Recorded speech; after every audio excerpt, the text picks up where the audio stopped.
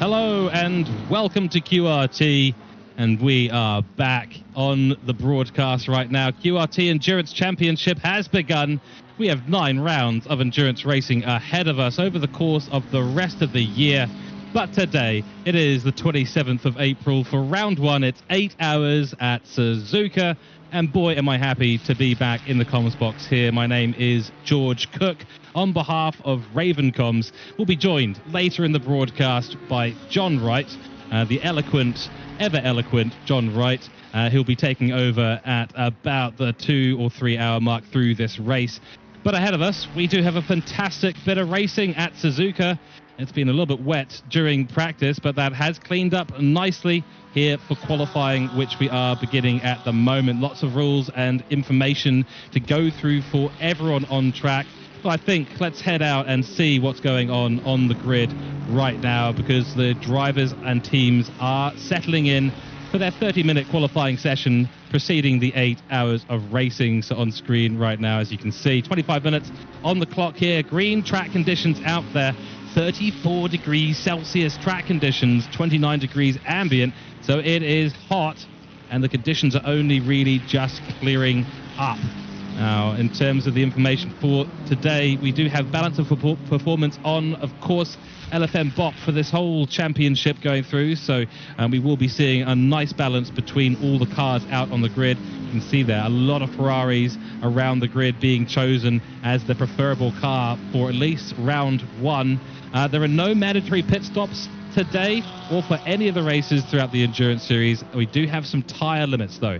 So for each hour, you get 1 set of tires plus 2 overall. So for today's 8-hour race, that is 10 sets of tires to be used. And that means the teams do need to manage what tires they use for quali, what tires they use in the race, because you don't want to end up in a situation where you are on a used set of tires during the 8 hours.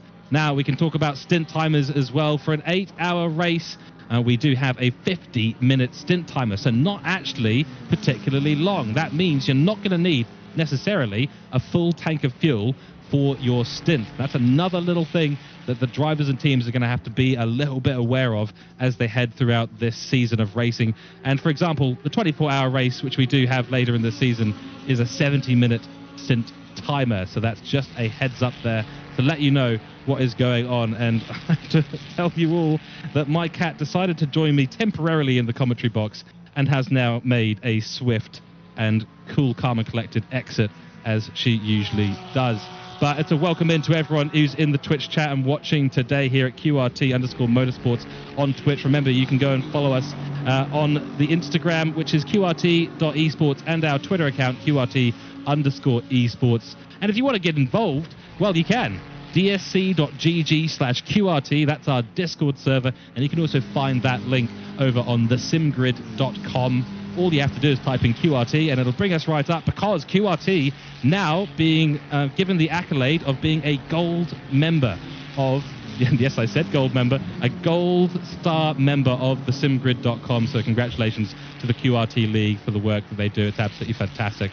And a big thanks to the admins in the background for not only getting us in to do the commentary and the broadcasting today, but also, of course, for organizing such amazing events. So we will take a little look around the grid and see what's happening. At the moment, Shea O'Sullivan for Big Brain Racing's in the lead with a 2:01.4 on the grid right now. So that's currently the overall P1. We do have 2 splits of cars in here for the Enduro Championship. And that's going to be the Pro split and then the Pro-Am split. So keep an eye out. The white tags on that timing tower to your left, those are the Pro drivers, and the Pro-Am drivers are the ones in grey. So, for example, we do have Marco Rossi for the number 8 car. He's currently in P2 with a 2-minute 02.1, 0.7 the gap, but only 5/1000ths clear from P3, Fernandez, and the Aston Martin number 21. Keep an eye on those. Green track conditions, so that does mean that there is a lot of time to be found out on the circuit, and we suspect that the track conditions will be rapidly improving. It is a little bit cloudy at the moment, and excellent. So we've got a confirmation there. Our audio is good. Thank you very much. From John Wright there, who will be joining us later on in the broadcast. Yeah, these track conditions are certainly going to improve themselves over time. Green track conditions right now, but as I said before, that will rapidly improve. Barbie Racing Endurance Team, number 76 Ferraris just found themselves up in P2. A good lap there also now entering the 2-minute 01s. And they're doing excellently well. I'm not quite sure why the rest of the car isn't pink. I know that their sister car for Barbie Endurance Racing is absolutely very pink, but at least the tyres are pink, so hats off to them for getting that sorted. So they're going to be contenders to be right up there.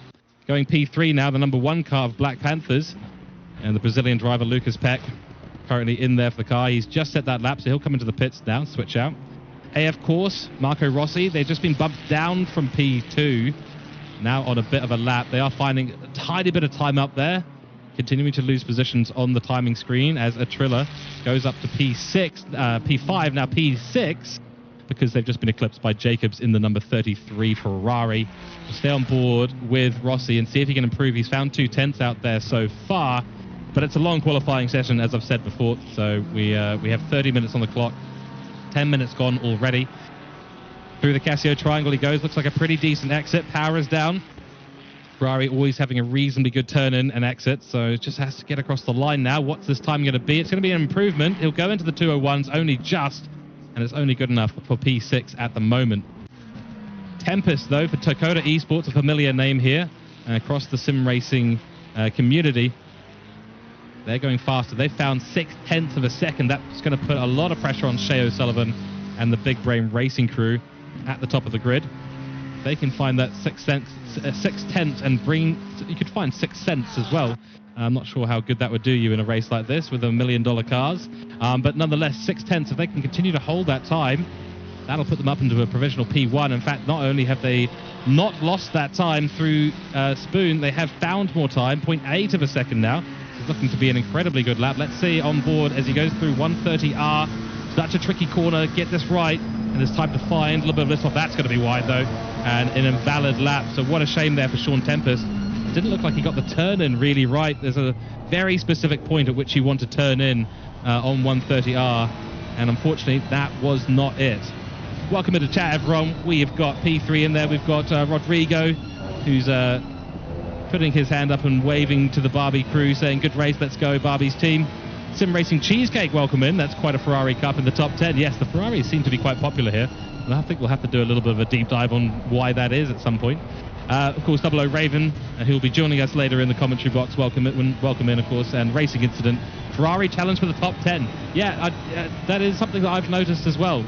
Let's see, so we've got 9 Ferraris out of 10 cars in the top 10. So Sean Tempest, the only one at the moment who's actually providing a challenge for the rest of the Ferrari grid. So we've got a new split. We've got the pros, we've got the AMs, or the pro-AMs, I should say, and we've got the Ferraris. And we did notice, of course, earlier on that the Ferraris were definitely dominating the grid. Didn't expect to see them all up the top, so maybe that does indicate that there is some advantage that the Ferrari does have at Suzuka. I certainly know that the Ferrari's got great turn-in and is great on the brakes.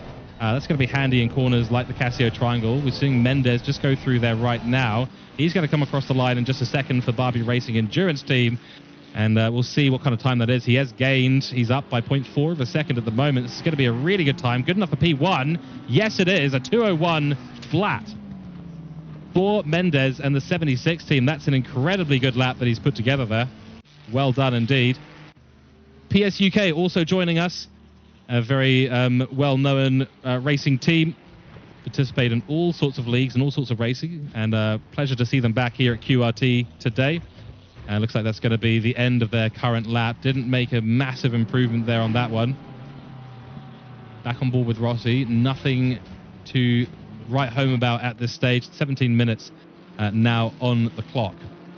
Now, there was supposed to be a safety car out today, able to join in. Unfortunately, that technology behind the scenes to make that work has failed us in the slight, so we won't be seeing the safety car for this round, and the team at QRT are going to endeavour to get that working for the next round.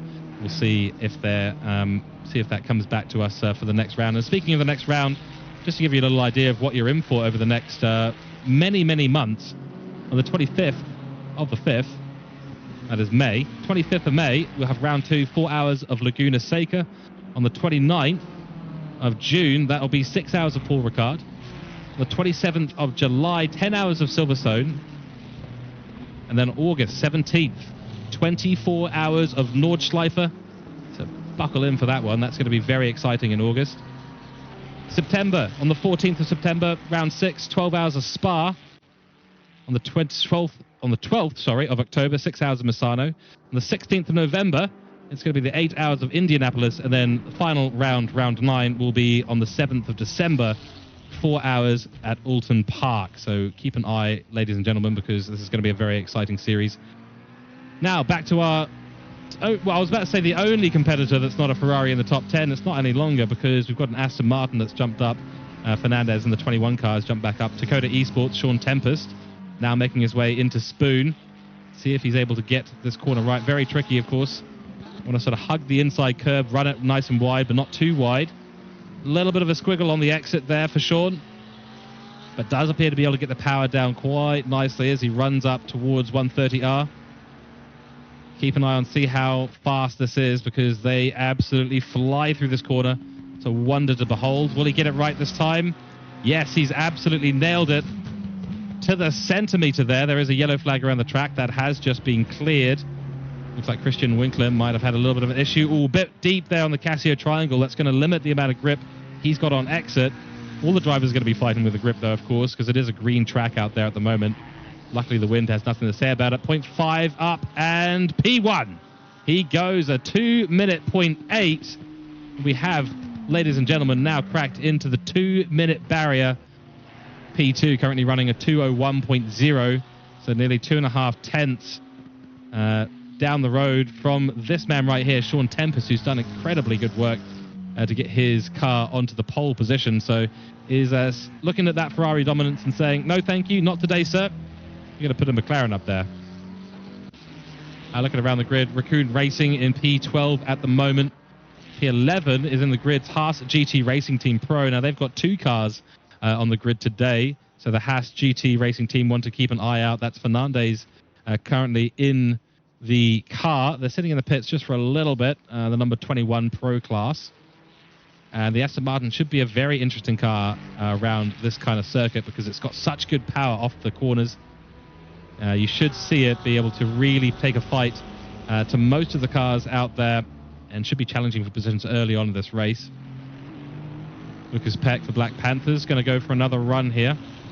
He's nearly a second down on the current time. Had these been optimum conditions, we would have probably seen a lap time closing in on a 1:59. But at the moment, that is not the way that it has kind of fallen. 13 minutes on the clock now. Check 13th.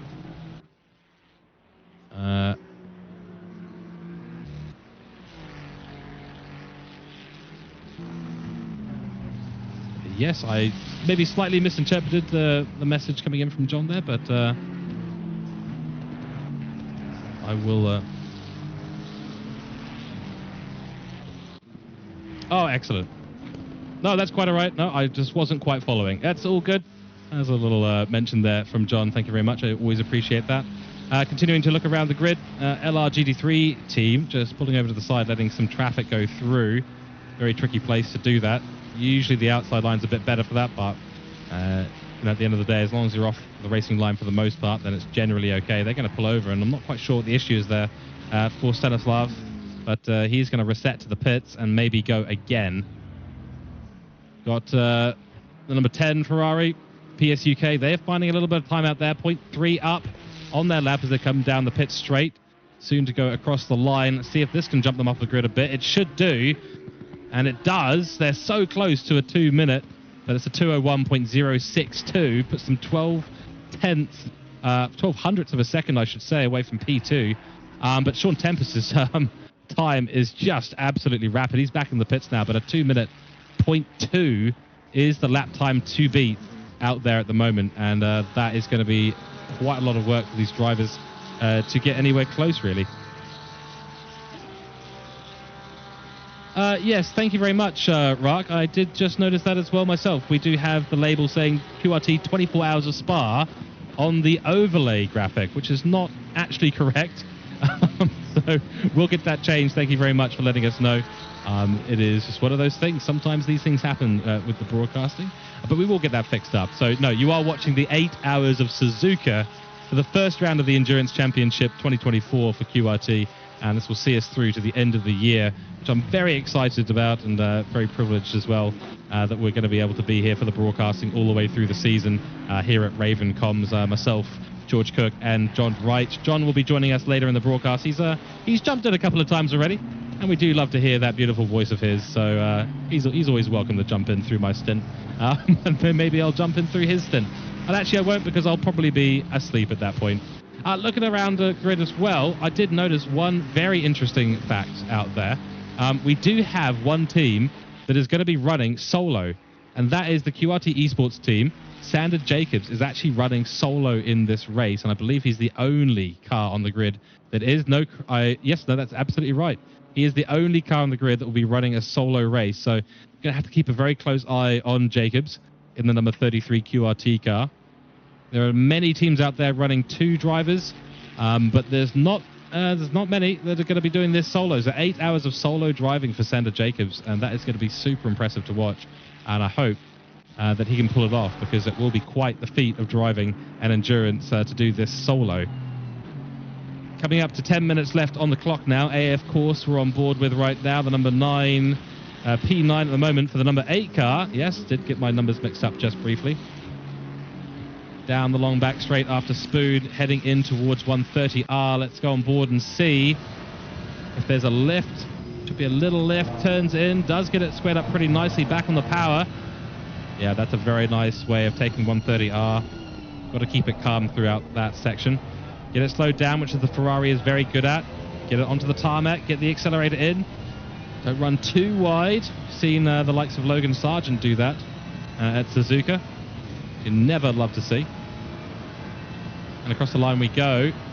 That's good enough for P10. So he's actually lost a position in that, because Alaman has gone faster for MSR Weeb Sports. That's a fantastic name there for them. And of course Weeb Sports, because if you can see on the car, you might see a anime girl on there. Yes, I think we all saw that for the 777. And yes, thank you for the note there. The track has finally gone to fast. So we have been waiting for that for quite some time. Bizarrely, it was sitting at green, 34 degrees track temperature with a little bit of sun out there. Yes, light rain, light wind, I should say. I'm going to curse this lobby before I know it. The fast track at last, and it should go to optimum reasonably soon too, but we only have 8.5 minutes left in qualifying, so these are going to be the critical laps here, with track conditions continuing to improve. The last one out on track is going to be the one that is going to have the most grip for their qualifying hot lap.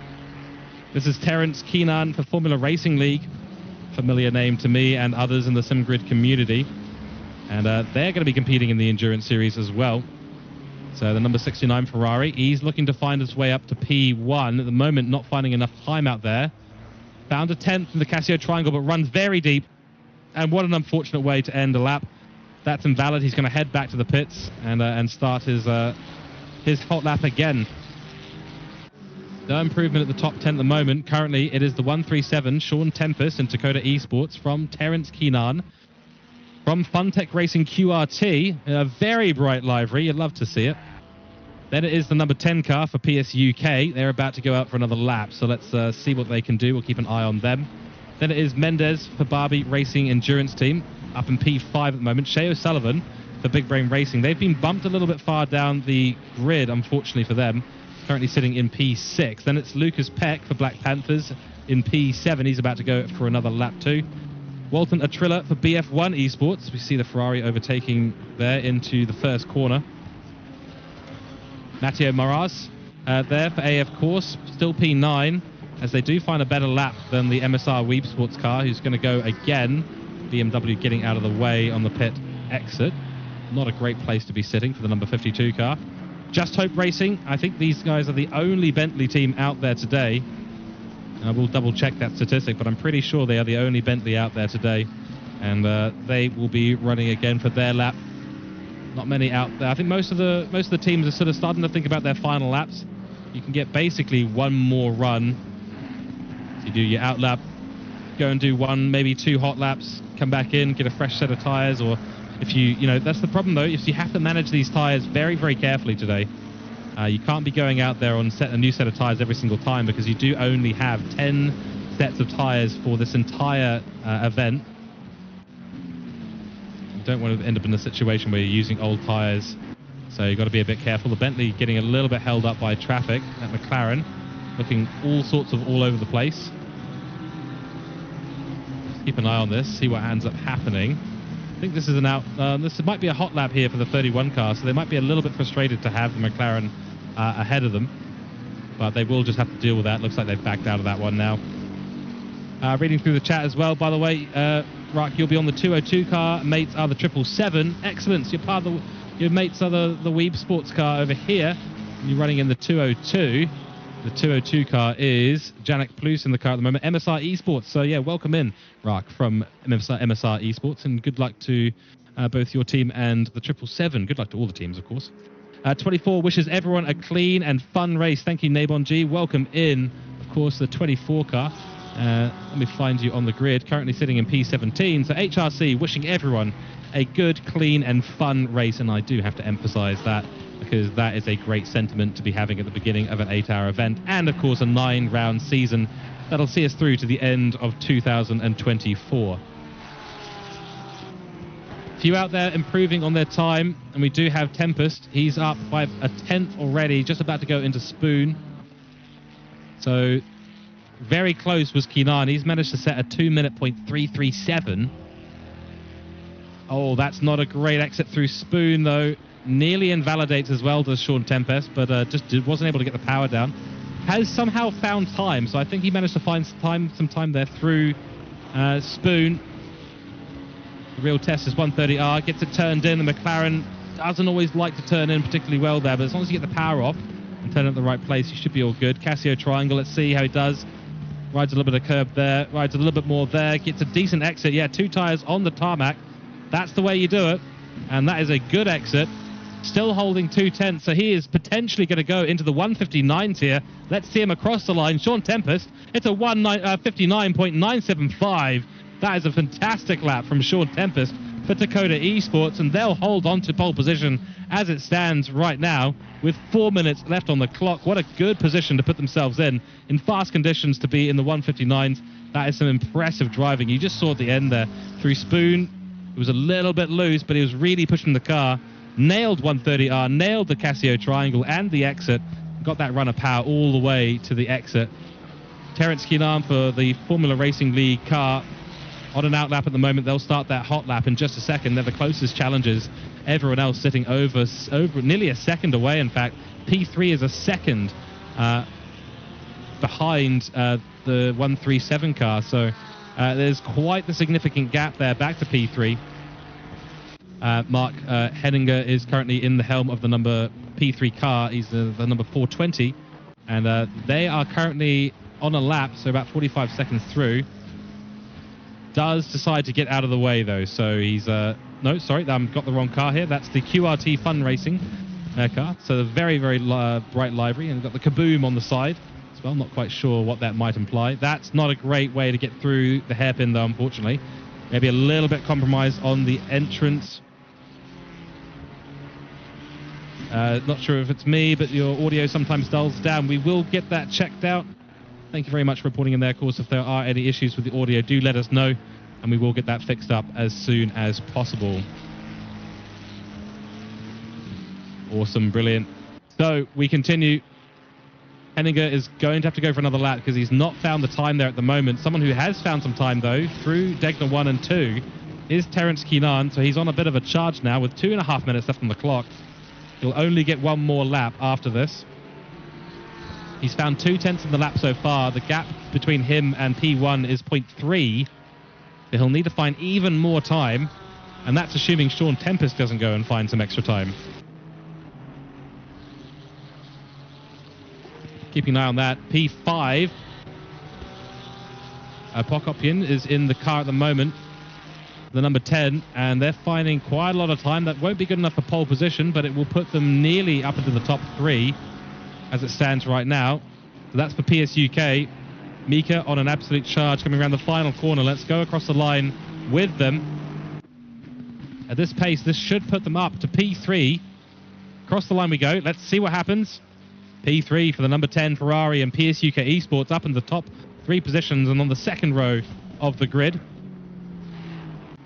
Finding time is Sean Tempest. He's got 0.1 on the board. That means that across the line, Keenan's going to have to pull off an amazing lap. It's not enough. Excuse me. Oh dear, that's a very interesting way to get by. That's going to cost him some time, most likely, on a lap where he really, really needs to have that, because this will be his last lap. A 10th to find to get to the lead. It was a 2-minute 0.080 on that last lap. Found a bit of traffic into turn 1, has navigated that now.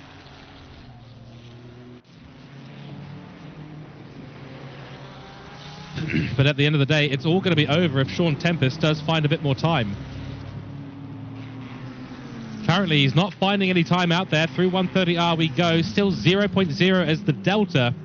What can he do through Casio Triangle? It's got to be the best Casio Triangle of this session. Doesn't look like it's particularly good. He has found a 10th on exit. So this will likely be another purple time. Keep an eye. We've got a yellow flag out on track. The 202 has reset to the pits. That'll be their race qualifying over. 159.927, so adds 0.05 of a second to the challenge for Terence Keenan through Spoon. That's wide. That's invalid. And that is it.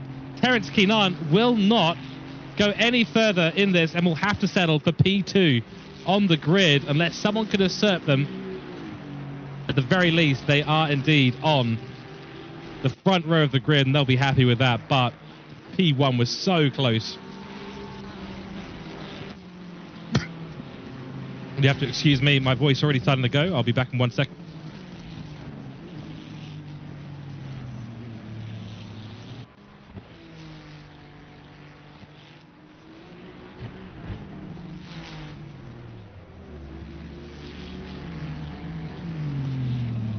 And into the pits they do go. Mark Henninger, can he do something here? He was sitting up near towards the podium. Now in 5th place on the 3rd row of the grid. They've got 3 tenths in hand, navigating the hairpin for the final time. 1 minute 20 on the clock. Yeah, they should be safe to come across the line before the time runs out.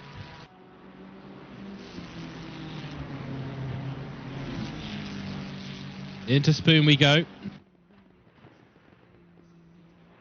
And it does look like Sean Tempest was able to get round for another lap, so they will have one last lap to secure that position, but at this stage, no one is going to be challenging for that top position. But still finding time out there is Sean Tempest, so we'll keep an eye, but heading about to go through 130R. Let's see what happens. Yellow flag for the 971. They reset to the pits. Most of them are back in the pits now. It's just the number 420 car, which we're on board with right now. If they keep up this run of form, maybe find a little bit of time. Decent exit.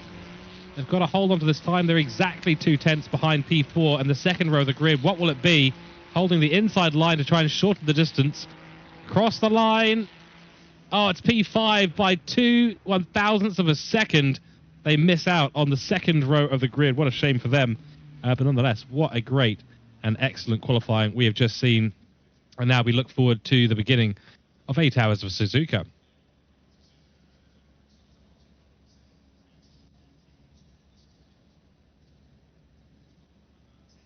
So I'll leave this screen on for you for just a minute. I just need to go and sort out my voice. So just give me 1 second, folks, and we'll be right back.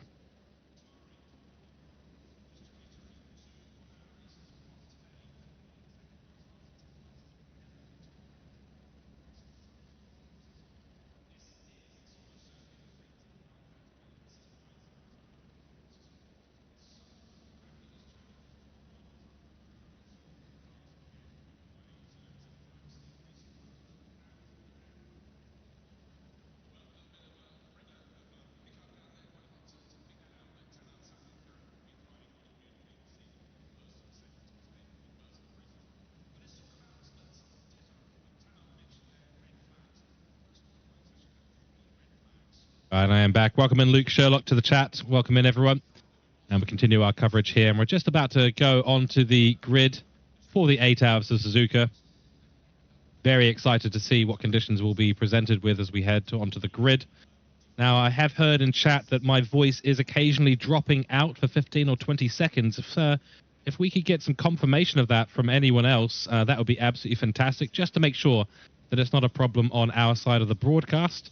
And that way we can get the problem resolved for those that are experiencing it. So if everyone could just let us know if you're hearing the audio drop in and out for a long period of time, can you just let me know in chat so that we are aware of the problem, and then we can go and get that fixed up in the background.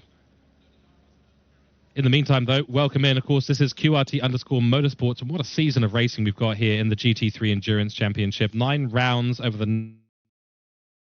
Hello, mate. Are you there?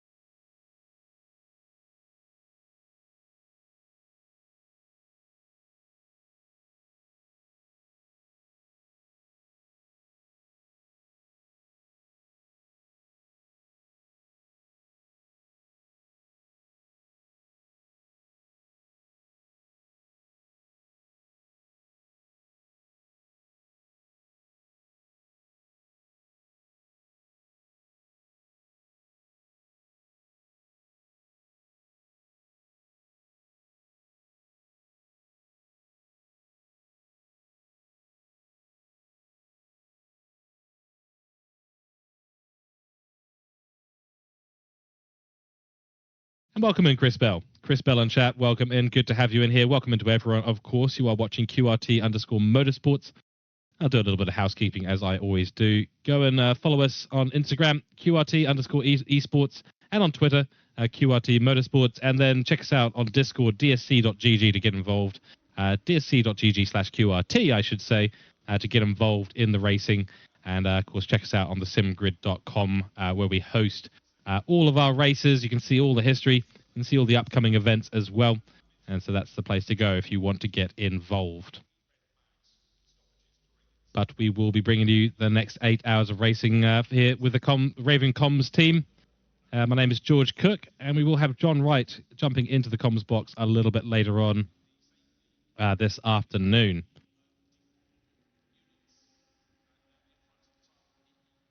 But yes, looking through our grid order. So Sean Tempest, what an absolutely brilliant lap that was. 159.9, completely unmatched there, unfortunately, for everyone else. So Dakota Esports on the front row of the grid. And you've got to take your hats off to them. It's a good lap. They were purple in all 3 sectors. So they really do deserve to be on pole position. Then we've got Keenan, Campos, and Zakdal. They're going to be racing for the Formula Racing League team entry for Ferrari 296. And then Popopkin and King racing for PS UK, taking out the the third position on the second row of the grid. Mendez, Poppers, and Joe in the 76 Ferrari. And I believe that is for the Barbie Racing team. So we will see some pink cars out there today. Henninger is there alongside Herzig and Kus for the Ferrari 420 car in P5. Then is Mikhail. So it's not a Ferrari all lockout across the entire grid. So that's definitely a positive thing at the end of the day. We were thinking that we might actually end up seeing a top 10, which was all Ferraris. Luckily, that is not the case here today. But yeah, with wet weather at the start, you know that it's going to be a very, very cautious start for everyone on the grid. And hopefully we do not see any issues. Alaman there in the 777 is the Weeb sports car with Murasaki in the team with them. So a 2-person team. Then it is Peck, Lucas Peck for the number 1. That's the Black Panthers team with Nito and Coutinho in the team alongside. Then it is Shea O'Sullivan, R. O'Sullivan, NPS and R. O'Sullivan. So this is definitely not going to be confusing for the number 14, P9 for them, and then P10 it is plus Somptil and Skulls for the number 202 Porsche. So we do have 4 manufacturers in the top 10, all in the pro category though, as you can see. So P11 is where our Pro-Ams do come into the picture. The 383 taking out pole in the Pro-Am class. Krikov, Hovhansian and Surin going to be in the team there for the 383 Ferrari. Then it is the Bentley. I think they are the only Bentley on the circuit. In fact, yes, they are. I can confirm that right now. And they will be taking out P2, P3 to the 999 car, and then P4 in the Pro-Am class, P14 overall for the number 8. So we are getting ready now for the beginning of this race. We will have a formation lap, and I can see on the weather chart here already that we will have a drying track in 30 minutes time. Now, bear in mind that the stint timer for the 8-hour event is going to be 50 minutes as we head away on our formation lap. So a 50-minute stint time is not going to quite get you through to the dry conditions. That said, if you are able to get those wet tires in the right zone, and there's enough water on the track for 20 minutes at the end of the stint, there is a potential there. There is entirely a potential to get through to the end of the stint, but likely we will see a lot of cars pitching a little bit earlier than you might expect. The rain is set to get heavier before it gets lighter, and we may see the cloudy weather in 30 minutes change a little bit. Of course, dynamic weather, you can never predict it. You absolutely love to see it. But a very tricky track in the dry because it's a low grip circuit, is Suzuka. But when you add rain, well, you can certainly find yourself losing grip very, very quickly. Everyone will be on wet tires, of course, for the beginning of this race. And yeah, in about 2 minutes' time, we will get underway for 8 hours racing here to begin round 1. And what an exciting series. As I've said before, 9 rounds ahead of us. Some of the best tracks in the world. You might love some, you might hate some. But I guarantee there is a race in here that you'll absolutely love to be involved in and race in too. 10 tires. 10 sets of tires, I should say, for this 8-hour race. That means you're going to have to be a little bit conservative on your tire choices. 100% sure if we have that including wet tires. I don't believe we do. So having the wet conditions might honestly free up some sets of tires. We shall see. So far, everyone navigating the course nice and slowly. Trying to get some temperature in the tires because while it is track temperature 32 degrees Celsius, you're dealing with the wet conditions, so it will tend to cool the tires down quite significantly. And of course, we do apologize if you have any interruption to your audio throughout the stream. We do have a small problem with the stream bitrate, I believe it is. It's nothing that should affect what you're seeing on screen. But you may hear me drop in and out, so we do apologize in advance for any audio issues you do encounter while watching the 8 hours today. So if you're not able to hear my voice, well, at least you can watch the action out on grid, and that's going to be the most important thing at the end of the day. Through spoon we go. And it's a very long lap to do a formation lap on, so I'm sure there'll be some tire warming that needs to be doing. We will see what happens. So, it is going to be one of those interesting starts here, isn't it? Because into turn 1, well, you're going to be basically side by side. Those who get the inside line, which I do believe is going to be P2, 4, 6, so the even positions throughout the grid will be the ones on the inside line. So it really is on P1 to make sure they get a good launch at the green flag. If they don't, they might find themselves with a car on the inside through corner 1. Now the grid's slowing down. They will go side by side as they exit 130R. Though I'm not 100% sure. They might have been told to line up in single file for the weather. No, here we go. Side by side, and we are now preparing. The race start has essentially been initialized at this point by our race director. Big hats off to them, and of course our live stewards who are going to be watching over us from a distance, analyzing all the things that go on. Hopefully nothing in the first lap at all. And Brogan Dyer is in the chat. Gray is also in the chat. Thank you very much for those kind words. Really appreciate that. But let's focus on what's going to be an absolutely epic start to this race. It is Sean Tempest leading us away from Keenan, from Popotkin, from Mendes, from Henninger, from Mikal, from Alaman, from Peck, from O'Sullivan, from Plus.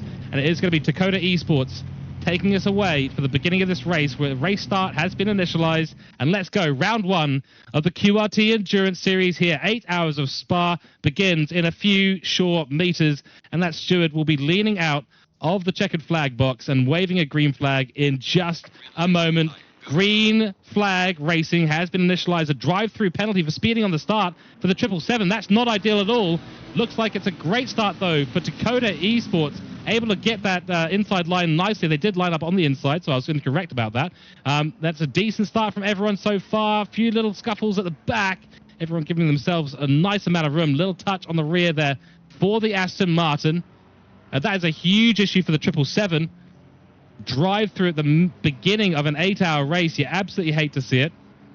Into the S as we go for the first time. Pretty close out there so far. P21 Mekal was the one that was tagged on the rear ever so slightly. Dakota Esports going a little bit sideways on the exit of Dunlop. Did I say Spa? I might have said Spa. Yep, I might have got a little bit excited at the start. So do not blame me for that. And oh, Dakota Esports. It's Tokyo Drift for them here at Suzuka. Suzuka Drift, we might have to call it. They're giving it everything. They want to build that gap early on. Yes, apologies if I did say Spa. I think now I recall, in fact, I did say Spa. So go and clip that on the Twitch channel. Through we go into the hairpin. Most seem to have gone through okay so far. We do have a yellow flag, though. That is Marco Rossi dropping down the grid rapidly. Looks like he's been turned around, does rejoin the track. Big Brain Racing have to take avoiding action and will fall miles down the grid. Not an ideal way to go through there. Very tricky on the braking zone, especially in the wet.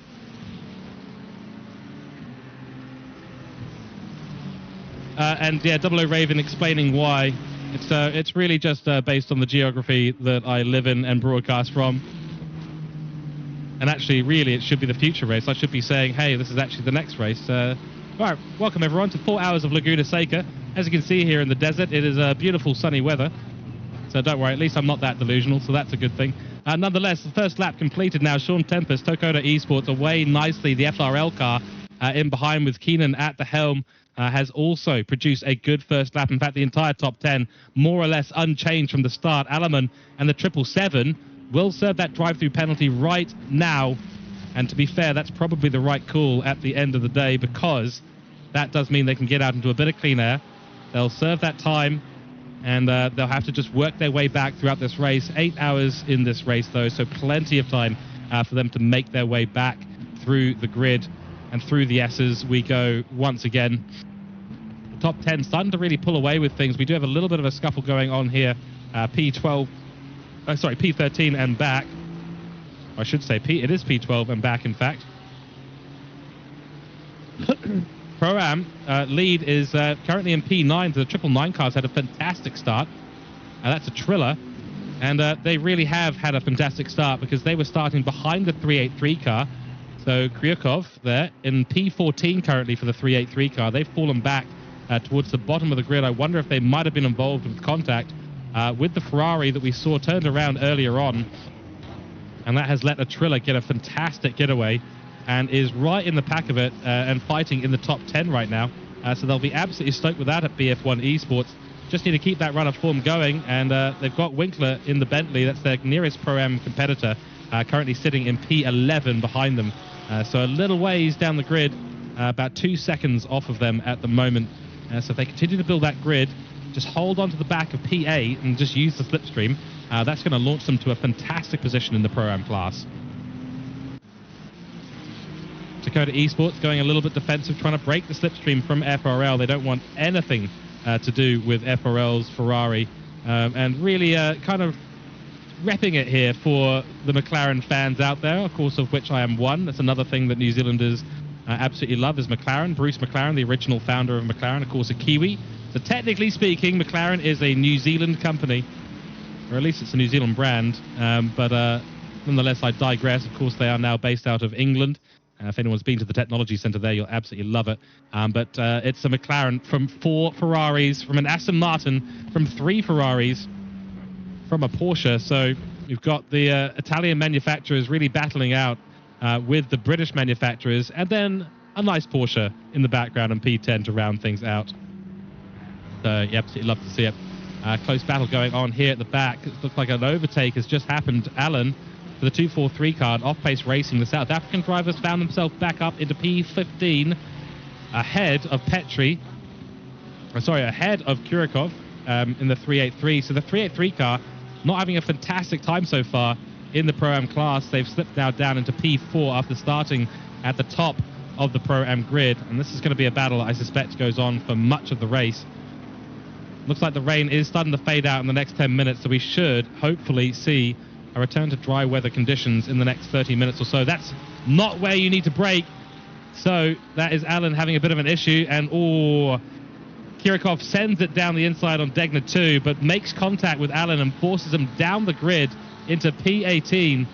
He's not going to be happy with that. I suspect they'll be on the horn to the stewards. The 448 cars had an issue. It's Pichota, and for R3DT Enduro, found his way off circuit, sadly. Looks like another issue that they potentially had in the Degner corners, so not an ideal situation there for the 448. Looks like a potentially some kind of unforced error there.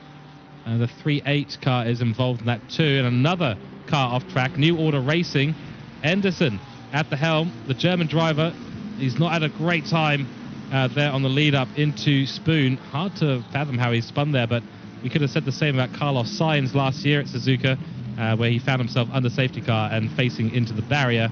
Luckily for Anderson, though, Anderson does find himself not in the barrier, just off track ever so slightly.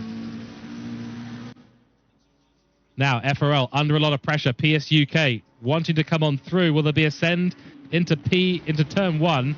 No, too far back to make that happen. Does run a bit deep, though. Don't want to be out on that green stuff there. I tell you what, if you think it's bad in the dry, just try it in the wet, and you will find yourself off track and in a barrier. Does look like PSUK and Pachopian does manage to realize exactly where the car was going to end up, and so pulls it back onto the circuit nicely. As soon as you drop that extra tire over the right-hand tire over the white line, the car just sort of disappears and moves sideways, and there's absolutely nothing you can do about it at that stage. But yeah, PSUK on to potentially take a position away here from P2 Keenan under a little bit of pressure, and this is really allowing Sean Tempest for Dakota Esports to make a bit of a break and just kind of go for it, because they've been trying to do that for the last couple of laps. Haven't really been able to escape from the clutches of those two. But with the fighting that's now going on for P2, that gap is just going to start to eke to be a little bit wider. That's going to be news to the ears of the Dakota Esports team. Now Shea O'Sullivan putting a bit of pressure on the Black Panthers Ferrari. The Ferrari versus Ferrari once again, the number 1 car versus the 14 car. And then just behind them you can see that's a Triller, the lead Pro-Am car. Just holding onto the back at the moment. Maybe going to be under a bit of pressure from Plus and the 202 Porsche in the next few laps. But what a nice way to take Spoon that was for a Triller. Excellent work. Still a little bit of action happening down the grid as well. So the battle for P28 at the moment. Yes, it does say something slightly different on your timing tower. I can tell you right now, this is the battle for P29. Andre Healer just manages to find his way up into P28. Nice overtake there on the McLaren. One of the only BMWs out there on the grid too. Sadly, it looks like for them they were not able to submit a livery. That is the default BMW livery. But for New Order Racing, continuing their charge, and now on the back of another Big Brain racing car. Ferrari seems to be pretty much preferred at Big Brain Racing at the moment. They've got a lot of knowledge about how the Ferrari 296 operates and works in that team. Looks like they're sort of leaning on that experience for the Endurance Series. Carrying a fair way back on the grid for them. We've had another overtake here, and side by side, a little bit of a touch there through the first quarter. Red Bulls Racing, not Red Bull, Red Balls Racing, as you will see momentarily. Being overtaken by Sander Jacobs, who's up in a P16 at the moment. They've dropped a fair few positions on the grid, though, has Sander. No, sorry, they've gone up a few positions on the grid, I should say. 7 positions gained so far, one of the biggest movers on the grid. And solo in the car is Sander Jacobs. So one to keep an eye on. He's got a very, very long afternoon ahead of him. 8 hours of racing. It'll be basically non-stop as well. Your only breaks are going to be when you come into the pits, which you never like to see. Other big movers on the grid. Joel Lundman in the 998 up 12 positions. Delhi in the 373 up 13 positions. And unfortunately, the biggest couple of losers on the track so far will be the 777 car. For no other reason that they are 24 positions down for speeding at the beginning of this race and picking up a drive-through penalty. They've already managed to drive their way back up into P31. The only other driver that has lost that many is 20 positions lost here for Kimi Rai and the Haas T2 team. So this is the second team for the Haas entry. The other car, of course, being the number 21. They have not lost a position so far in this race. They are currently still holding on to P6 behind the QRT Kaboom car, I'm going to call it now. The number 420 Ferrari ahead of them. Yeah, absolutely, Nabon G saying in chat that crash was yikes. Yeah, pretty scary stuff, especially in the wet. Sometimes it's to no fault. We've had an overtake here, really nice overtake, in fact, from Shea O'Sullivan. Big Brain Racing does manage to get that move done on the Black Panther car, who's now going to come under pressure from a Triller. So just at the bottom of the top 10, it's all starting to kick off with a few moves being made to advance their positions. But P8, P9, P10 all within less than a second of each other. Shea O'Sullivan going to try and increase that gap now and start chasing after McCall, who's right on the back of the 420 Ferrari. So things getting ever so close there at the moment. But honestly, I would have to say, not too much in the way of accidents so far. Not as much as there could have been, although I have to admit my accident sheet is relatively full. I can do a count, but that's probably around 12 or 13 incidents so far. That's very wide from Shea O'Sullivan. Not an ideal line of contact there between a Triller and the 202 car, who's been sent wide, so a Triller almost certainly at fault for that one. We're going to take a look at that on replay and see exactly how that's gone down. So that was into Degner 1. So up through Dunlop we go, the 202 car. And no, apparently my replay has not worked particularly well here. No, here we go, through Dunlop. 202 car, so the Triller, looks like a Triller did get through. Tries to defend the position. Oh, that's a tough one to call. I'm going to be honest, that is a very tough one to call. A Triller did have a nose in, so was definitely due a bit of space, but sort of ran the 202 car quite wide. Nabon G saying, yeah, light damage for you guys. 3 cars in that corner can't work. Yeah, 3 cars anywhere really doesn't work. The only place I can think of it working is at the long back straight of Paul Ricard.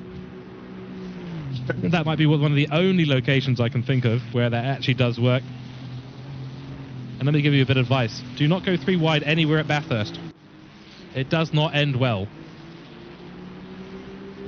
Number 21 continuing to hold on to P6. QRT Esports and Jacobs. Racing conservatively at the moment, and that's what you need to do. You just need to keep it cautious, need to keep it calm, cool and collected.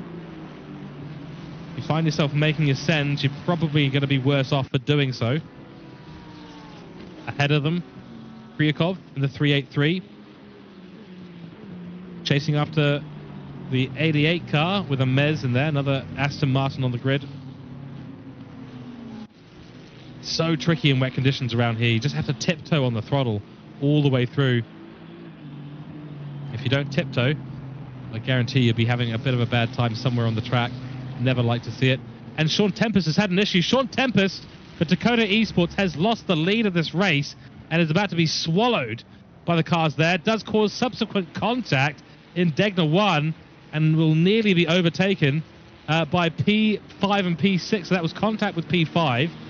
Mark Henninger. Now you've got McCall and Henninger right behind them. So that was Mendez going through, or that was a lapped car, in fact, sorry. That's the 449 car being lapped, letting the traffic through. So makes a little bit of contact with them. And that is a major problem there for our leaders of the race. And we are going to see if we can pick that up. A yellow flag has been triggered for the 173 at the 13.37 time. So unfortunately, a lead time to be making a mistake. Where's this going to be? It's going to be running wide on the... Yeah, he's just lost it on the outside part of the exit of Dunlop. dips a toe into that grass, and it is around she goes, and that'll be front end damage for the McLaren too. That elevates Keenan and the Formula Racing League team up into P1 of this race. The number 7 picking up a penalty now. So the number 7, I believe they're sitting down in P25 of Afonso in the car at the moment, picking up a 10-second penalty for some contact in there. What a disaster, though, for Dakota Esports. They really had it all secured, but yeah, one small mistake like that. I did mention that it's kind of the situation that if you end up making that small mistake, car just sort of pulls you into the gravel, 1 or 2 tires in there, and suddenly you'll find yourself being sucked into the gravel trap. In this case, he was almost able to correct it, but a bit of snap oversteer as he counter-steered to correct the position of the car led him to sort of spin the car around and send it directly 90 degrees into a barrier. What a shame for Dakota. They'll continue round, though, so under a little bit of pressure from the cars behind, and with front-end damage, honestly, you'd probably be better off putting the rear of the McLaren into the barrier, because the front is absolutely where a lot of the aerodynamics comes. You can see how squiggly he is.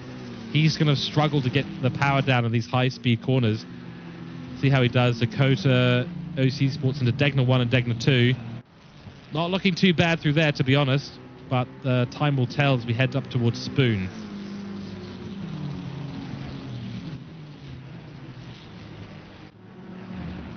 Sander Jacobs still on the back of Petrie. Battle for P14 continuing to go on at the moment. P21 also right on the back of Overbeck. The Pro-Am class. The battle for P4 in Pro-Ams at the moment. Delhi doing fantastic work out there. A little bit of a livery show off for New Order Racing here. Oh, and they've gone very, very deep. Well, I think you can call that a commentator's curse. Just as we went on board to show their amazing livery, they decided that going off track was going to be the right thing to do. Unfortunately, you can't park there, sir. Luckily, it gets going again. We'll lose a few positions from that. And as you can see, a couple of penalties being applied in P24 and P25. And now Overbeck has gone miles off track, rejoined in the middle of Spoon. That's Red Bull's Racing, though, now going on through the McLaren driver. Maciagowski makes it through very, very nicely. Does seem to try and back off the throttle there. Oh dear, two-way battle into 130R. The BMW will actually pull out ahead because it's got great top-end speed. Does run wide again, but for the second time in 2 corners, runs very, very wide and will have to defend. Ooh, got to let the Red Bull's racing car pull and turn in at some point. Does so. Space given. Nice racing from these teams. No contact at all through the Casio triangle. And that is Marco Rossi. He is going to go for it now. Oh, a little bit of contact with Lundman. The battle continues. Who's going to come out on top? We've got 2 cars, 2 by 2. 4 cars in a grid. Oh, it's the 998 trying round the outside of Rossi. Rossi holds the inside. Red Bull Racing can't do anything to get back ahead of the BMW, who's got such good top-end speed. Got a second BMW in behind the race as well. And oh dear, I've had a bit of a lag issue here. Yes, I've had a lag issue, unfortunately. And that is a car that's gone round. Yellow flags all over the grid for me. I'm hoping that my co-host can maybe bring himself into the comms box here. No. We have had a server issue, folks. In fact, a major server issue. There are cars all over the place, backwards, forwards. I do believe this is a server issue for everyone. And what a disaster. 7 hours and 41 minutes on the clock, 20 minutes in. We have cars all over the place. This could very well be a red flag. Things slowly starting to get themselves going again. All the cars finding themselves all over the place. Not a problem at all, but I think everyone has got damage. Everyone's had a yellow flag out there. And it is complete chaos. It's bedlam out there right now with the server going absolutely crazy, putting everyone off track. Everyone had yellow flags. I have no idea what the order is right now on track. I'm searching for any cars that might be upside down, causing a server issue. The number 21 has pulled over to the side of the road. We'll get going again momentarily, and I can think that is maybe a call from the race directors. Oh, 777 coming through. Be careful. I do believe that is going to have to be some sort of restart. We will see. I'll keep an eye on the chat to see what's going on, but boy, oh boy, That is complete bedlam out there. No idea who's in the lead of this race right now. It appears to be PSUK, who seem to be potentially one of the least affected teams by that, but the whole server absolutely going and having a major issue. A big stutter, a huge freeze. All the cars go yellow. Nothing seems to work. The Formula Racing League, formerly in P1 of this race, look at the state of that Ferrari. The server has had that huge lag spike, and they have been sent into not one, but at least 4 or 5 different barriers. We've got people passing others on track when they probably shouldn't be, with either yellow flags or potentially a red flag. I wouldn't be surprised if the server admins have called a red flag to the session. I have yet to see any official word from that just yet. And we will see. And I will also say to my broadcaster in the background, no need to jump in at this stage. Just keep me informed if you see anything in chat with regards to a red flag on the race. But I'm sure Tice Payne and the admin team have got their work cut out from them right now, because what a disaster this has been. I do believe everyone has been instructed to return to the pits. Yes, this is a red flag. Red, red, red. And what a disaster. That is unfortunate. Who is number 52 at the moment, asks a person in chat. Well, I will try and find out for you. It is currently Overbeck for Raccoon Racing, the number 52 car in the BMW. That is who is in the 52 car. But just bear in mind that we've gone through a major server glitch. So any issues or incidents that you've just experienced, I can tell you right now, they've almost certainly been caused by the huge lag spike that we've just had on the server. So the red flag is absolutely in order and needs to be done, because that is essentially, well, you know, when you have a lag like that, it has sent everyone automatically into the barrier. So whatever direction you just happen to be traveling at the time of the server glitch, well, that is unfortunately the direction that you will have been going throughout the entire period of the glitch. So that does mean, and that explains why we've seen so many cars having to come into the pits with just on damage alone. The Formula Racing League team lost so many positions from that, going from P1 to more or less in the middle of the grid. A whole bunch of people, would have had different experiences of that, able to reconnect a little bit sooner. That meant that they were able to overtake cars that were still experiencing lag. I believe Nabon G, it is a return to garage, as far as I'm aware. So I do believe everyone is required now to return to pits and hold on for a race update. We'll try and give anyone information through here, but I will note you need to be getting your information directly from the QRT Discord.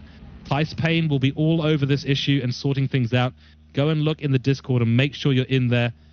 They might even ask everyone to jump back into the driver's briefing to make sure that that everyone is able to be communicated with for this red flag.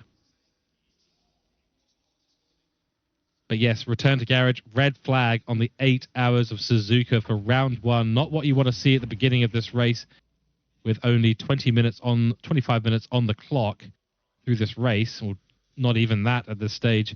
We have had a major server issue, which is a real shame to see. What the admin team decide to do about this, we will see. They might reduce the session to 7 hours and 30 minutes and get the thing restarted. But I do believe we will have another normal race start with a formation lap and everything to restart this race. And I suspect they will be looking back at their timing screens to figure out who was in what position just before that server issue kicked in. And yes, that is a server reset there. So we will be taking a short break here for just a moment. And my broadcaster, I'm sure, will be hitting the mute button for us in just a second. And we will be back shortly. So stay tuned, everyone. We will give you any updates that we have.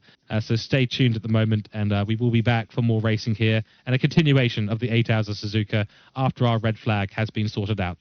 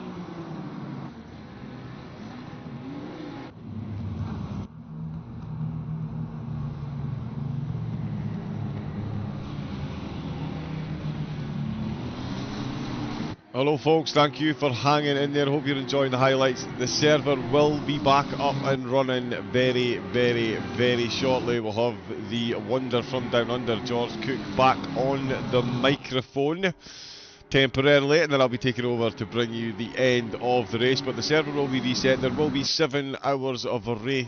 7 hours of the race will remain for the drivers to traverse. So still plenty of action to come, and we'll find you some more highlights from the QRT back catalogue. I've got 1 or 2 of the races here under my belt. So again, thanks for hanging in there. The server will be up very soon. Tice Payne's fingertips absolutely melting on the keyboard at the moment, so we can get everything back up and running, which, as I say, will be very soon.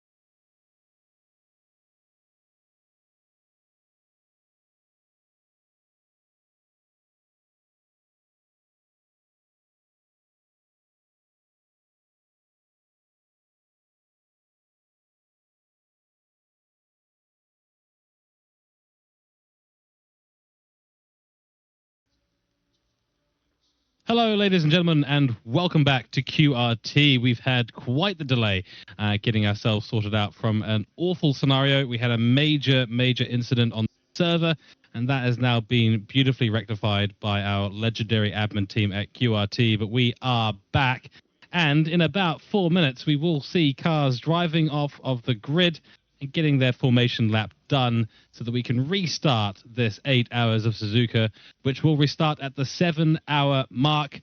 It is raining once again out there, so we will see how we go at the race restart, and a lot of work being done in the background to get the starting entry order repositioned. And I do believe, from what I can tell here, we have reset to the qualifying order from the beginning of the race, and I think that is the sensible choice there by the QRT admins, as when the server went down, we did have a mad scramble in the background to try and find where people were and what was happening. But like I said, that has all been resolved, and in 3 minutes' time, we'll head off from the grid here.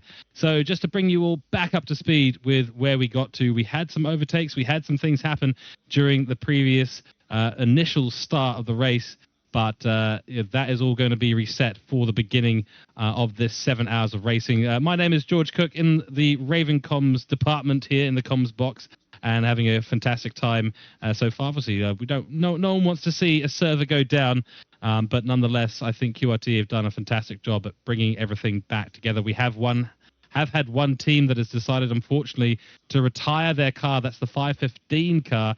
Unfortunately, will no longer be participating in this race. But nonetheless, 36 cars out of 37 now back on the grid and rearing to go for the 7 hours remaining in this round one of the GT3 Endurance Championships for 2024.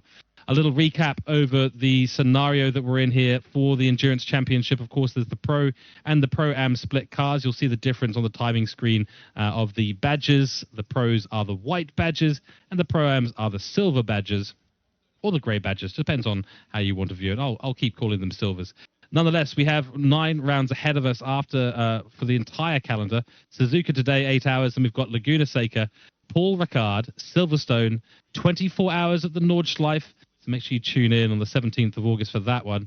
Then it is 12 hours of Spa, Misano for 6 hours, 8 hours of Indianapolis, and rounding out in December at 4 hours at Alton Park. And we're very excited to get things going again here.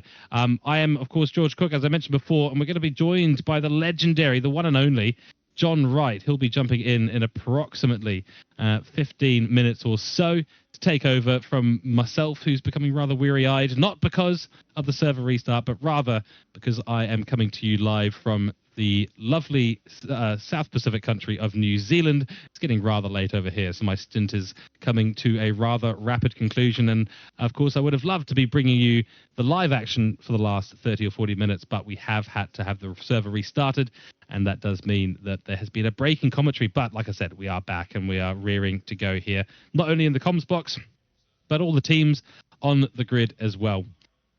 So a recap now of our starting order. Well, it will be Dakota Esports, Sean Tempest, who did a fantastic lap, getting into the 159s, one of only 2 or 3 cars to actually do so. He will be flanked by Terence Keenan, and I've switched to the wrong camera. My apologies, of course. There we go. Terence Keenan will line up in P2, although for some reason he's on that side of the grid. Not quite sure how that works. Nonetheless, we'll continue. Then King for PS UK Esports. They'll be lining up in P3. Mendez and the Barbie Endurance Race Team will be lining up in P4. P5 will be Daniel Herzig for Funtech Racing QRT.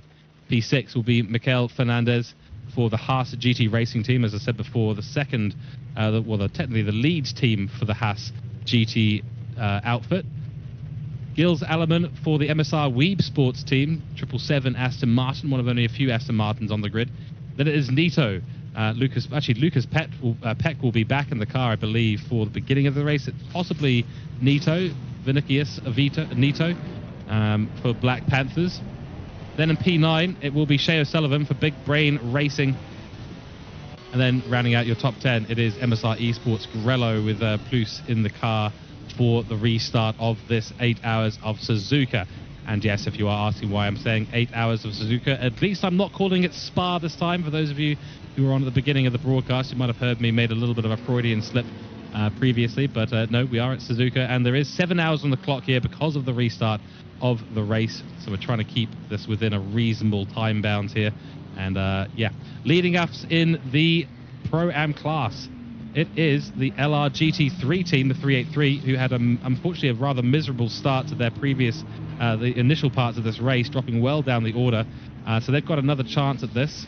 Then it is Winkler in the 31 Bentley, the only Bentley out there for Just Hope Racing, the German driver, looking to rekindle what he had started at the beginning of this first start of this race, and they are hopefully going to have a good restart as well. Then it is a Triller. Now, they had the best start out of all the Pro-Ams for BF1 Esports. A hardware issue with their wheel for Lexi Taylor, for a Triller, just causing them a little delay getting back into the server, but they were able to get that all sorted for the 999. They got up to well into the top 10 in the race and leading the Pro-Am class, so they're going to be looking to go from third in Pro-Am all the way back up to the top of the grid. Nani there for Red Balls Racing, one of my favorite entries, and I've seen them race before. Fantastic group of drivers there and a great team.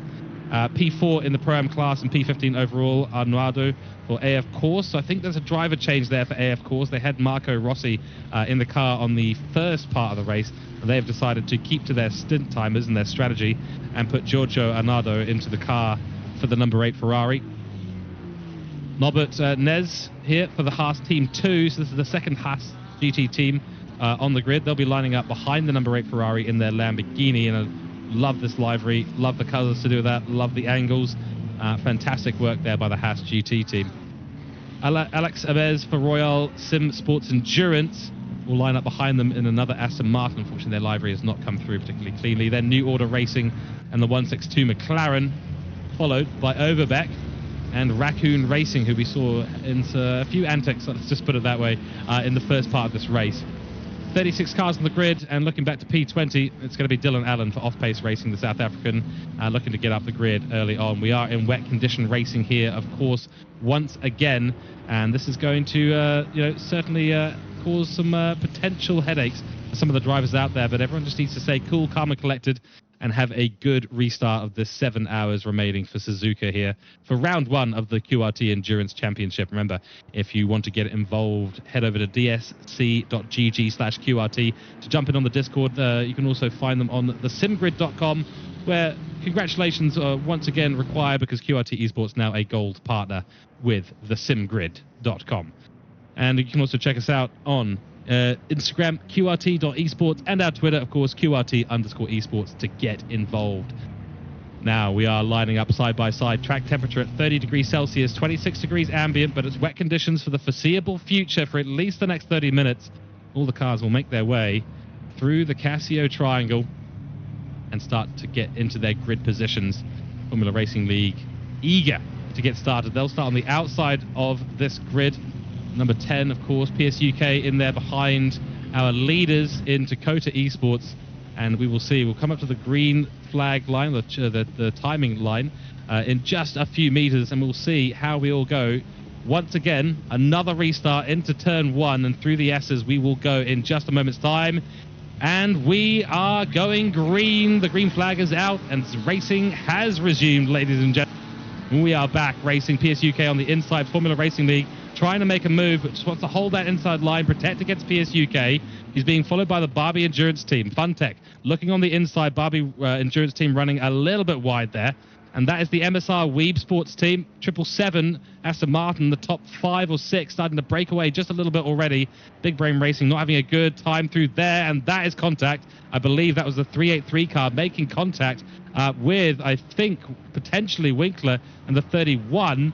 That's certainly not ideal for them. It's Dylan Allen, in fact, I believe, and the number 88 car who's fallen down the grid. So not a great start from them, but looks like the 383 has at least gotten off the line well this time for the Pro-Am class. And away we go. Sean Tempest running away with things as we head through the Degner 1 and Degner 2 for the first time on the restart. And the number 28 car looks to have started the race from the pit lane. The big issue down the grid.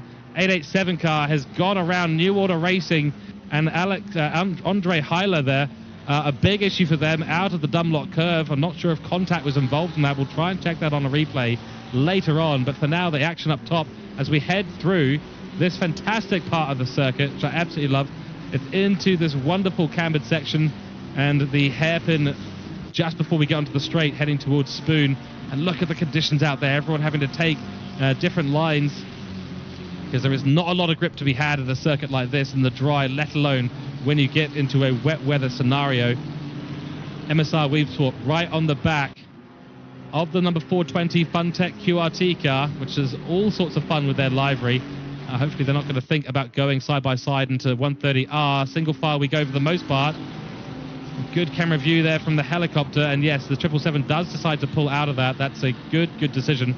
It's too wide there. Unless your name is Fernando Alonso, that is not a place that you look for an overtake. It's a very brave place to overtake.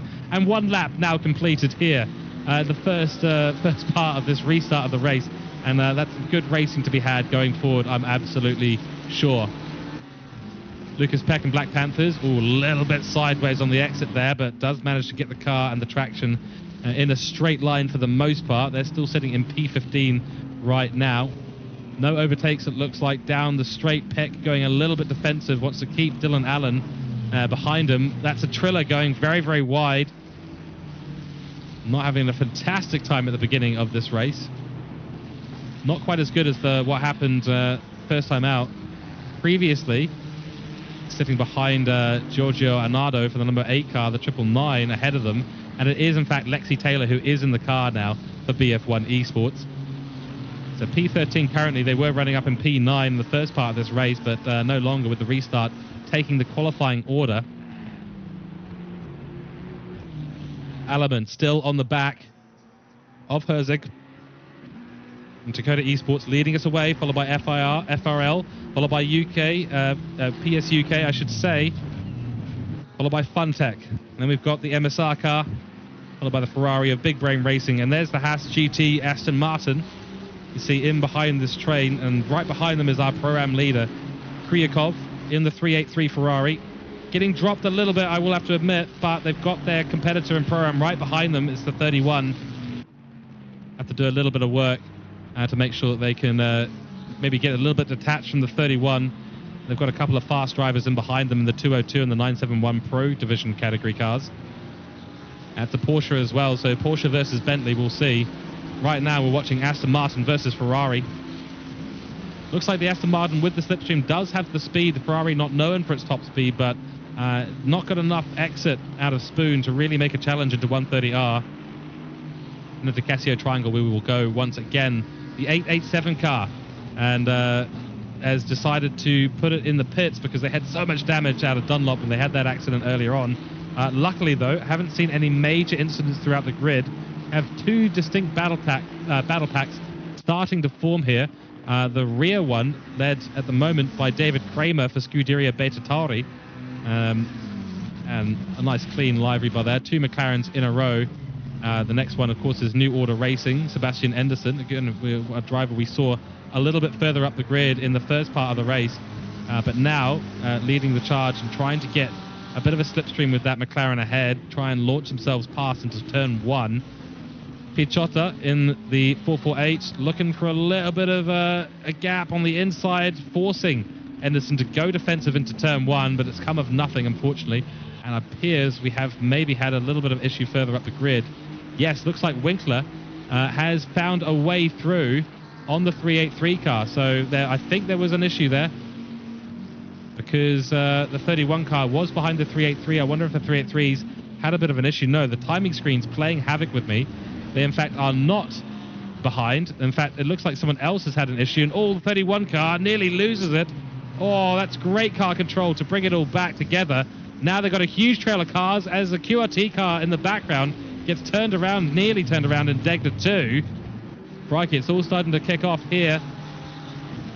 P10 down, all getting very spicy.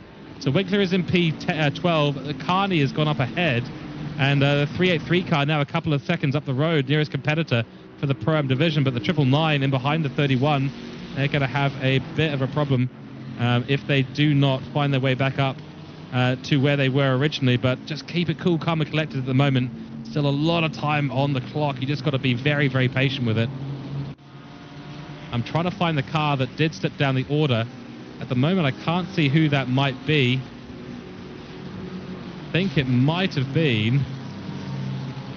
No, I honestly don't know. So we have had a change in the top 10, but it hasn't come of anything really. Oh dear, oh dear. And that is the number 8 car, Giorgio Arnardo, going well off and trying to rejoin now after 130R. Looks like they were side by side with, I believe, Lexi Taylor for the 999. And as I said before, too wide into 130R might have a big radius, but honestly, at the end of the day, it's not a very wide piece of track down there. And with so little grip, we've got a nice amount of water on the outside of it. There's just nowhere to really turn in. The car doesn't bite at all through those corners. You've got to try and look at where cars have run before, which is done exactly by all the cars coming through at the moment. You can just see where that water is being pushed away by the rear diffuser of the cars, getting sort of sucked up by the air underneath the car and thrown out the rear.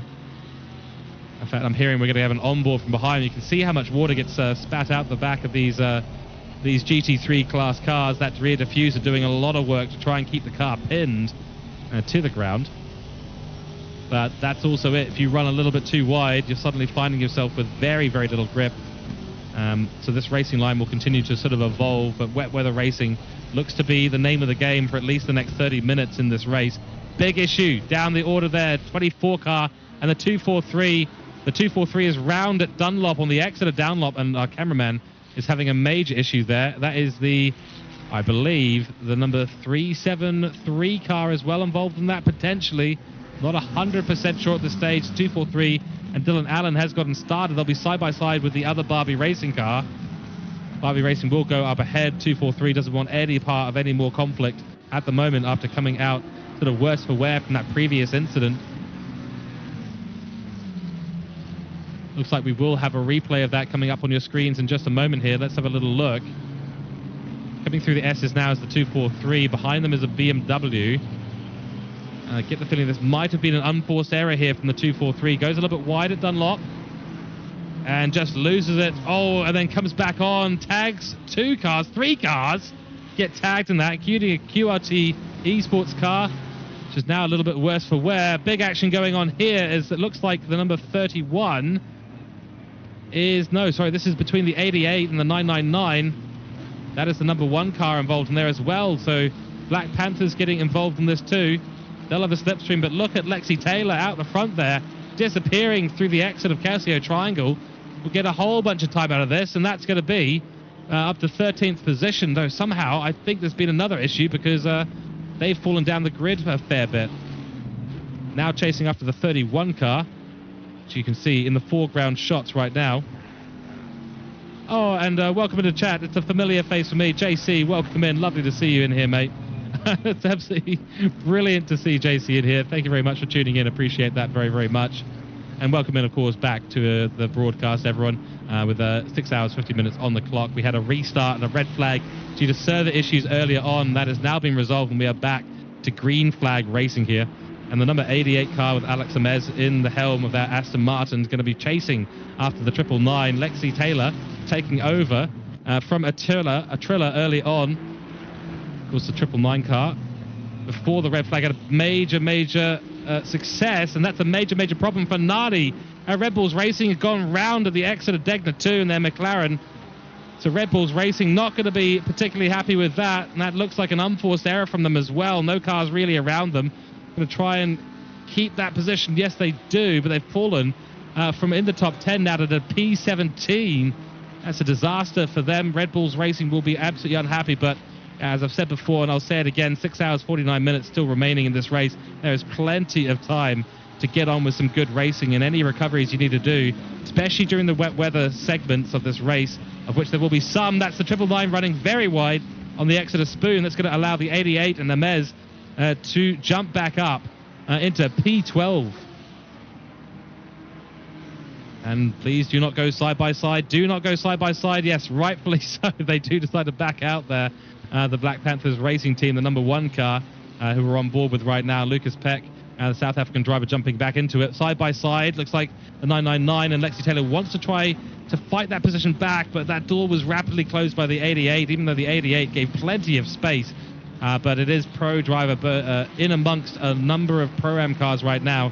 So Mez will be trying to make their way back up to that top 10. Got 2 Pro-Ams ahead of them, the 31 and the 383, so a little bit of work to do there.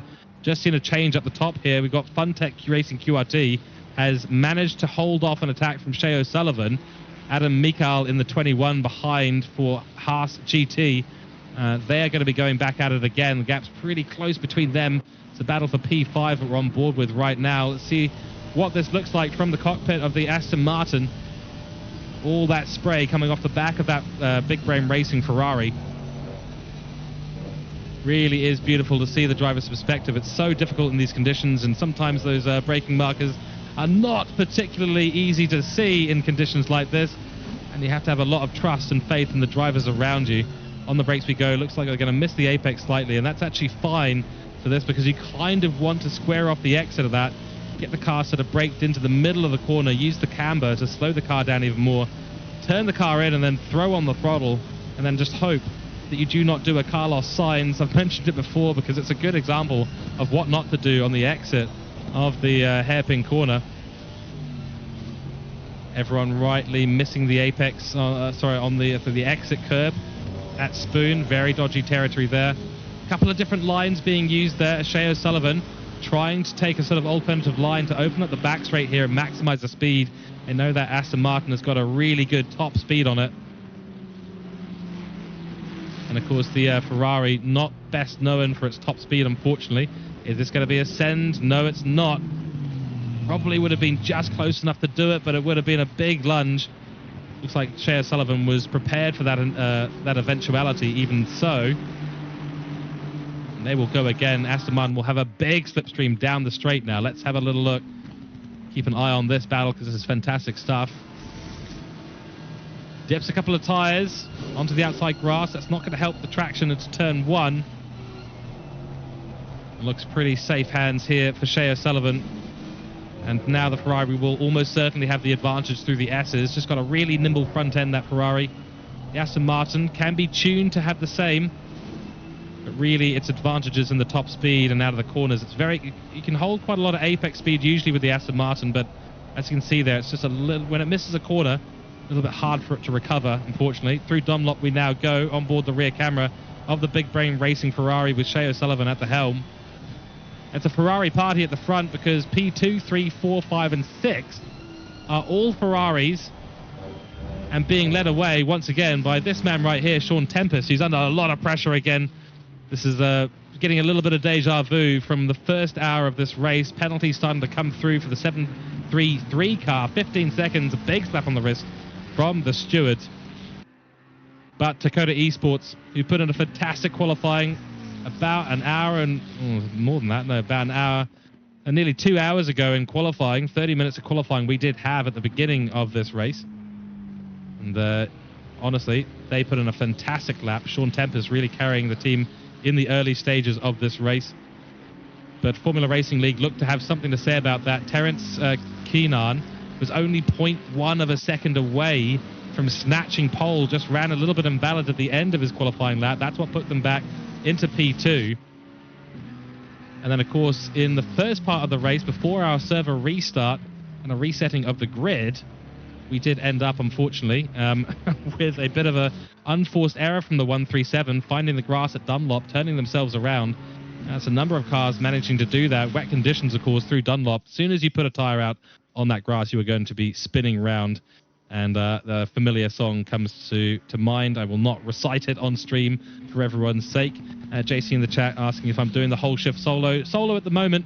I have done since the beginning of the race a couple of hours ago, but I will be joined, well not joined, I will be having my stint taken over by the legendary John Wright in somewhere around 15 or so minutes. He'll be jumping in to take over because it is very late over here. Of course, JC will know. Some of you might not, though. I'm broadcasting to you live from New Zealand. You might not see it on any maps, but I tell you, it does exist. We do exist, and we are not Australia. So just FYI, that's why it's quite late here for me. But John Wright, you'll be in the safe, sound hands with the eloquent voice of the legendary man that is John Wright. JC saying it's not a real place. Yeah, it is a real place. I think I'm standing on real dirt here. Nonetheless, I digress. We'll get back to racing once again into the hairpin. Formula Racing League has not really got any closer. taking a very shallow line into the hairpin they are. But that'll allow Dakota Esports and the McLaren Power to sort of get the advantage. As soon as the McLaren's got the power down, it usually has the advantage over the Ferrari. But into the braking zones, the Ferrari absolutely has the advantage. Able to get on the brakes so much later, sometimes meters later. A great example is Monza. We've got a red flag, not a red flag, touch wood, everyone. That is not a red flag, that's a yellow flag out on track. It's the 447, the cameraman doing some interesting, funky things there. But yeah, the 449 car, R3DT Endurance, they have had another problem, sadly. And yeah, that's going to put them well back in the grid, nearly to last place, P31, P32, in fact, they will drop down to. And again, Dunlop seems to be the trouble corner at the moment.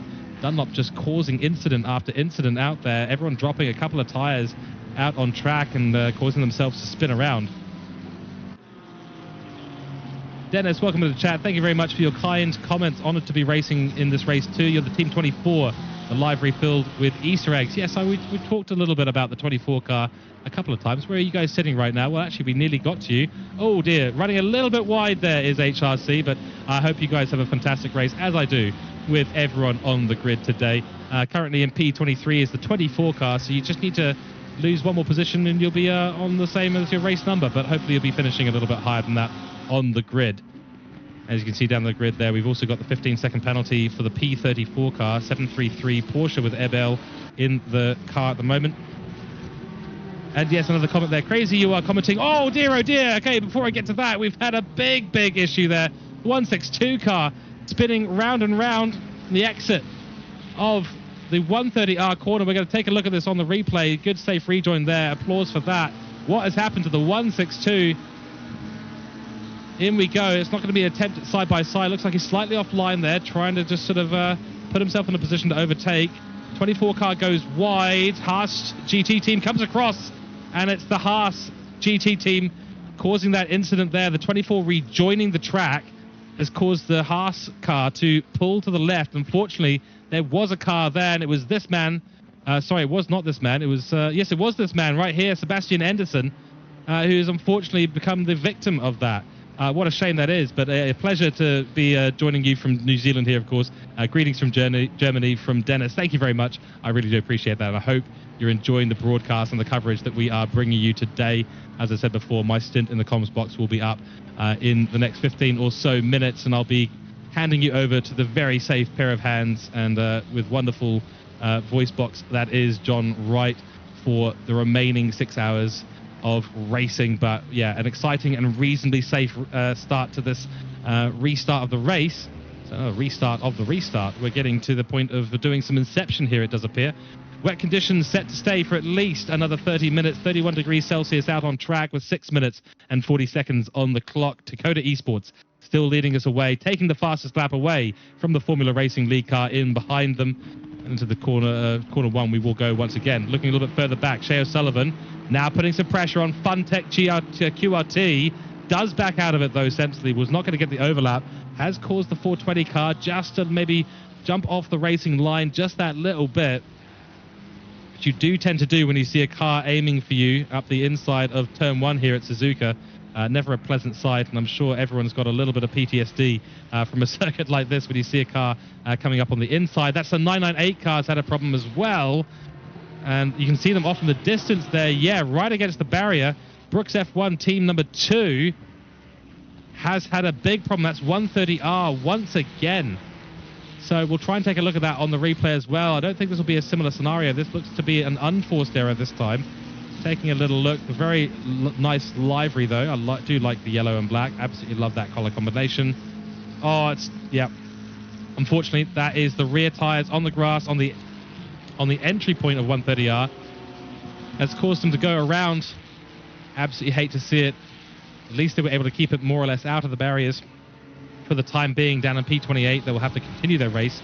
Standard Jacobs, I have to mention this man right here for QRT Esports. He's been in the wars so far, driving the Ferrari right behind Donado in the number 8, who's also been in the wars slightly in this race so far, getting pushed wide, I believe, by the 383 earlier on, or the 999, I think it was actually, that pushed them a little bit wide through the S's.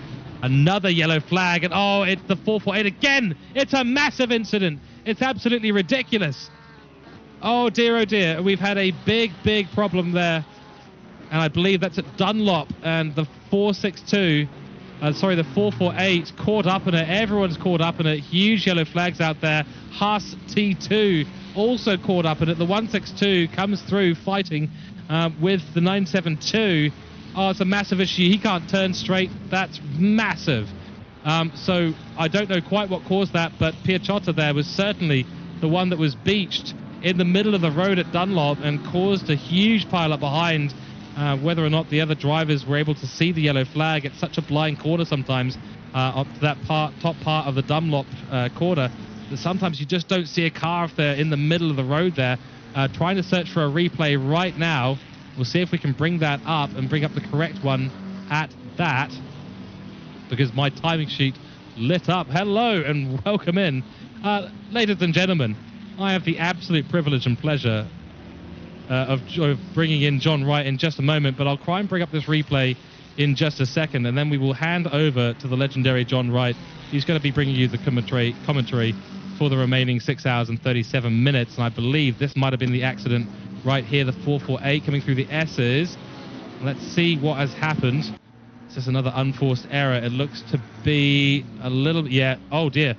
Well, simultaneously, they've both gone. That's the McLaren at front, and oh, that's a huge incident. That's 5 cars caught up in it, 6 cars caught up in it, and this is live shots. 972 and the 448 have come together. I believe that's the 448 trying to come into the pits, as does the McLaren ahead. And the 972 just wanted to go around, but they were trying to overtake on the inside, and more chaos here. And the restart of the race, absolutely astonishing what's just gone on there. Hopefully that's answered your question as to getting a replay there, P3, because we did just have a replay of that, and an absolute disaster. It looks like we had the 2 cars on screen right now for you. Both of them, that's the 448 and the 85, did a simultaneous pirouette on the exit of Dunlop and caused a massive pileup that involved nearly 7 or 8 cars. Another incident here, Barbie Racing Team BR, Dudu Deniz in the car at the moment, also causing a bit of an incident there. Looks like potentially the number 373 was caught up in that as well. But yeah, a lot of cars at the back of the grid carrying a lot of damage right now. There's another one. There's another one round. It's Jan Overbeck at Raccoon Racing. I do believe that might have been from some contact. There's so much going on. We'll try and bring a replay of that yellow flag for the 52. The other ones are a little bit out of reach at the moment. So much action happening on track. There's the 52. They've got the Red Bulls racing car in behind. 999 goes very deep into Spoon. Rejoins. Oh, slightly come across, but also the 52 has got a bit wide and sort of spun themselves. I don't think that's the 999's fault. They did rejoin fairly safely in that scenario, but the 52 was just running a bit wide there, sadly, and unfortunately ran into them. Giles Alaman for MSR Weeb Sport continuing their run. They're right behind Big Brain Esports now. And looks like Meckel and the Haas GT Pro team having a much better day than the Lamborghini down the track. So, unfortunately for Haas team, it's a bit of a day of 2 personalities. Wow, Weeb Sports having a real slide through Degner 1.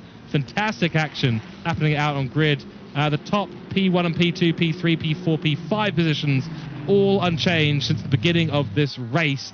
And I believe that is going to be my cue as we take a little bit of a break. We found the eye in the storm here, so to speak, with a little bit of a break in racing action. So I believe it's time for me to welcome in the absolutely legendary John Wright into the commentary box, mate.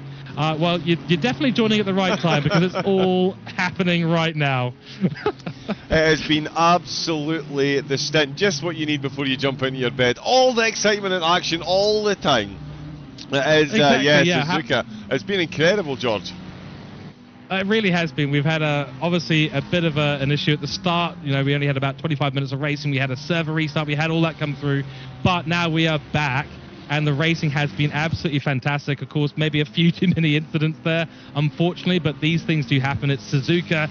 It's wet conditions racing. It's GT3. Everyone's pumped up, and I have no idea, John, how I'm going to be sleeping after this. Yeah, that is, yeah, fair set. Let me just do the most unprofessional. There we go. I forgot to bring the tower back up on my screen now that I've taken over. But yeah, your brain is going to be absolutely buzzing, no doubt. It's been quite a start. Yeah, we had the red flag. The racing really was getting underway. The wet Suzuka, certainly, safe to say, a cruel mistress. Not too many drivers dancing in the rain. The cruel server lag spike, and then yeah, we get the restart. 25 minutes in. 25 minutes in, and it just, yeah, we've had a mist coming off the back of the cars, and it was almost like the red mist. I mean, it wasn't even like the red mist descended. There wasn't anything overly malicious in any of the contacts that we've just seen. It was just conditions catch drivers out, slight contact is made, the world famous ACC contact physics kick in. Yeah, that's it's hard exactly to say that with a straight face, sorry. Yeah, it's fair enough. And you know, one small mistake at a circuit like this, and you know, there's sometimes in some places not a lot of places to go. Dunlop just seems to take victim after victim. I think we've had about 10 or 12 cars end up in situations there, whether by their own fault or others. And obviously, the surface water around Dunlop is just causing them to run a little bit wide. They drop a tire onto the grass on the exit of Dunlop, and around they go, and that's usually it. And then 3 or 4 cars potentially coming round at speed. And suddenly you get more contact. But yeah, we did also just have Mendez in the 76 car for Barbie Racing Endurance Team from P4 to P7 because they spun around at turn P1, John. P1, Oh my goodness, here we go. Oh, nearly side by side. Defensive had to go Sean Tempest for Dakota Esports because Terrence Keenan is coming at them with a vengeance, wanting that P1 back. This is a great battle. John, before I do not have the ability to sleep again, I think I'm going to hand over to your more than capable hands. Thank you to everyone in chat for jumping in. I really appreciate you all. Thank you for listening in. Thank you for bearing with us through the technical issues we've had. But now you get to be serenaded by the beautiful John Wright. Thank you very much, John. I appreciate it. I'm going to take my leave. Thank you very much, everyone, and have a fantastic rest of the 6 hours and 30 minutes on track. Yeah, George, absolute pleasure. Phenomenal coverage from yourself, as always. The only thing legendary and mesmerising is the way you do it. So, yeah, thank you very much. Enjoy the feet up. I know you say you're going to your bed, but I all know you're going to be able to sit and listen to the race for the next 20 minutes, half an hour at least. So please do enjoy the fruits of your labour after the start of the work, and we'll see you again at QRT on Thursday night, George, off for a well-deserved rest. Good evening, everyone. Is myself, John Wright, aka Double Raven. I'll be bringing you the rest of the racing action, and it does look like it is going to be all of the action all the time. Let me even bring you some audio from the game itself. That would be a pro move right there in itself. It has been quite the start so far. Many movers and shakers. The Royal Sim Sports Endurance Team up 12 positions since the start of the race. They've massively avoided a lot of problems. Off-pace racing have certainly been off the pace, down 12 positions. So the largest and smallest swing, largest swing out of the race, sorry. The Haas T2 team as well, we saw them involved in an early incident, so an early trip into the pits for them sees them down 20 positions, but still 6 hours and 30 minutes to go of a very, very, very wet racetrack. Down in the bottom right screen, we're keeping a close eye on the battle for the lead. There's only 6 tenths between these two, and it is Terrence Keenan of FRL that's got the fastest lap of the race so far. And let me pop that on.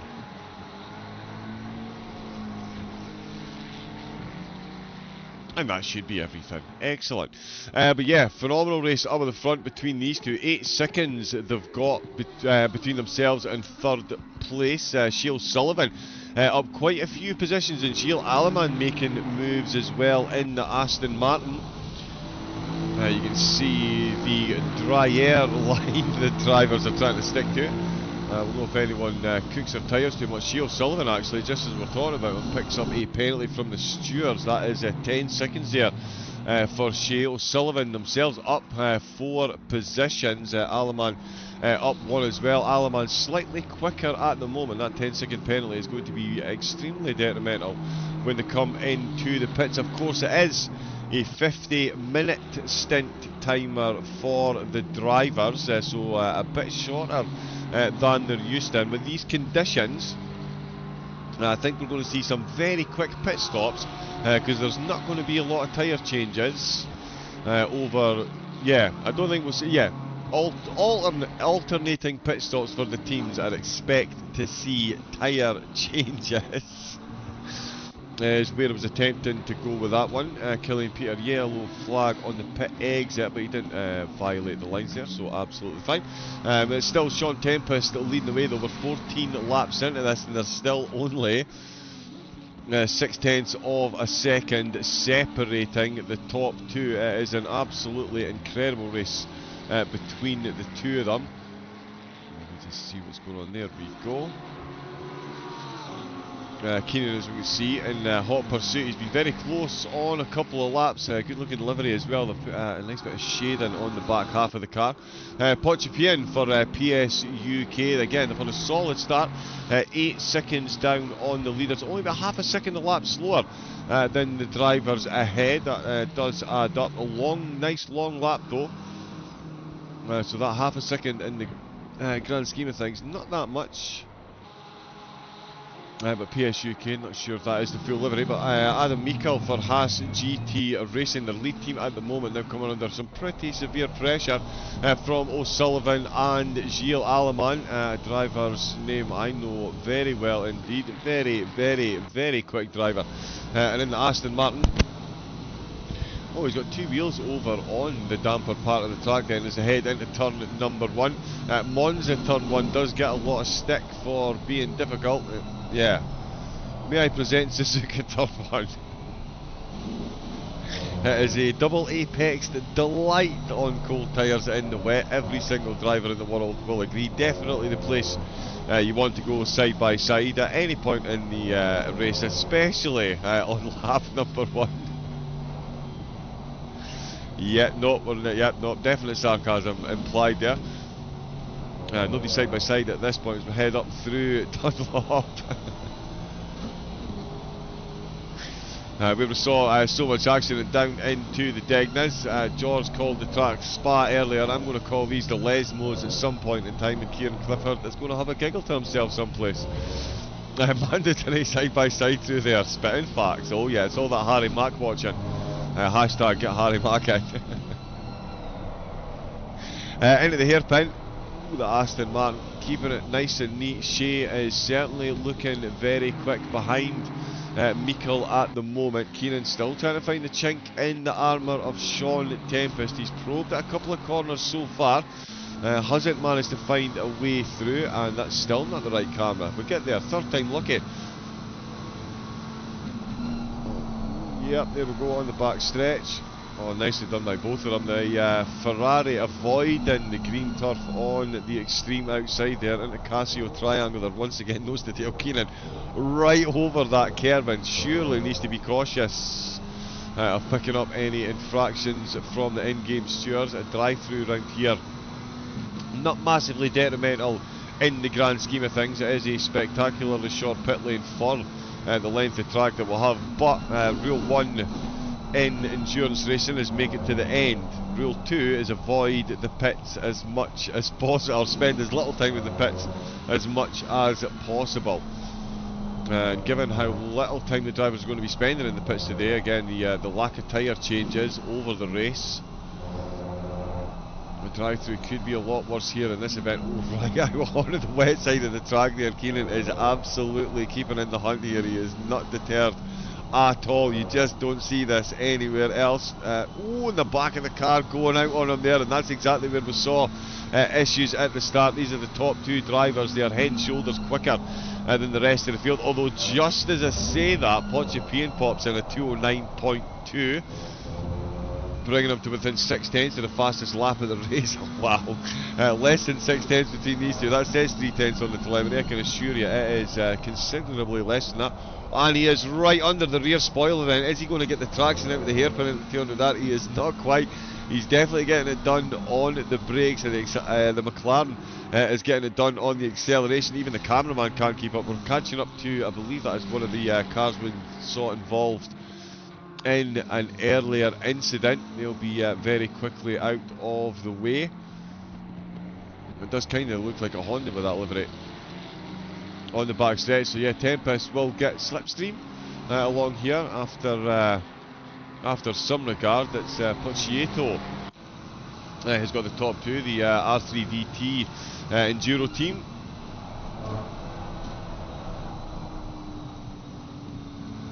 Yep, he's just run himself off track there. Let the top two go through, and they slide on through, no problem at all.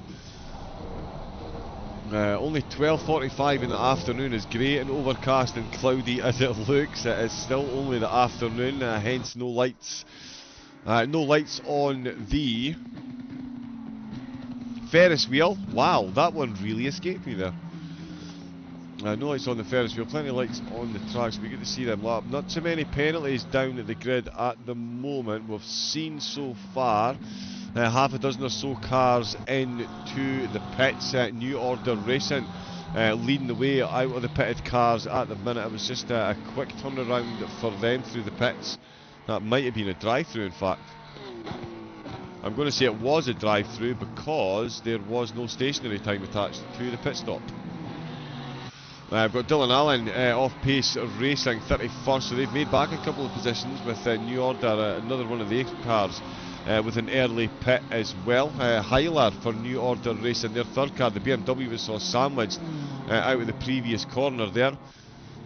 The R3DT car down at 34th, it was just saw Strato Racing. They've been in the pits early doors as well. Lando Mock behind the wheel of the McLaren from them, and Nez for Haas T2 Sparco bringing up the rear of the 36 car grid. One team unable to finish the race due to the red flag and restart. There's Sander Jacobs actually. Let's jump on board there, much as well for 17th. So yeah, restart with 36 cars, all of them making it through the opening 30 minutes in the rain at Suzuka. No mean feat in amongst itself, as we just saw it turn number one, Angels Fear to tread. Also a decent little battle going on here with Funtech Racing. They've got the Porsche of Yannick Plus, another driver whose name is fairly well known. He is a bit quick behind here, a bit to say the least. Into Spoon. Both of them avoiding that exit curb like the absolute plague there. Nobody wants to play with that at the moment. We've got Terence Keenan certainly looking to play for the lead. They've made their way past. And you can see there, R3DT not too far off them. They've not been dropped massively behind since they've been lapped. So it just goes to show you the cruel mistress that endurance racing and Suzuka can be. You can end up down the order, but by the same stroke of the same brush, it can happen to another car as well. Still plenty of time to go out of turn at number one. Keenan is absolutely in the hunt for this one. We'll jump on board. We'll get to see some of the track camera here. They've got all the spray as well. So now Tempest getting a taste of the medicine that Keenan is receiving. The lack of visibility not slowing Keenan's charge in any way, shape or form. Tempest needs to be absolutely on the ball. Does only have 10 minutes left only. Easy, Mr. Commentator. You're comfortably sat with a microphone and a cup of tea in your hand, not a steering wheel. Oh, and that was a Code Brown moment there, ever so slightly.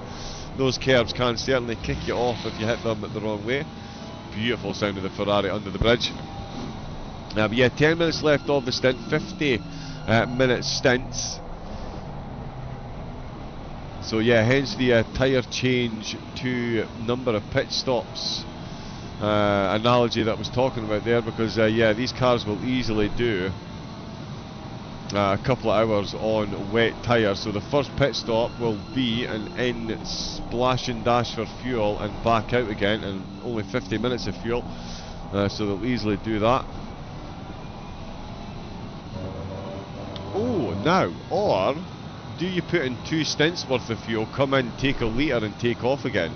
Or do you keep everything nice and even and keep the average running weight of the car down?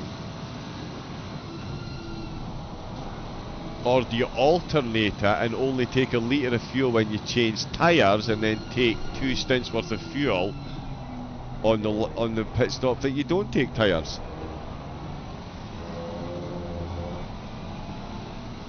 If any of that made sense to anybody, and anyone's got any thoughts on which processes might be used by the teams, or if there's anyone from the teams in there that want to give us a bit of insider information, do please feel free to share team secrets.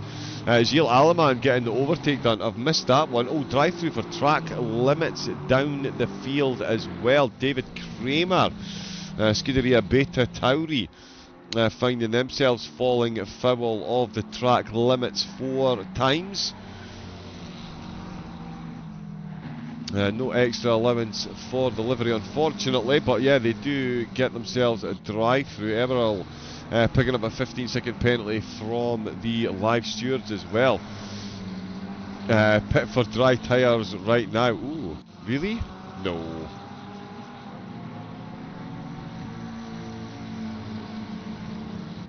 Yeah, I've taken that one far too literally there. Yeah, that would be... Could you imagine if somebody actually did that? That would be both sides. 31 degree track temperature though. I wouldn't be overly surprised if some mad so-and-so did it. Let's see, yeah, definitely grooves in all the tyres at the moment.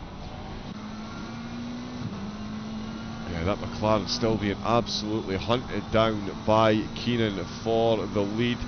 This is going to need to be the slickest pair of pit stops these teams have performed if they're going to maintain their positions.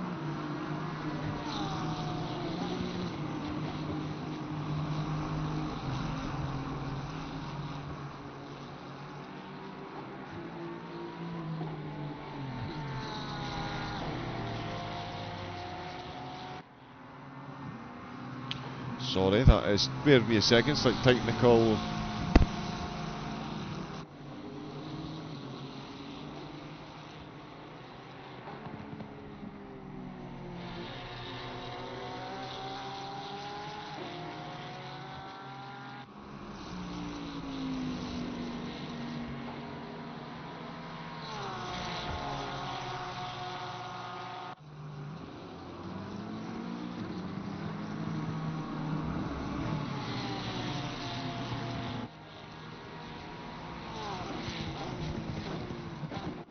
Oh, there we go, we're running again. We're running again. Dennis Shope about to take the wheel. Best of abs, yeah, best of luck. Was a pleasure listening to you. Good night, mate. Oh, that was obviously aimed at George. Yeah, thanks to everyone that's been in the chat as well. JC, I know a friend of George's. Good to see you in as well. All Ride Racing in. I've got Tyson in the chat as well. Apologising again, the red flag. It's not who wants to run events, but something happened which will be investigated. Yep, these things absolutely happen, whether it be racing in the virtual world or the real world. Almost went full Jeremy Clarkson there. But yeah, these things absolutely, definitely happen. In all serious, I'd say pit wet tyres again. Ticket to call, but at this stage, no end in the weather in sight. Full fuel and wet tyres once pitted for first stint. Right, okay. Yes, I would definitely be tempted to just... although, yeah, 31 degree track temperature, yeah, but that's why I commentate. I would be tempted just to leave these on and go for a second stint.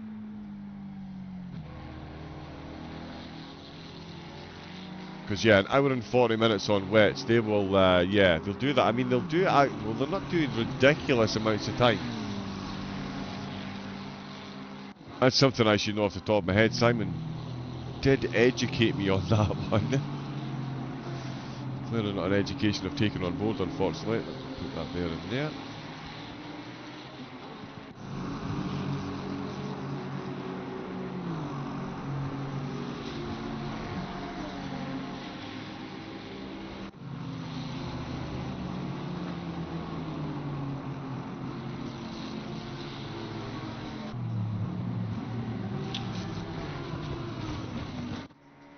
Oh, sorry, my remote control has seems to be having a bit of a senior moment.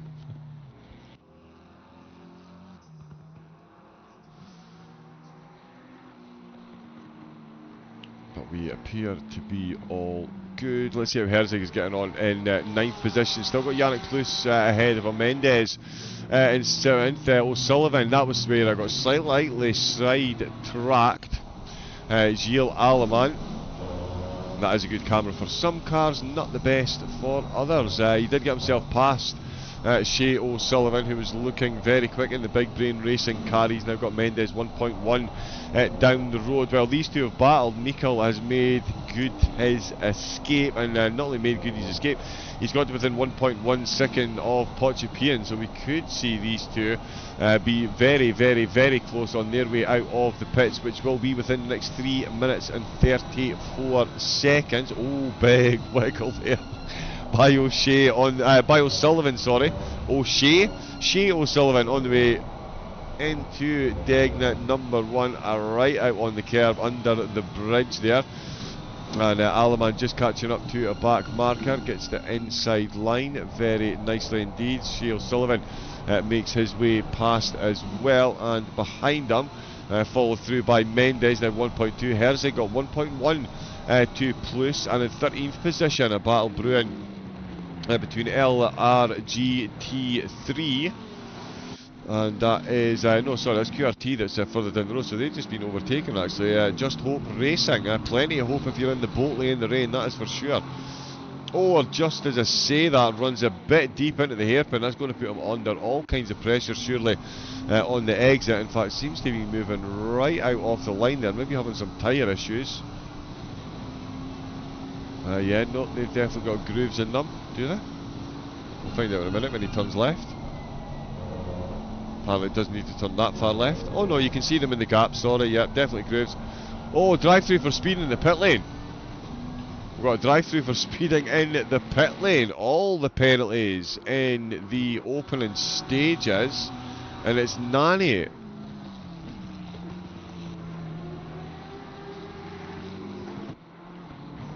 Who I can't see for looking. There we go.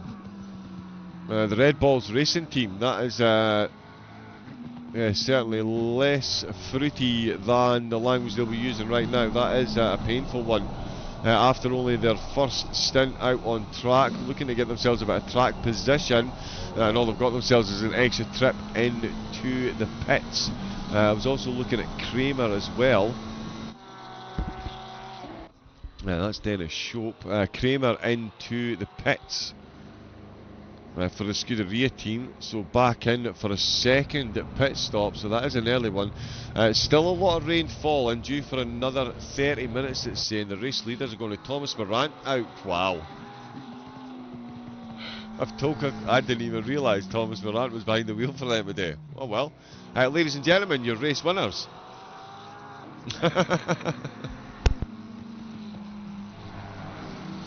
Yeah, I didn't realise Dakota were going to win today. I certainly knew they were in with a chance, but there we go. Yeah, I should have had a proper look at the teams. I didn't quite get a chance. We had a bit of an issue with the broadcasting the red flag, but yeah, there we go. Thomas Morant is behind the wheel. Dakota Esports now absolute massive hot favourites to win the race. Gilles Alleman as well, of course, definitely going to be in the hunt with Yannick Plus's team, I'd say as well. But Morant is, he's not too bad. He's not too bad at all. Terence Keenan has stayed out for the extra lap. He is now behind the wheel.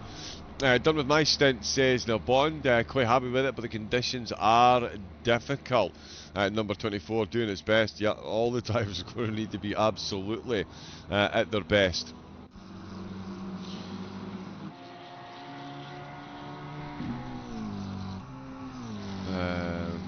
Someone in the chat talking about dry tyres. We've got drive-through for ignoring stint timer. Herzig.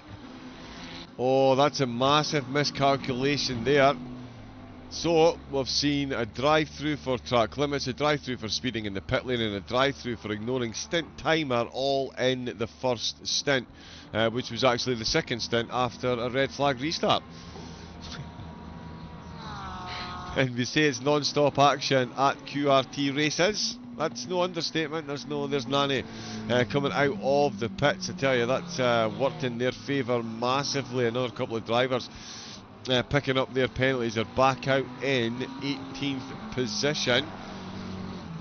And another drive-through for speeding in the pit lane. It's Leon Harrer has been handed the car by Raccoon Racing. and they've gone a bit squirrely on the way out of the pits, and there is a stop go, 32nd for speeding in the pit lane. So my apologies for the fake news I was spreading before when I said we'd seen all of the penalties in the opening stint.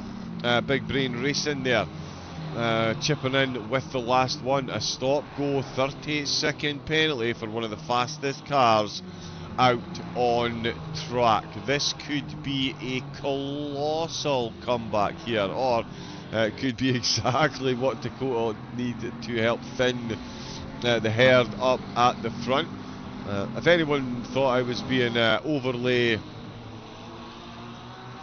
If anyone thought I was being a bit over excitable at Thomas Morant's arrival into the race, 2 minute 8.630, he's taking the fastest lap within 2 laps of coming out of the pits, and he is within a second of Alex Zakdal, who's in second place. Daniel Herzig for Funtech Racing, the on-track leaders at the moment.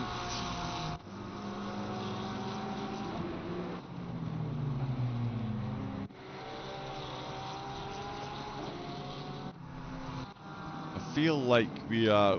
Wait a minute.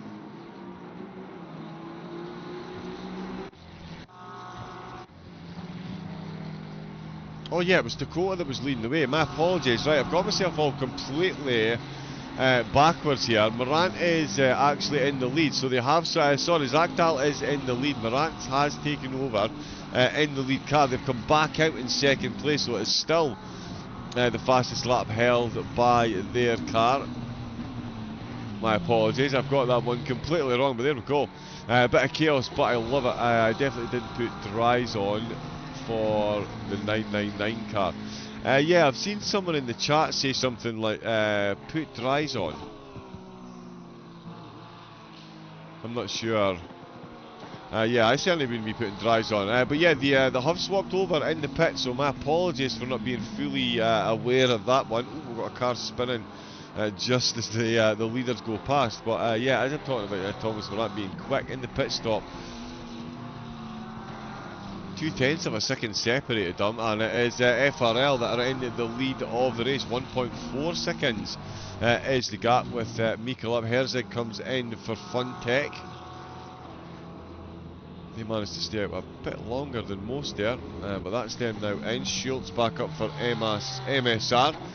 He'll have taken over for Yannick Plus.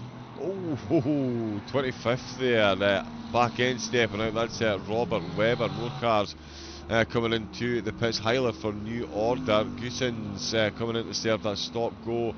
30-second penalty. That is going to be a big comeback effort now for them, which they're definitely capable of, but it's going to be a long damp race. And the rain is about to increase as well. Track temperature has settled at 31 degrees, which isn't too cold in the grand scheme of things. That's why there is a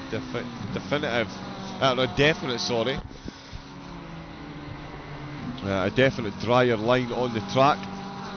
As we can see, these cars coming into Spain, but the rain is going to increase in about 30 minutes or so time. The weather radar, not the prettiest of pictures for the race engineers. We've got Andy King, PS UK, looking to make an overtake. I think he's just got past Murasaki actually. Oh no, my apologies, he's not. Murasaki taking over for Gilles Alleman for the MSR Weeb Sports team. Oh, yeah, nope, don't like that, so we will do that. Along the back stretch, at 130R, just a bit of a famous corner, nicely done by them both. You can see those exit curves and those that white line. No one wants to go near that under absolute pain of death. And yeah, after me talking about Thomas Morant being so quick behind the wheel, Alex Zakdal is increasing that gap up at the front, making his way through the traffic pretty handily at the moment. The Ferrari driver really putting the rest of the field to the sword now in the opening 50-minute stint here from the restart. We've seen the top two only separated by 0.6 of a second. That is now an ever-increasing gap between the two up at the top of the field. Jonathan Mendes looking to get involved in the overtaking action as well. The Barbie Racing Endurance team are now catching up to the back of King themselves. Looking to overtake there, where Murasaki just ahead in 4th place. He'll make good his escape as these two battle on through the anti-bank curves and up the hill down into danger zone Degnas. Which I think it's fairly safe to call them this afternoon. It's going to be interesting to see what the weather does as we draw in the night. As I mentioned earlier, it is only 1 PM lunchtime local time in the race. Again, on those curves you can see the dry patch there underneath the bridge. It's yeah, pretty phenomenal the way they've managed to get that done in there on the physics. Let's pop that up. Oh yeah, that one's up there.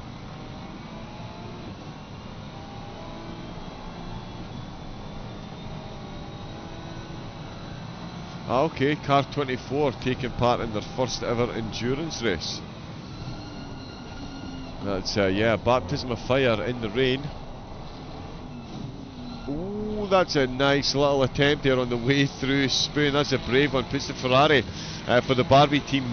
Sorry, yeah, puts the Barbie team on the inside. Puts PS UK on the wet part of the track, and they still managed to get enough grip to get themselves out there, despite less grip in the tyres. They've got the escape they needed, nice and dry through there, and it is King that holds on to the spot as we find the car stationary at the side of the track. It's Victor Myron for Brooks F1 team. I don't think we need to put too much guesswork into what happens here and find out exactly why the teams are avoiding those curves on the right hand side. There is no grip, and unfortunately you can't park there, sir. Facing the wrong way, and yeah, having to hold the brakes, because at this point, as soon as you put the foot down, the car is going to violently spin, even though you're in. Well, it's not going to violently spin, sorry. So yeah, you've got the turning circle of a freight ship. Victor Myron for Brooks then dropping down a couple of positions. Verrill in the pits as well. Didn't affect the leaders in any way. Zakdal certainly not affected by anything that's going on out on track. Now got a 3.1 second gap up at the front, really putting the rest of the field on notice. So too Lassa Strange, the Royal Sim Sports endurance car, is catching up now. Their livery was working for me in the first half of the broadcast, in the first race server. That is a strange one, but we'll crack on. On to the bonnet, no less. And no, let's jump onto there. We'll see the exhaust pipe at the side. Down into the Degnas then, it is Pierce. Oh no, was that... Is that the Big Brain Racing car? Question. Yes it is. So during the stop go 30-second penalty, they changed drivers over as well.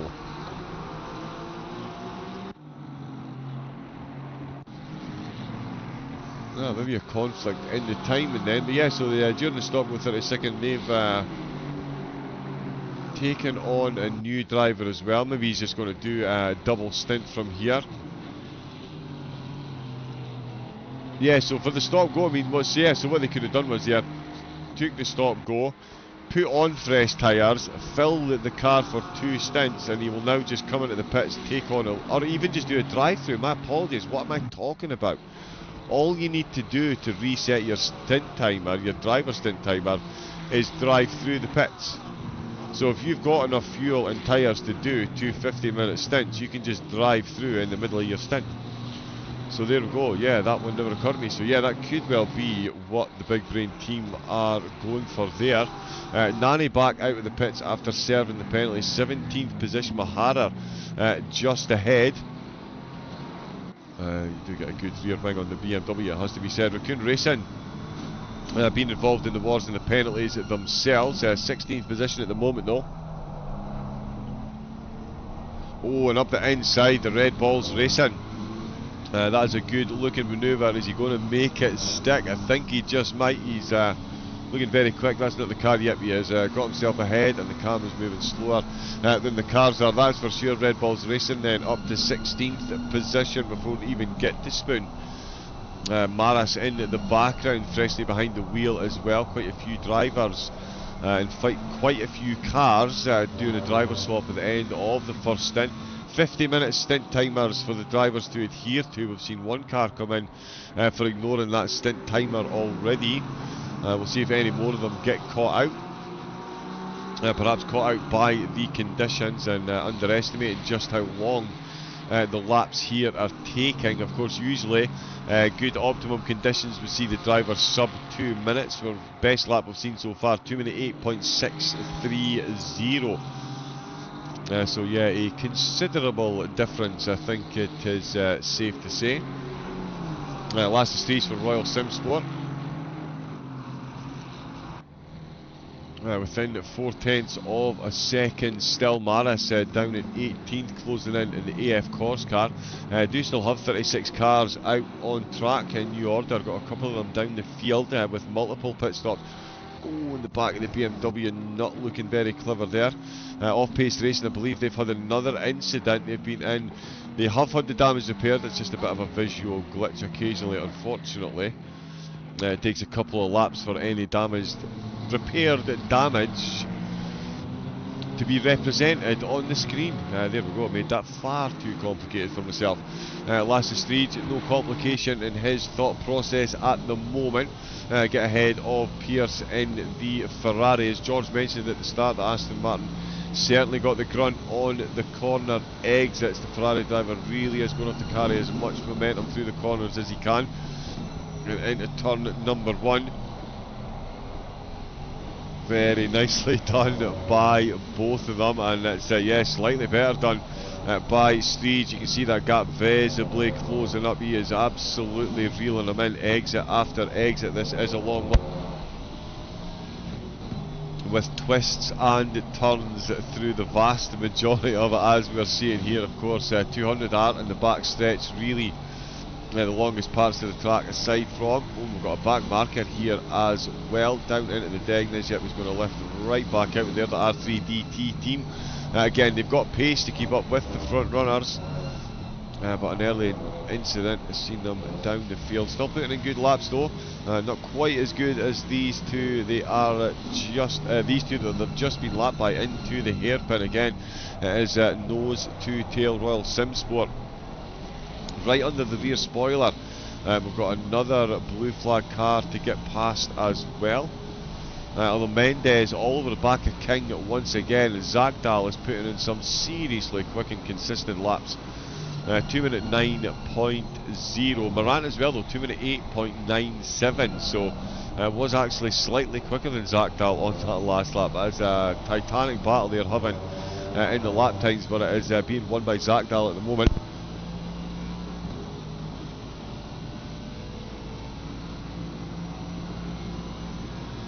Let me just wet the whistle there slightly, but like George, having slight vocal issues today. Thankfully no driver issues, and we can see the Ferrari doing well in the top end there. Expected on the way out with Spoon, the Aston to really be in the hunt this time around. Through the Casio triangle, closes the gap, away goes the Ferrari again. Going to get some semblance of slipstream from the car ahead, but that is phenomenally well done by Pierce, getting the defending all the way through the lap, knowing that Street, not the easiest thing to do. Definitely not going to get an overtake through this part of the track easily done, especially if the car head is so evenly matched in pace. Slightly different in the different corner phases, but certainly working in Pierce's favour when he needs it. That's on the longer straighter parts of the track where Street could potentially get himself alongside.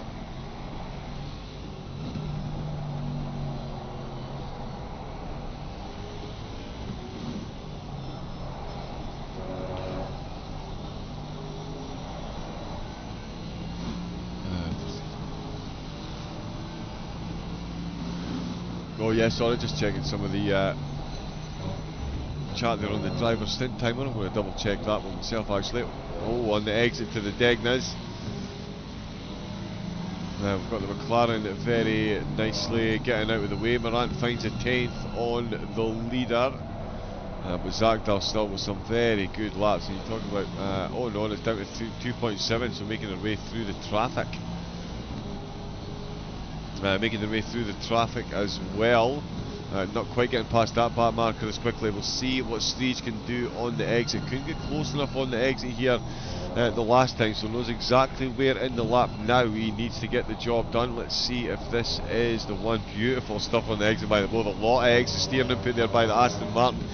Really was pushing to hang on to the back there, and I think he's outdone himself ever so slightly. Those extra minor manipulations on the steering wheel on that corner exit really can cost you all the time in the world, and all it's done is brought him under the rear spoiler and out on those exit curves. That is a full grip of the steering wheel moment. So much extra pace into the Casio triangle, but nothing you can do with it at this point.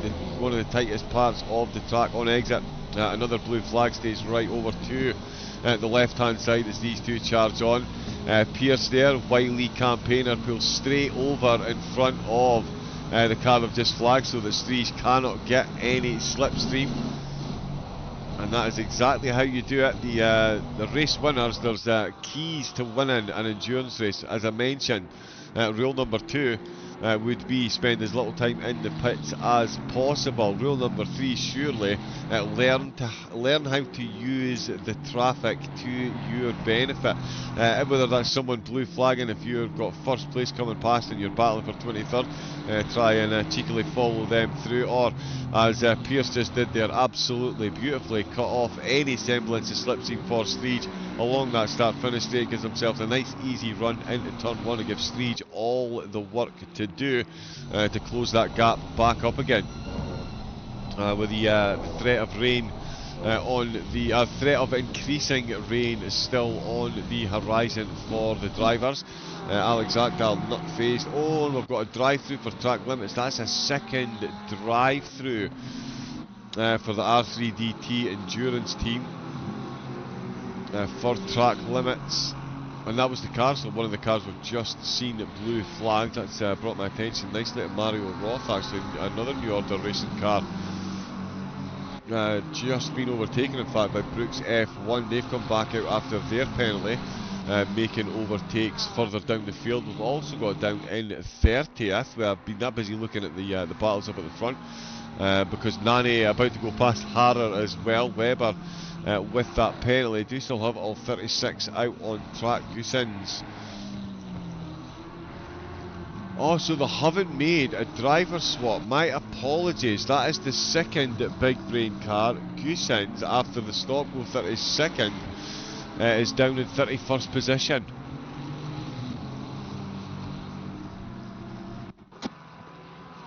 I think they've had an incident on the exit to the Casio triangle, strangely. Let's see if that is the case. Oh no. Wow. That's the second car to do exactly the same thing. The only difference was this Ferrari came to stop on the track rather than the gravel. So yeah, the exit to 130R once again catching out one of the Ferraris, and it's the big brain car after the stop go 30-second penalty. And now that incident, that really is going to be a comeback charge and a half to get themselves back up into some semblance of a position.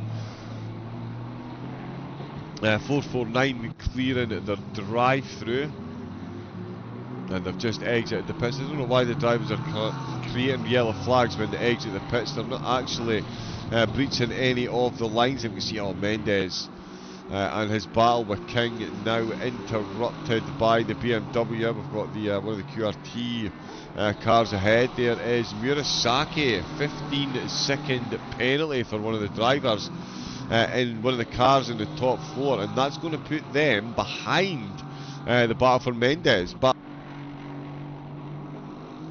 if things stay as they are, we're already 20 minutes into the stint. Mendes almost losing the back of the Ferrari there. That was most definitely hang on to it there. Some close quarter action between them as if before they head into 200 are on the way into Spain. Everything was looking good. You can actually see him making an adjustment on his wheel there, so potentially changing the traction control.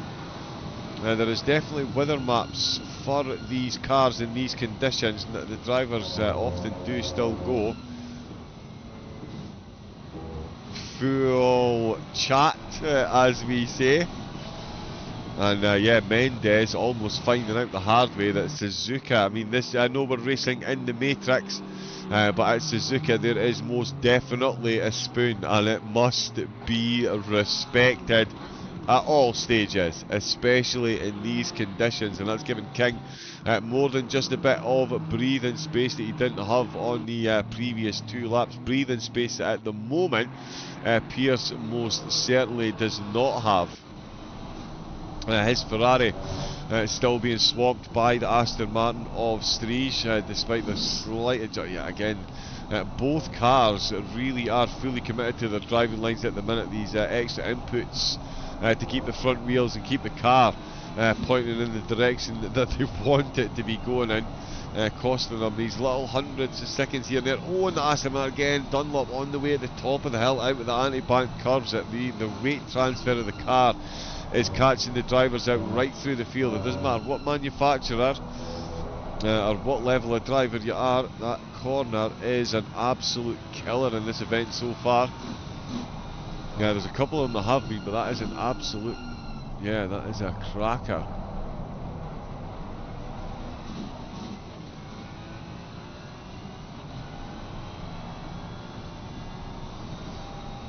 But yeah, all the adjustments being made, but it is still as you were. In fact, Zagdal getting even quicker up at the top. Yeah, almost 7/10 quicker than Morant on that last lap. Oh, and Pierce has run wide. Pierce has run wide, and that's going to let the Aston Martin through surely on the way into Spoon. This time Pierce made the mistake on the way out, and there's a bit of contact on the way out as well. Let's have another look at that one. We'll go into Forbidden Chase Cam. And we'll watch this. We can see here from the Degnas, Aston Martin almost losing it on the way down, as I was talking about. And then down into the Degnas, no problems at all. For either car. I think we're about to be sold short on this replay actually. Hopefully not. But I think we might be if we are.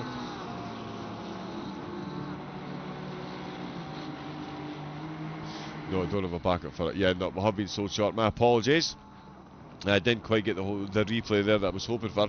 But the main point of it is Lasse Striege is now ahead there. The minding of mistakes there.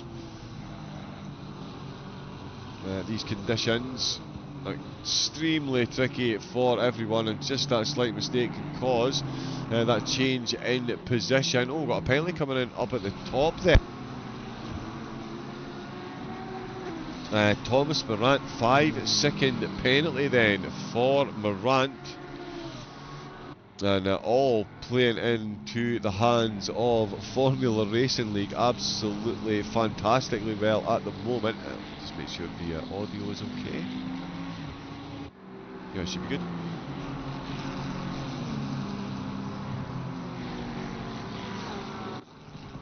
Oh, and a 15-second penalty for car number 1. That is a Peck down in 12th. So the steer's pencil certainly been sharpened at the moment. It's the Black Panthers that find themselves penalised. 15 seconds.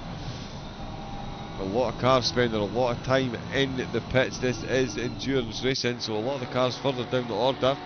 They're going to get themselves a few positions back. We've got 29th. The R3DT Enduro team, they're back into the pits themselves. So another pit stop for them as well. Hopefully not damage induced. They are bringing the car to a stop, so I'm not using the quick drive-through to reset the stint timer. I'm going to be interested to see if any cars do actually do that. We might have had some do that so far. Oh, Red Balls Racing just coming past a forlorn Porsche there, Montero.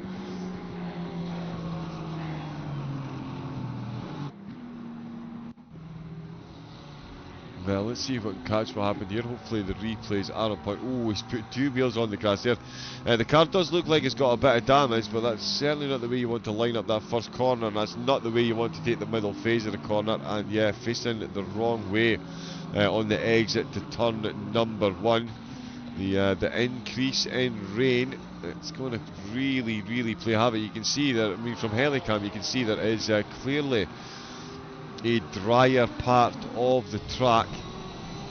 It doesn't mean it is not without its own puddles and standing water. It is definitely wet on that part, despite the fact that there's 36 cars out on track. As you can see on the track map on the right of the screen there, is absolutely solid with cars and effectively running nose to tail. You get a bit of a drag along the start-finish straight, but that is about it. We've got another yellow flag as well, slightly further down the field. Let me just see if I can find who that is. Car. Oh no, I'm going to say further down the field.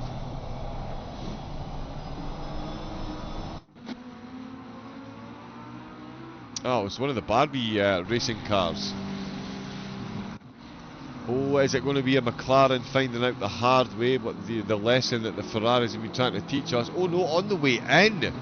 Massive oversteer on the way into 130R, and that is a spectator's position out on the sandbanking then. Wow, Montero for Minimax just being blue flagged by... that's not Sheeplin, my apologies. And it's not Lasses 3s either, it's a car unlapping themselves in fact. Goosen's in to serve that drive-through for the track limits. We've got Way and Nez in the pits as well. Haas coming in, speeding in the pit lane for Strato Racing.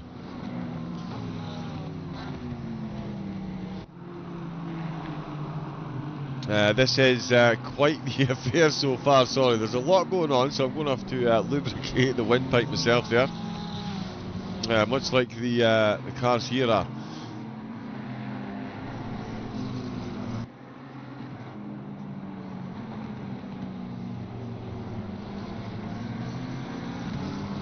Yeah, just keep it up on the Discord chat there as well. But Nicholas Leon Way and the team not keeping up with the speed limits in the track, in the pit lane, and finding themselves speeding. And I do wonder, there is, from what I've heard, it's marginally quicker to do a pit stop when you are in fact doing a driver swap, because the exiting driver can leave the car in gear. The problem there being if the jumping incumbent driver, when jumping behind the wheel of the car, if they quickly flick the gear stick to try, or the paddles, to try and get that little jump start they need, it puts them into second gear, and that in itself is classed as speeding in the pit lane. As, Andy King with a bit of a yellow flag there, we've got notification there, he's certainly under pressure in his Ferrari still. Mendes we saw separated from him for a lap or two, now back within 0.6 of a second as Royal comes in the Lambo.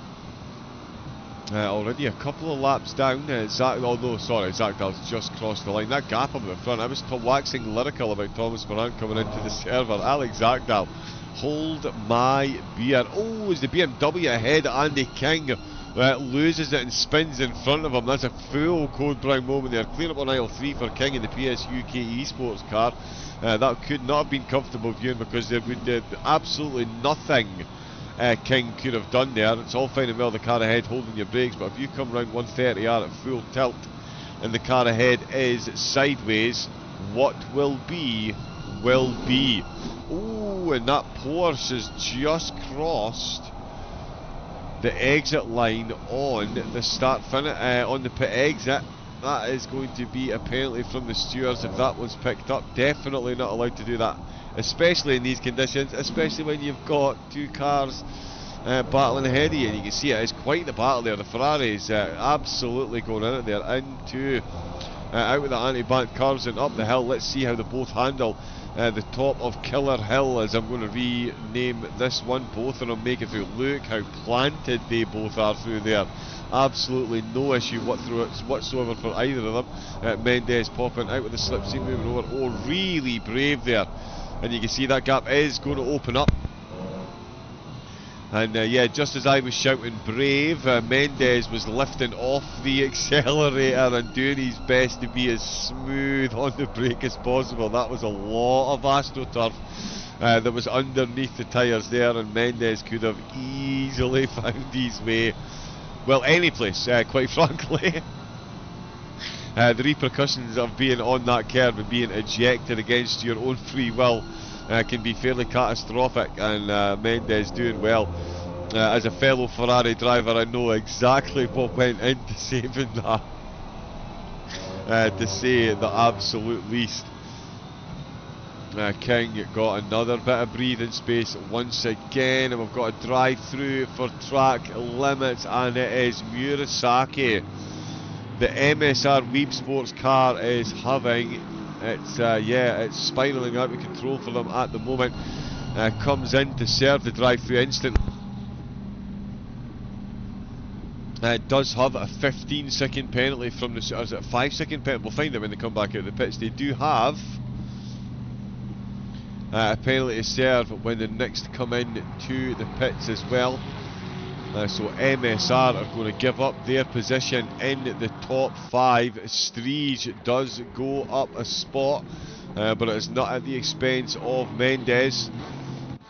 Mick Schultz on the exit. Oh, I tell you what, that's a lot of pressure you don't want to be putting yourself under there. Murasaki is going to find Mick Schultz closing in on him very quickly in that Porsche. The MSR car's got a couple of back markers ahead of him as well. Let's see where Murasaki. Oh, he's on the exit to turn number 1. And yes, still threatening that increase. The weather radar has picked up the thicker clouds. They're not quite dispersing the heavier rain at the moment, but it is most definitely still looming high on the horizon. It would be nice if we could get a weather radar on this, actually, much like they do have one on Gran Turismo 7. I think a weather radar would be a nice addition to this. Lucas Peck, Black Panthers, looking to shed the 1 on the left-hand side of the timing tower, looking to make that a 0, with Shevlin in the Boltley just ahead of them. Up to the top of Killer Hill, over the crest, and down we go towards the Degnas to do the deadly dance towards the hairpin. It's Peck on Shevlin, the Black Panthers. The Ferraris doing pretty well, it's safe to say, although not as well as they did in qualifying. We've got a good mix up in the top 5 Ferraris. Sorry, only 4 Ferraris in the top 10. I've got Bentley, 3 Aston Martins up there, only the 1 McLaren, although that McLaren now finding a lot of pace since I last looked up at the top.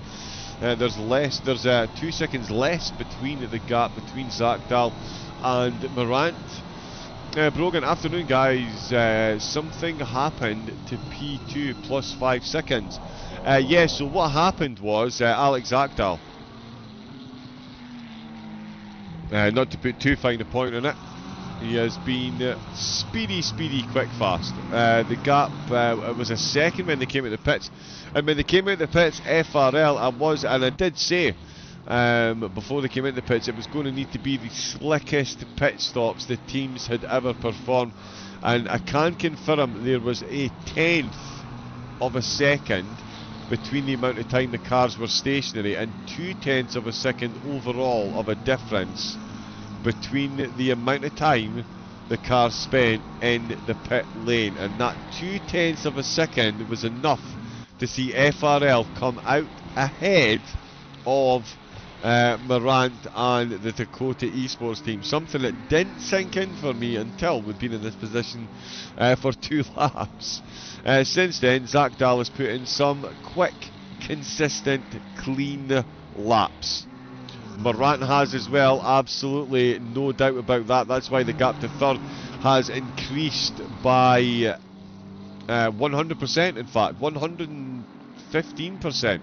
With the gap now being at 15 seconds. Andy King closing in. He's half shrugged off Lasse Striege in 5th position, and he's used that to close in ever so slightly on Meagle, looking to make it a battle up there in the top 5. Mick Schultz 7.4 seconds behind. Drive through for track limits.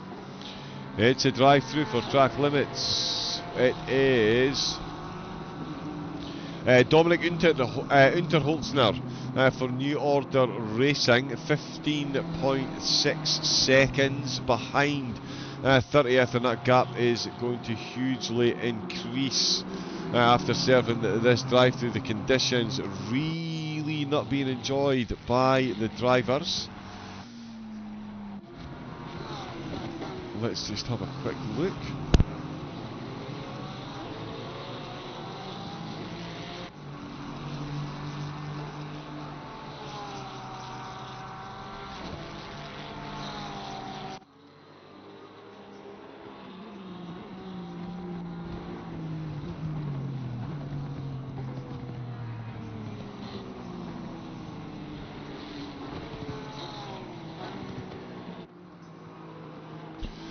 Yeah, still on board with Nathan Pearce because that is definitely not working, so we'll stick with that.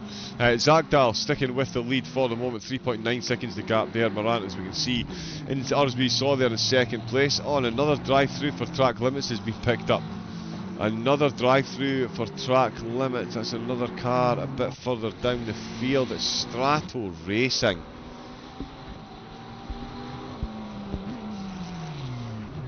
Absolutely going to be a race to forget, although yeah, huge kudos to teams like this that have these struggles at the start of a race. You know that this team are going to stick in right to the end no matter what. But yeah, drive through for the team. And as a commentator, it's strange, usually drive-throughs are something that you don't even want to bring up until near the end of a race. Like you have to talk about it because it is the elephant in the room. Endurance racing, track limits, side by side, especially these conditions, but to get this many this early, in the first stint alone, we've seen drive-throughs for track limits, speeding in the pit lane, a stop go 32nd for speeding in the pit lane, and a drive-through for ignoring stint timer. Brogan D. So Brogan, when I saw that Thomas Morant was behind the wheel, I instantly declared that that car would win the race. So I'm absolutely not counting Morant out in any way, shape or form. I've done a bit of commentary here and there, and one of the place that started me off, SOP Motorsports, all hail Simon Baggas for giving me a chance, thank you. And yeah, I've seen Thomas behind the wheel of an SOP car quite a few times. And he ain't no slouch. And yeah, you're right, the FRL team are quite formidable. I really am struggling with the words today. It's almost like I didn't get coffee before I started. But certainly, yeah, it is a pair of formidable lineups, and certainly no shade whatsoever on the FRL team when I got a bit excited about Morant joining the server, but again, from based on previous races with Morant in there, yeah, massively impressive driver, so it's going to be an incredible battle up at the front. It was there was only 6 tenths separating the two cars in the whole first stint. Morant now starting to close that gap ever so slightly. I'll be looking to do so before the rain gets too wild. We're going to keep an eye on Peck, and I think there is another battle brewing further down the field. No, the telemetry really is having a moment with me today. We might need to do a cheeky little restart, but we'll crack on as if the world intends to keep on turning. Barbie Racing, they are still looking for a position. They're now right on the back of Lasse Strie, so he'll be hurried along certainly to get this overtake done. Oh, as he is certainly trying to do so at the minute. In fact, if we jump on Lasse Strie's helmet cam, we'll get a great view of this with the rear view mirror. Oh, and on the way out with Spoon then, it is King who has finally succumbed. Surely this is going to be all the way through. They're going to go side by side on the way to the 130R with King on the damp part on the inside of the track. The track instantly dries up underneath. He can't carry the momentum. And it is Mendes who backs right out of that one there as well. And Lasse Strie, he's realised just how difficult it's been to get past, and as soon as an opportunity has presented itself, you have to take it, and that's exactly what he did. Again, I think the replay is broken. I don't think we're going to get to see this quite in all of its glory, but we'll jump on the side wing at Andy King and we'll see that one as they head through. In fact, we'll maybe even use forbidden chase cam on the exit. Again, I don't think we're going to get to see the whole of that. Mendes, meantime, has had a yellow flag incident. Let's see. Yeah, so on the exit, the replay is just going to cut out. It's not the most convincing exit at all by King, and that really does open up the door, and the replay did cut out. Slightly frustrating, but yeah, the long and short of it is Lasses Street and Royal Sim Sports up to 4th position. 2 Astons in the top 4, so the Ferraris might have done well in qualifying, but the Astons getting it done. Mr. George Cook, who opened the broadcast, and don't hold it against him, as you can see, a phenomenal broadcaster and commentator. He does like the McLaren over the Ferrari. I know. Unfathomable, but at the moment it is the McLaren that is doing the run, and that gap now back down to 2.3 seconds. Morant with the 5-second penalty to serve in the pits. That will keep him ahead of Mikkel, who is still actually 15.7, so Mikkel picking up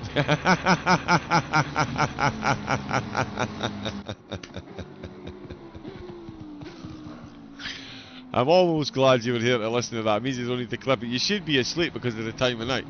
But you get a long leg tomorrow morning, so it's fine. I'll let you enjoy the racing action and try and keep up. I'm certainly struggling.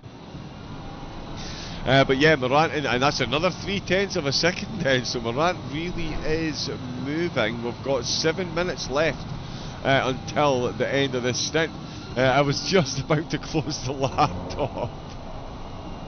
Well, George, on behalf of myself, the viewers and QRT, thank you once again for the stint that you put in at the opening. And yeah, we'll see you on QRT shores on Thursday night. So yeah, enjoy the bed in the future. And again, if you do want to share the lottery numbers from the future, my DMs are always open, bud. Mr. George Cook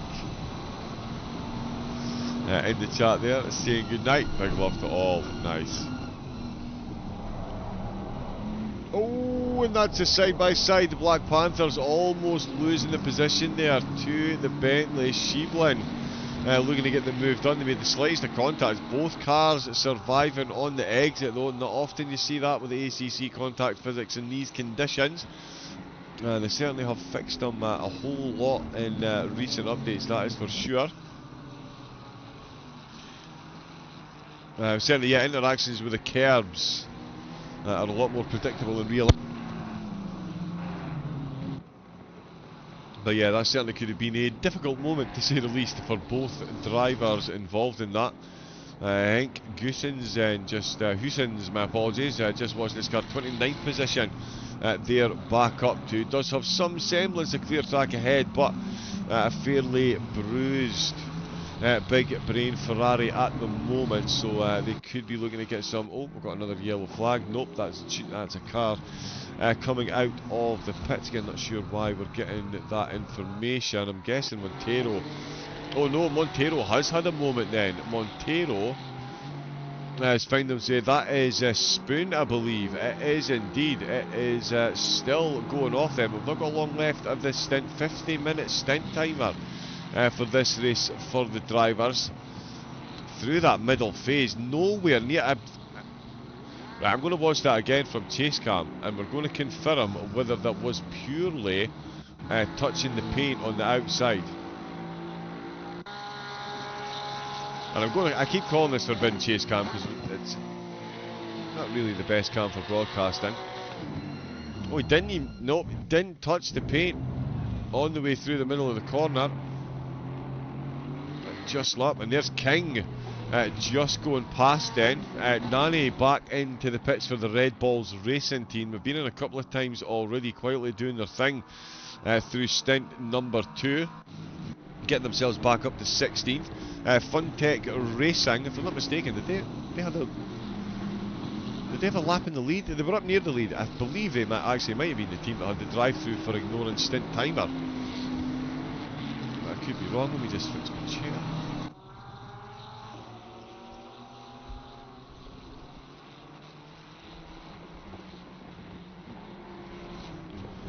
Well, that's certainly done that. There we go. Yeah, Myron within half a second as well of Marco Rossi, so a battle brewing there. We'll see what happens with the top two as far as the stint. 4 minutes left to go by my rough calculations. They'll have had to come in obviously just before 50 minutes. Very quick turnarounds in the pits as well. So yeah, potentially 19 minutes, 5 hours 19 minutes left will be what they'll be looking at for their final stint. We can jump on board. I keep forgetting, is it Alt D? Yes it is. Yeah, so there we go. Little insider info for anyone. If you're in an endurance team and you watch the race, jump into helmet cam and push Alt D and you can change the race logic timer. And we can see he's been out on track for 45 minutes 47 seconds and counting, and he's got 4 minutes and 10 seconds left of his stint, so he's going to finish this lap and still have time to do at least another one potentially. So another couple of laps to try and increase that gap, which he's done so far in the past couple of laps. That's 5. Yeah, another second and a half back in Zach Dahl's favour, as we see King, Pierce, Murasaka down in 7th and with a 15-second penalty as well. It's not been a great stint for them at all.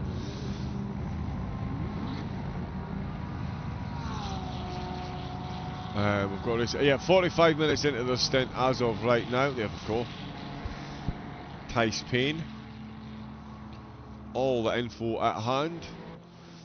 Yeah, Brogan, yeah, it was actually, again, it was Simon Baggas that taught me that one. It is, yeah, handy.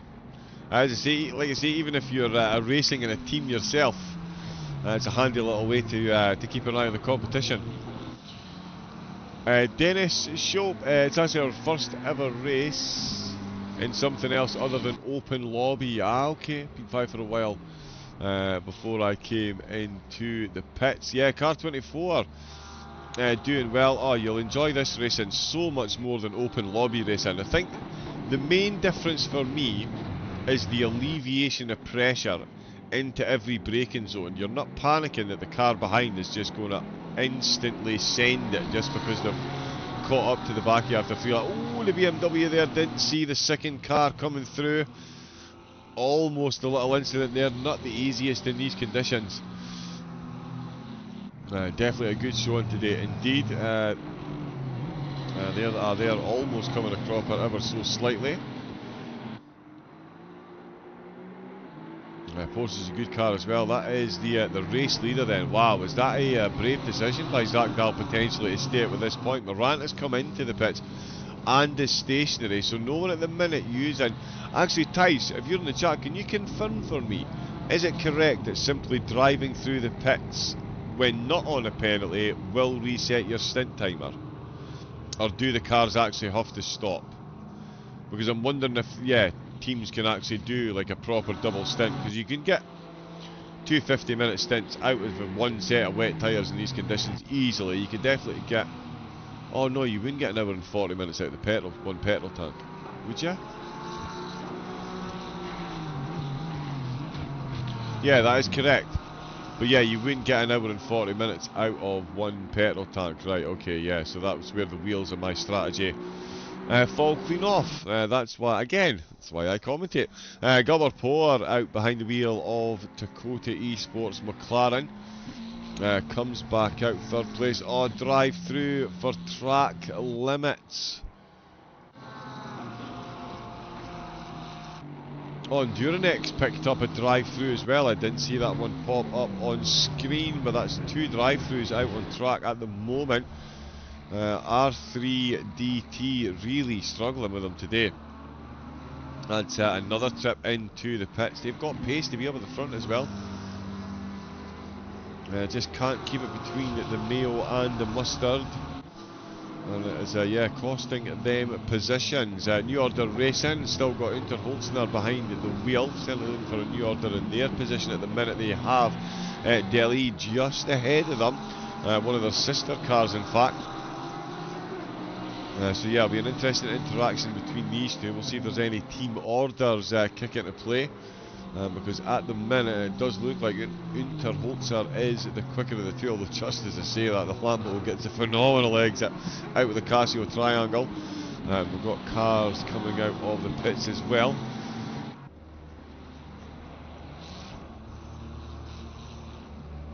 Thanks man, it's a blast. If you go through the pit lane, yeah. It's crazy how much you gain just by not making mistakes, collect the pit. Indeed. It's one of the things that I did mention, and I'm going to keep mentioning for the next 5 hours of racing. Yeah, spend as little time in the pits as possible, and amazing things will happen by the end of the race for you. It's pretty much guaranteed. I did see. Now, was it Yilal? No, it was. My apologies to the team. It was some of the Samantha Tan team that were racing at the time with. But they were basically 3 seconds quicker in the pits, every pit stop, than anyone else, for whatever reason. And yeah, if you do that over a 12-hour race with a 60-minute stint timer or 65-minute stint timer, that's effectively 30 seconds you've gained on the entire field. And yeah, 30 seconds in motor racing is double the gap between the top two at the minute. Let's see if it's still at 17 seconds. That's incredible. 5 seconds. Oh, the penalty. Keep up, Mr. Commentator. Dakota Esports, of course, serving that 5-second penalty, but that is translated to ever so slightly more than that at the moment, it's safe to say. Let's just see if that holds through when they get through the next time in Delta. I don't think it is 17 seconds. I think it might be about 12, potentially. 9.5.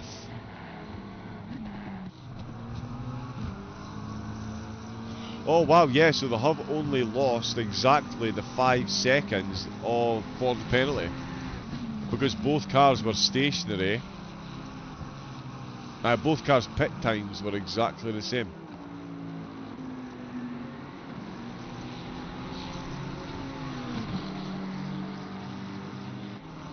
So that means that Zagdal absolutely hit the nail on the head with his stop, because poor stop would have started when he was already stationary for that 5 seconds.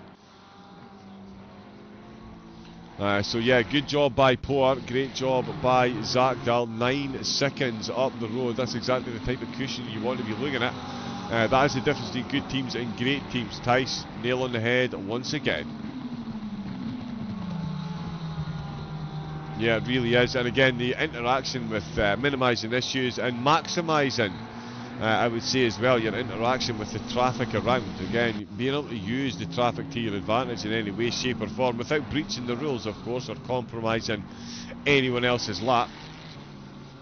Yeah, it can certainly work well. As we saw, the big brain car moved safely in front of the car that were blue flagging. That instantly cut off any attempt that the chasing car had to get any kind of slipstream. That would be massive amounts of that available with the amount of water that is flying through the air off the back of the cars. The weather radar, we can see it is still very, very, very grey overhead, which we can't quite see from that camera because of the wind light. There we go. So very grey. You can see those very thick clouds, looking a bit thinner over by the Ferris wheel. Twice I've forgotten that today. But the weather radar is showing thicker clouds. We've been threatened heavier rainfall for quite some time now. It's not quite hit. It's surely going to be any time soon. Or has the weatherman led us down the garden path? There's a drive-through for 18th place. That's Maximilian Verl, the New Order Racing Porsche. Multiple trips into the pit so far for penalties, and that is another one. The New Order cars not having the best outings at the minute, but as a team still fully in it. Yeah, anything that's happened to them, it could easily happen to any other car right through the field. Still got 5 hours and 14 minutes to traverse The 3.5, 4 miles that is Suzuka. Xander Jacobs looking to make it up to 12th position with Surin ahead of him. The two Ferraris battling is Rossi. No, sorry, Rossi is yet there, just coming around the corner. That is one of the new order BMWs, just being blue flagged while these two battle onwards. Zakdal coming across the line, got a bit of a gap, 11 seconds, the gap up by 2 seconds since coming out of the pits. So certainly working in their favour there. Sergei Surin coming under pressure, the QRT car looking for a move up the inside of turn number 1, too far, but Surin's made a mistake there. Surin's gone slightly too defensive, run themselves out wide, and that is Xander Jacobs making a very nice overtake there. Kept it calm, kept it clean, kept it on the inside line, and that's up to 12th position for the QRT Esports car. More overtaking action taking place down in 19th position. The new order car, Maximilian Everall, just served a drive-through penalty just out of the pits, and it is Endurance Racing debutants, HRT Racing, with Elias Garlovsky behind the wheel. If I do get anybody's name pronunciations incorrect, please feel free to throw an enunciation in the chat. Always more than happy to be corrected and get people's names correct. But it's Garlovsky at the moment. Everall with Tanner Rio, in fact, in the Porsche there, we can see. So it's 5, there's 4 Porsches actually, 17th through 20th. Schultz up in the top 10. Oh, that's all kinds of action. It's going to be 3 wide with Porsches on the last corner. And in fact, yeah, Tanner Rio there is going to make up the position as Everall backs right out of that one there on the way into the corner. I know we're going to get caught short by the replay, but I'm a glutton for punishment, so we're going to try and watch it. There is nothing like this. We've got 3 track cuts. Ooh. Yeah, not so great. There's been a few of them going around though. There's been quite a few of them going around. Oh wow, on the exit to Spoon there, that was almost on. We've got a live yellow flag for Gardlovsky as well. So we do have an incident taking place on track at the moment as we watch this one, and I don't even think we've this here. Look how dry that track looks on the entrance to 130R. That is spectacular. And yeah, I was right enough, we didn't get to see that there. Gardlovsky is down another position. Tanner Rio is definitely through and up into 18th place. Let's get a bit closer to the action. Easy for me to say. Everall comes into the pits. So there we go. It's Carlos Popo who's come out to take the wheel for the Barbie Racing Endurance Team's Ferrari. They're back out in 8th position. Alex Zakdal still looking very comfortable up at the front. It was a good first stint from second stint. Is going in his favour as well. Coming straight out of the pits and increasing the gap once again. Found more than 2 seconds on Thomas Morant at the start of the previous stint. Gabber certainly getting the same result as well. Just out the pits, the gap increased now to 3 seconds. Zakdal is on fire. When you've got a driver in this mood, in this mode, it's no surprise whatsoever he's pulling a double stint. Clearly feeling unbelievably comfy in the car at the moment, and is enjoying his time out there. Does have a fair gaggle of cars just ahead on the radar, so we'll see how quickly he can make his way through there. We'll try and catch up with some of them as well. A couple of the cars having some slight lag issues. Just a quick pointer as well. There is still present, unfortunately, an audio glitch within ECC at certain points in time. The sound will, there is what can only be described as a loud shotgun type bang. That's how it's been described by most people that have heard it, and the in-game audio will go quiet for a moment. and then come back. So please, if you are wearing headphones, try not to have the volume too loud, because when I say this, the noise that appears is loud, I do mean it is very loud. And apologies for any language I may use if it does happen. Like I say, it's loud, it's sudden, and it can definitely catch you out. So if you are using earphones or any of your headphones or anything like that, please, or if you've got your surround sound blasting in the garden while you're listening to the jacuzzi, just make sure you don't have the bass or anything turned up too high, just in case you do get any damage to the speakers, because again, it is loud, it is sudden. Hopefully we don't get it today, but it does like to rear its head when you're in endurance races and you get a couple of hours in, and we're fast approaching that mark. A mark which sees FRL still comfortably leading the way, and Zagdal finding time sector on sector. At the moment, the Ferrari really getting it done. There's a drive-through for track limits. Sergei Surin, the LRGT3 team, finding themselves wayward. We've seen them with a couple of issues a few laps ago, and that's compounded with that penalty now being added. Yeah, this race really could be decided by penalties. That is how it's going at the moment. Restart. Oh yeah, there was 7 hours left when we restarted. Sorry, 5 hours left to go. We are running slightly behind, just in case anyone is checking their clock. We did have a server restart. There was an issue with the server, a lag spike, a red flag.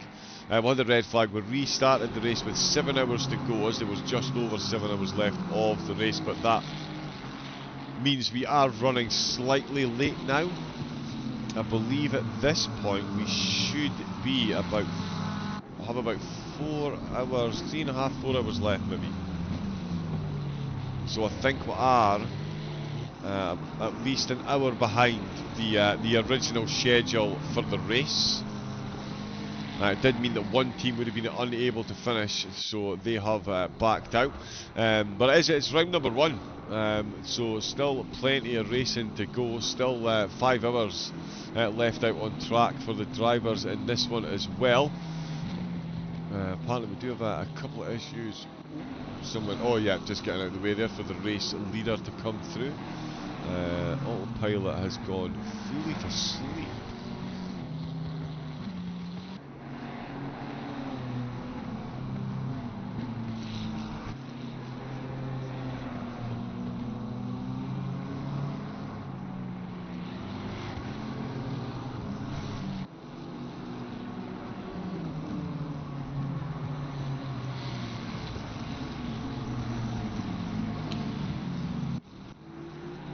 Really isn't working.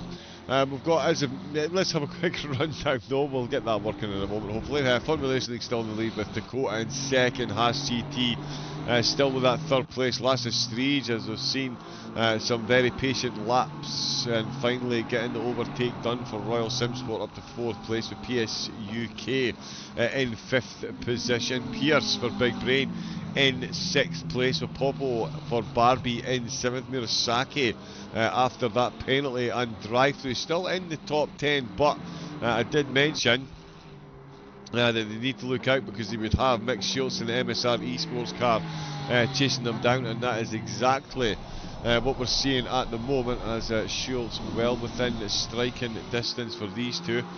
It's Cuse behind the wheel for Funtech Sim Racing, rounding out the top 10 at the moment. Just outside the top 10 it is Just Hope Racing. They are in the Bentley, so they've got more than just a bit of hope to get them to the end, but they do have Sander Jacobs for QRT Esport. I want to tell you, they've made their life difficult on the way out the Casio Triangle. Jacobs is going to sail this one right up the inside. He's on the wetter part of the track, but it will not slow his momentum, and that is up to 11th position then. So Vonder having a wander down the order, and he is in 12th place then for Just Hope. We've got Rossi in 13th position for AF Course, with Sergei Surin for LRGT3 14th place. Daniel Lund got Royal Sim Sports other car, second car, in 15th position, with Minmax in the Porsche. They've got 16th place. Matt Jordan for Red Balls in 17th, with Intercontinental Racing in 18th place. HRC inside the top 20 still, 19th position, and Brooks F1 in 20th place. A couple of other cars. We've got Kimirai for Haas T2.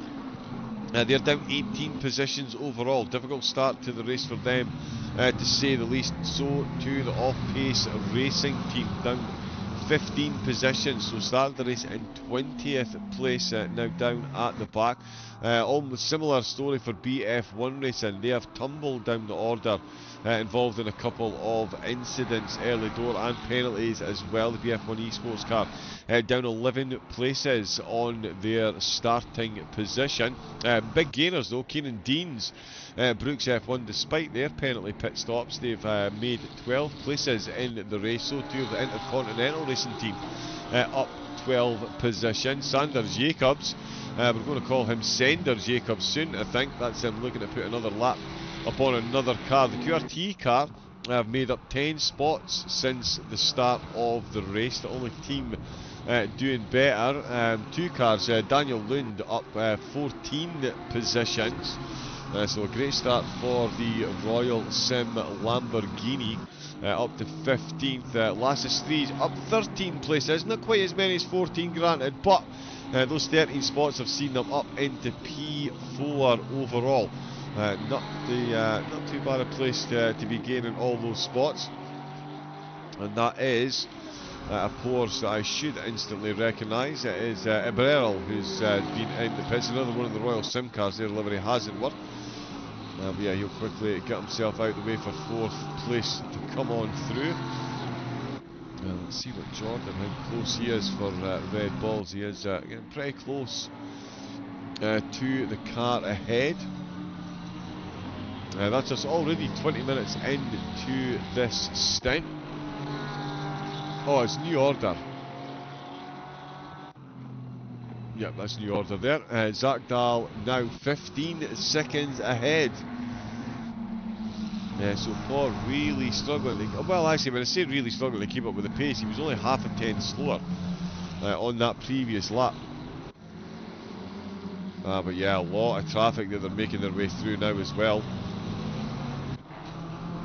Yeah, Zach Dahl's still got quite a few cars ahead of him on track, so too does Paul. So the traffic and the penalties playing a massive part, and of course the traffic increasing because there's been so many penalties and cars effectively constantly coming out of the pits. The pit lane is quieter at the moment. We'll see if that picks up again any time soon. Barbie Racing's McLaren all over the back of Anderson, looking to take 25th place. Bit of a glitch there. Not sure why that's running so slowly. Hopefully that's keeping up on stream. There's Delhi coming in. Just as I say, the pits are nice and quiet at the moment. We do have another car coming in. New Order's Lamborghini. So that's them into the pits. We'll keep an eye on Bianchi. Trying to get past Anderson. This is to get up to 24th now. Then Medeli coming into the pits. Houston's will catch up there as well and go past that big brain car. Of course, down in 28th position. Back up 3 places, but certainly a difficult start for them. In fact, have they been disconnected from the server and reconnected?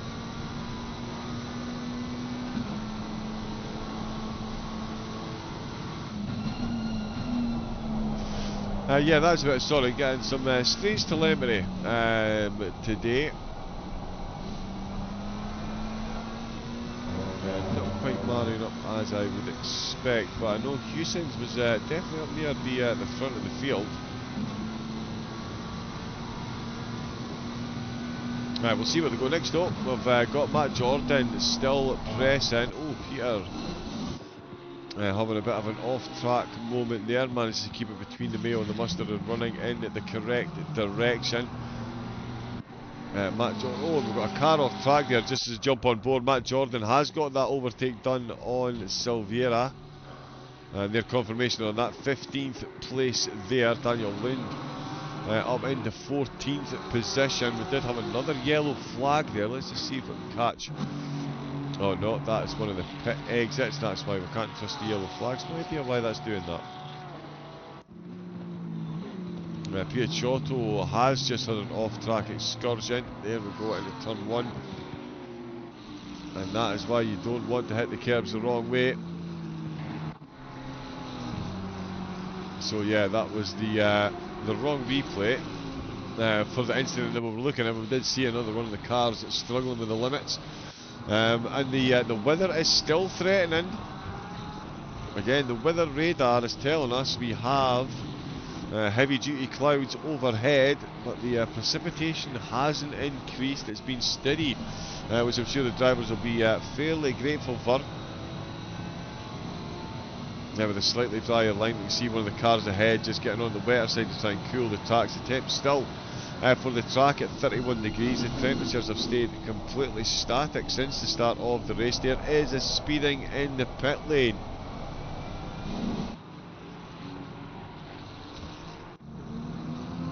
Now who's that? Oh, it's Shale Sullivan for Big Brain.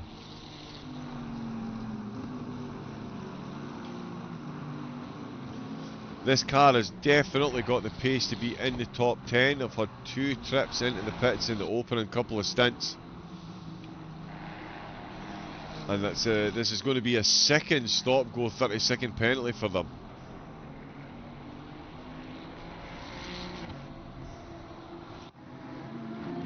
That is really difficult. Yeah, difficult race for the Big Brain team.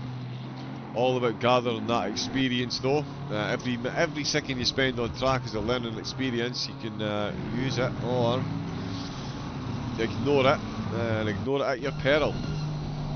So yeah, they'll certainly put in the date on this one. They'll gather themselves up a quick team. I mean, yeah, I still expect them to finish inside the top 20 potentially, given the way we've seen the penalties spread through the field as well. There's going to be teams that fall foul. In fact, we've got Car 24 in chat letting us know they've got 3 penalties hanging over their head. They've got 4 hours and 50 minutes still to avoid breaching the track limits.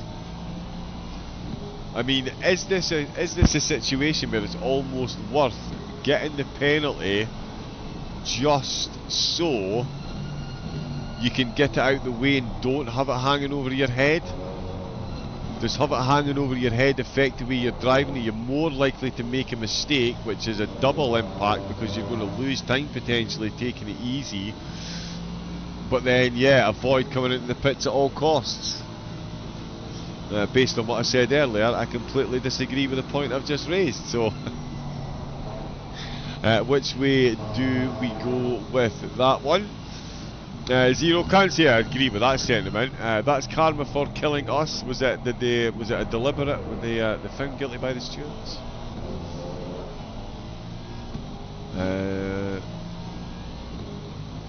Showing as being 50 plus laps down. Oh, okay, one of the cars having a connection issue.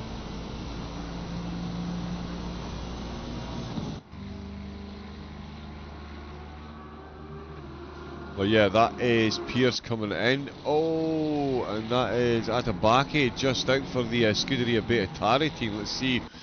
Through the anti-bank curves, no part of the track is being left out here, for instance. And actually, on the exit from the Casio Triangle at the start-finish straight, the McLaren certainly not looking the most convincing across the start-finish line. Now that is brave on the white lines. Let's see if it was bravery on the white lines that caused the issues. Again, I think we're about to be sold short. Oh, really just lost all the pace there. Took a bump from the BMW. I think they were trying to let them past at this point. End up with an inadvertent bump draft. Oh, and yeah, just lost the back of the car. And I've just lost the back of the car there again, unfortunately. Really struggling in these conditions. Oh, the top of the hill, the killer hill, that's why I called it that, down towards the Degnas again. And the back of the car just stepping up. And that's Lasse Striege. That's Lasse Striege that's been caught up in that incident. The Royal Sim car being caught up in that one as well. Let's have a look at this. We're going to go into forbidden chase cam, so yeah, the conditions really catching the cars out right through the field. And yeah, the Aston Martin, after making up 13 positions, that is more than unfortunate. Planted and facing the wrong way in the middle of the Degnas.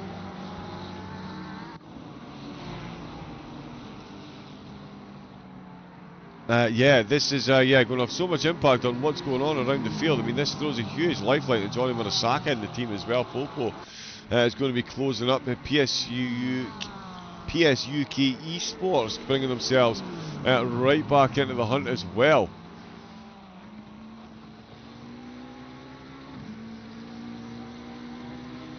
Wish there was a server command. Oh, to instantly turn it to dry. I mean, yeah, the threat of the heavier rain has been again hanging overhead. Fernandez, actually, I was talking about the fact that Por was losing a lot of time to Zagdal, losing even more time to Fernandez. The Haas GT Racing team, the pro car, they find themselves moving very, very, very quickly at the minute. Over the Killer Hill, they're going down towards the Degnas with only 0.7 of a second separating them from first stint race leaders, Dakota Motorsport. More yellow flags down the field. Matt Jordan for Red Balls Racing making an overtake there for 15th position. Silveira has suddenly dropped off the timing tower, because it was a pit exit and a driver swap. So that's what the yellow flag was for. Popo and Schultz as well. Popo on Murasaki actually. So Murasaki may be thrown a bit of a lifeline by the Striege getting caught up in that incident, but it's Popo that's looking to make the most of it with only 0.4 of a gap between those two. Fernandez for the Haas Pro team. You can see the conditions still not favourable. Certainly as far as the view goes, it definitely looks pretty on screen for us, but it's the drivers and again the entrance there, because of the camber of the track, almost dry on the way into 130R. It does make it an interesting proposition.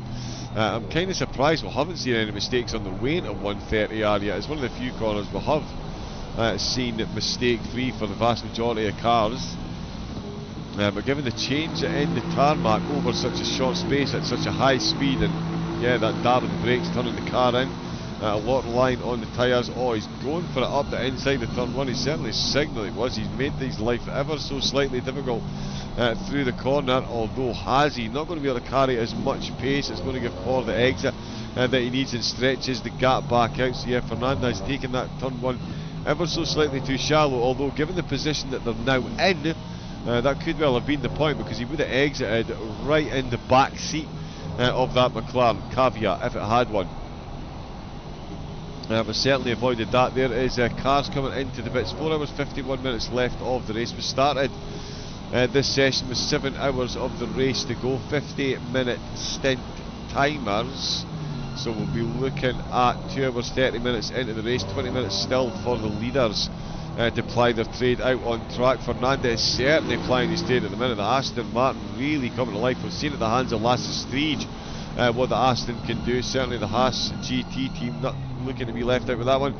And that, yeah, I think we all saw that contact coming there. He's faced the wrong way and he is not gained from the position, so any penalty will be lessened slightly. But that does therefore, I feel, answer the question as to why he didn't.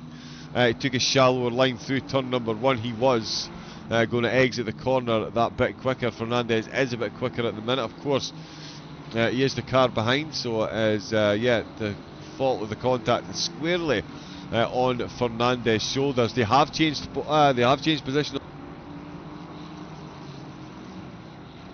While we're watching this replay, Fernandez has got past Por, and I think this replay isn't even going to show us again. It's going to just get to the hairpin and cut out. I don't know why the replays are doing this to me today.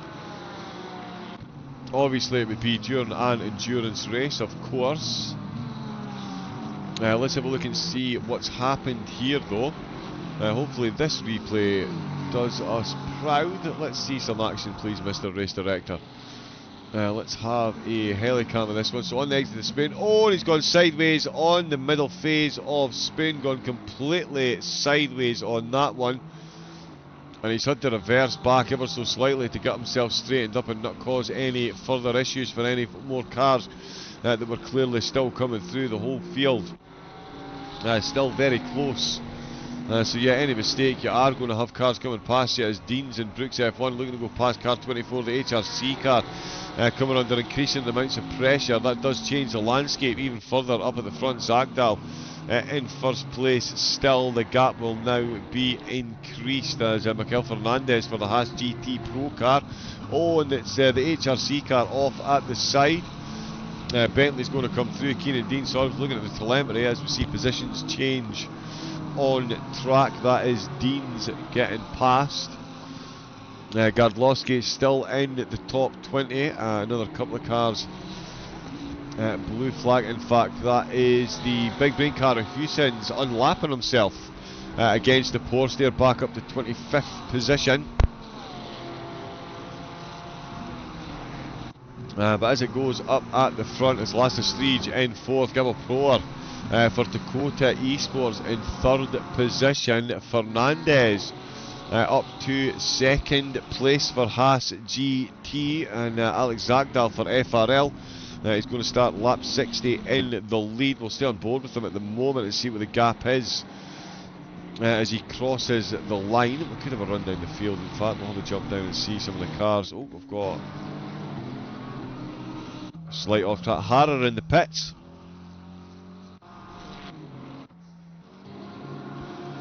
So Raccoon Racing find their way back into the pits. Vonda leading the way in the silvers at the moment for Just Hope, with Rossi not too far down the road, so too Assurance. So the battle for the lead in the silvers, just as close as it is in the overall race. Gabor Poor being caught by, I do recognise that Porsche. They are a bit down the field. It's Montero, min-max.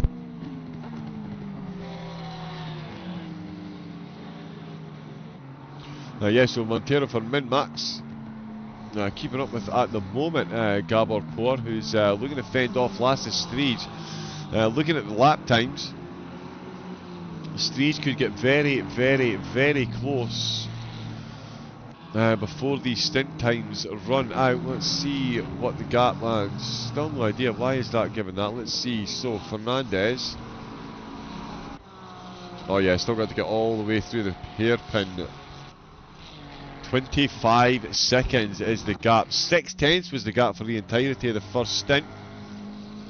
We're now seeing it up at 25 seconds. Things really fall in the way of FRL and their drivers at the moment.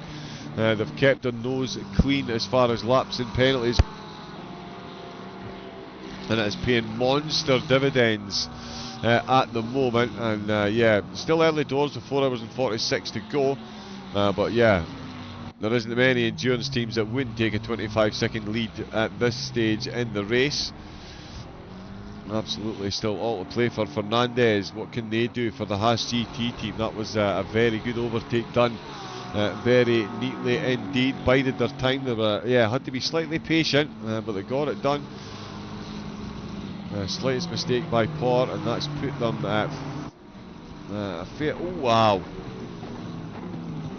Oh, drive through for track limits. Another one has come in. I wonder actually, Tice, if you are listening, I wonder if we can get a count of the track limits violations, just to see. For some reason my incident log is not, it's just completely blank, and my autopilot isn't working either, so I'm not sure if it is an issue with the ACC TV update.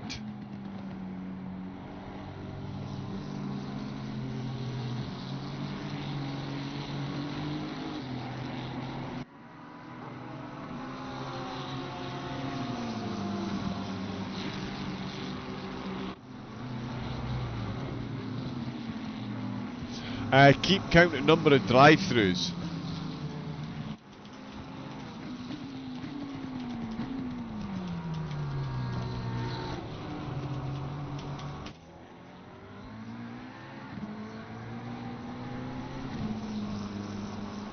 I'm sure you'll be able to separate that out in your incident sheet. Oh, Van der Esch. Oh.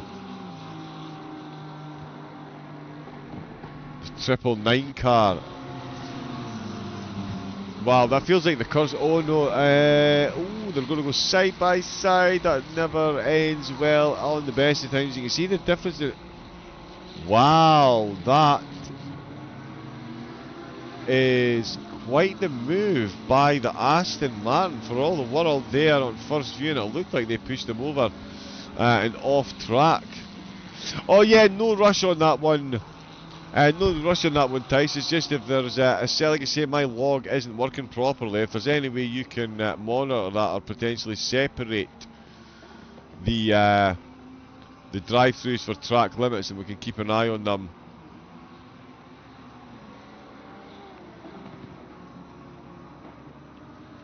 As we go through, but that was yeah, that was certainly an interesting incident between those two cars there. I'm sure that one will get looked at by the stewards. It was the Aston Martin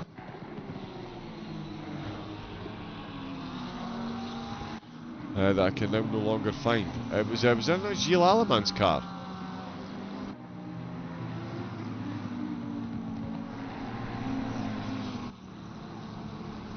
Which is no longer in the race.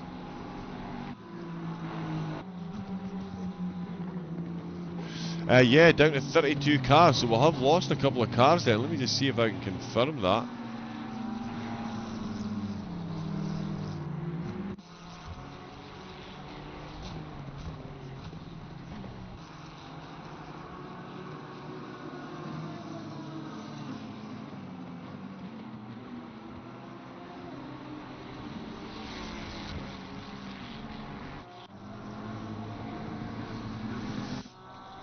See if we can balance out some of the screen time for some of the cars. But yeah, it looks like Gilles Allemann's Aston Martin is out with the race as Marco Rossi comes in to the pits. Matt Jordan will make up another position, moving ever closer to the top 10 once again. Zagdal moving ever closer as well. Time for the next stint, Dennis. Absolutely best of luck. Oh, now we did see someone with hashtag backmarker on the back of their Porsche. We'll maybe do a bit of free cam. Correct, setting up with her in ACC. It can be an interesting task to say the least. Van der Esch coming in to the pits as well. Keenan Deans is off track. And again, on the way into 130R. So yeah, 130R creeping its way up the tower for the wrong reason as well. Most incidents recorded so far. Certainly, again, you can see just how dry the tarmac. Oh no, he's got his back right wheel on the grass as he turned in. That's never going to do. Does manage to do a complete pirouette and end up facing the correct way. Bides his time ever so slightly before rejoining the track to let the next car through. But that is another car full rotation on the exit to 130R, and Nicholas Leon Way for Strato. We've seen them in the pits. Couple of incidents. They've just had an incident as well, but they have managed to get past the Bianchi to make a position back in the right direction. Van der Eek still stationary in the pits as Zagdal still flies up at the front. Another 3/10s quicker than Fernandez on the last lap. So certainly they're getting the job done as far as they're concerned. Fernandez, 26 seconds now is the gap that he's got. So that is, yeah, definitely increasing massively in the favour of Zagdal at the minute. 2 minute 10.040 Fernandez, 2 minute 10.312.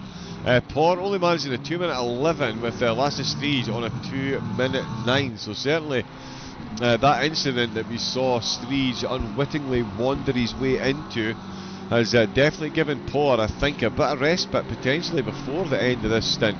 With the laps that Striege is putting in, I would not have been surprised to see them knocking on the rear spoiler of Por before the end of the stint, but that could potentially change as I have a quick look and see.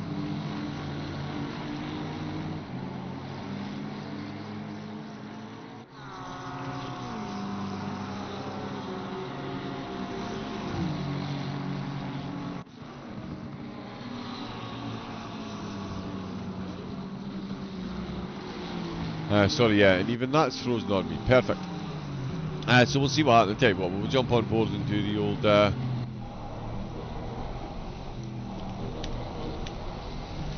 there we go. 8 minutes left. So 8 minutes left for Striege. The gap now down to 3.6 seconds though, so yeah, arguably in the hunt for this one. He has got Houston's ahead of him. Houston's has definitely got top 10 pace as well. But gets himself, and yeah, that is the issue. It's really hard to go offline on this track in these conditions. It's hard to go offline at any track at the best of times, but in these conditions again, you're going to really struggle. As Gardlowski comes in, we've got Dennis Schopp behind, about to take the wheel there. Piachota gets behind the wheel, brings a car into the pits for the R3DT Endurance Team Ferrari. Stratos was saw into the pits already. Dean's looking to make an overtake it back past Giorgio Arnaud over the AF course car. They've just come out of the pits themselves. Another Ferrari on Ferrari battle. It's definitely been a popular car in the race, to say the least. It was yeah, getting the job done in qualifying.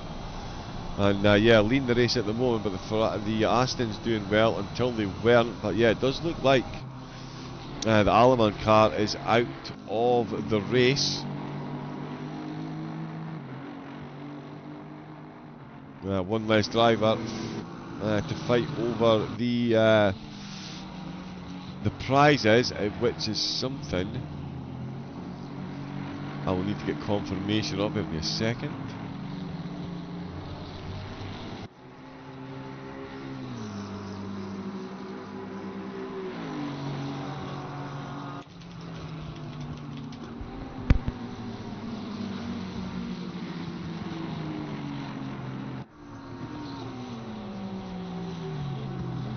It's round one, of course, as you can see on the screen. It's QRT Endurance Championship 2024. This is round number one at Suzuka.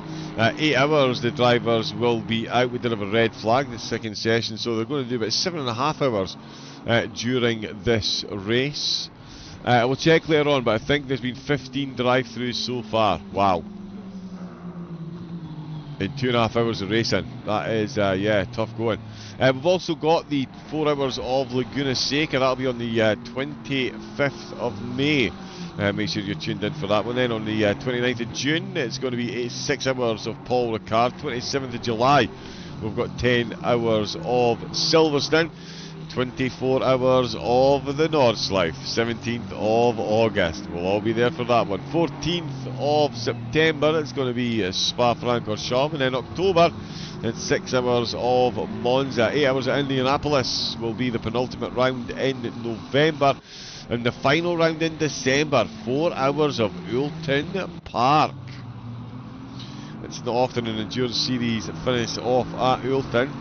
And yeah, given the way this race is going, and I think the series is going to go, the final champions are going to be decided right down at the final checkered flag at the final race. There is a drive-through for track limits. In fact, 2 drive-throughs have managed to sneak in there. Tenerio picking up a drive-through for Intercontinental in the top 15, and we've also got Steiner for Strato picking up another penalty. That really has been a tough race for them so far. Jordan comes into the pits. For Red Balls Racing, that will be their mandated stop. The stint timers will be rapidly running down. Certainly a new element, having a 50-minute stint timer, definitely shorter than the drivers will be accustomed to. That's both drive-throughs cleared as Zagdal clears another lap. Fernandez now 27 seconds down the road. And yeah, Zagdal, he's still got Rafa Campos to come behind the wheel as well. It's going to be an incredible race up at the top end. We've got Hussins back up to 19th, a couple of trips into the pits for the Big Brain team, but certainly making progress. They're going to lose a couple of positions when they come into the pits, but the overall gains will certainly be visible back into the top 20. So a solid stint there. Pochupian coming in from 5th place for PS UK. I think that'll let Popo catch up. Yeah, it will. Barbie Racing will catch up. They might come into the pits as well, actually. Maybe we'll see. Lasse Striege has stayed out, so too Poor, obviously, and Fernandez as well. There is Fernandez there. Zagdal will be in on this lap, though, I think. Well, actually, yeah.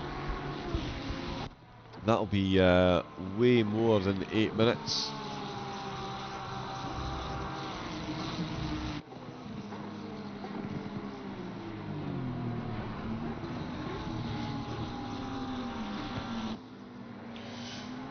Yeah, Popo and Shields coming in. King comes in from 5th place. And Zagdal has stayed out.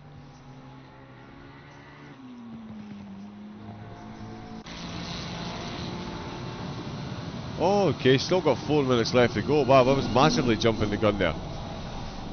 Massively jumping the gun. Still got 4 minutes left to go. Schultz into the pits. Lasse Striege caught right up. Wow. So yeah, it just goes to show you the pace that Striege has got. If it wasn't for getting caught up in that incident, this would have been a battle much earlier, and they've got a back marker ahead of them as well. Striege looking to do what we... Oh, and there's a stop-go. Popo from inside the top 10. Stop-go 32nd for speeding in the pit lane. This puts Lasse Striege up to 3rd place as Fernandez comes into the pits. Poor into the pits as well, sorry. Was distracted there slightly by Popo. Zompel coming out for MSR Esports.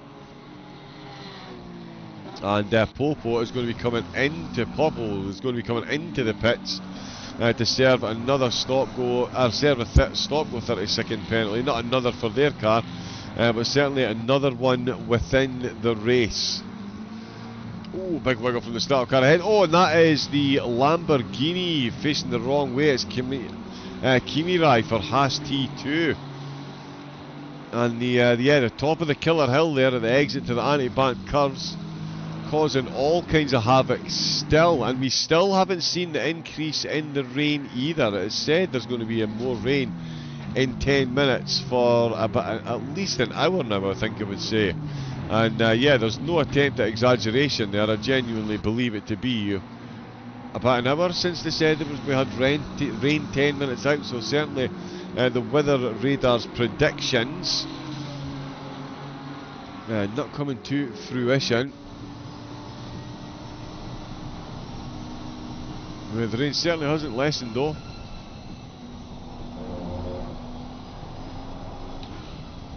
Ah, that is an excellent spot.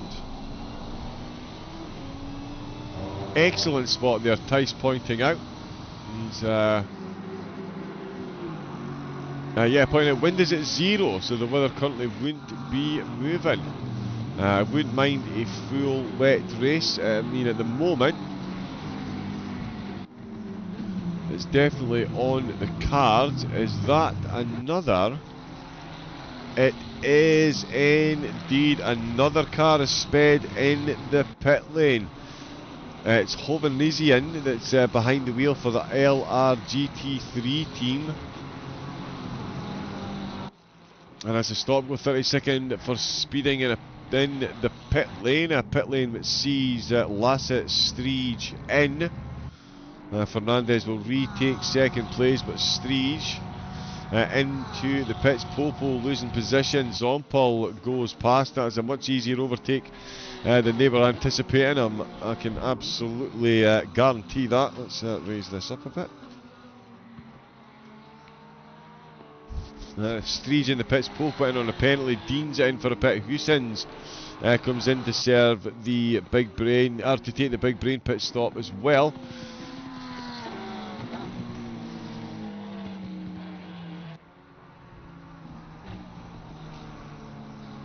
All drivers were briefed that auto pit limiter was off. Okay. That's right, so they are all fully in charge of the pit stops. There is a drive through for Andre Haler for the New Order Racing team. That one for track limits.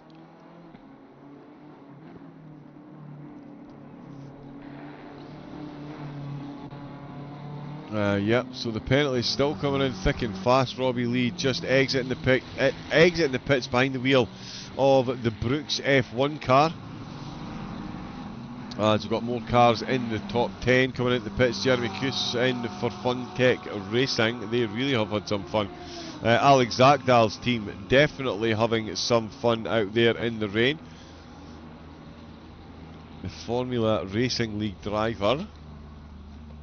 Into the pits from the lead. It's Sean Tempest who's back behind the wheel of the car for Dakota Motorsports. So it looks like they're going on straight rotation for the drivers. You've got Fernandez to catch up to, who's not too far ahead at the moment. 4.8 seconds is the gap there. Zach Dahl you would expect to come back out in first position, or certainly the FRL car. I'm not sure if it'll be Alec himself. Could well be Rafa Campos. Ooh. It is indeed Rafa Campos going to take the wheel. That is their car moving, and Fernandez, yeah, only just on his way in to spoon with Tempest. Just on the way in as well. Herzig on the way out of the pits, and Rafa Campos does the same.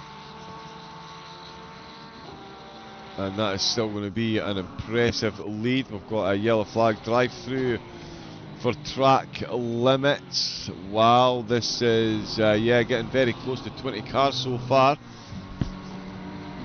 That's Dennis Shoup, who doesn't have a penalty. There is Tobias Fabian, who does New Order Racing their McLaren, picking up a penalty now.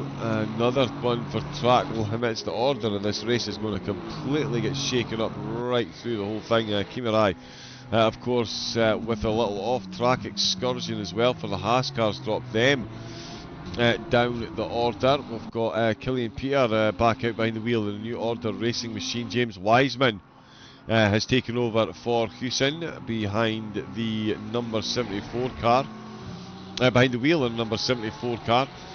So yeah, 5 positions they drop. Fabian coming out of the pits. That's not an actual yellow flag, that's just a pit exit. For some reason we're getting yellow flag notifications when the drivers exit the pits. And that certainly helps with that. Zompel for MSR.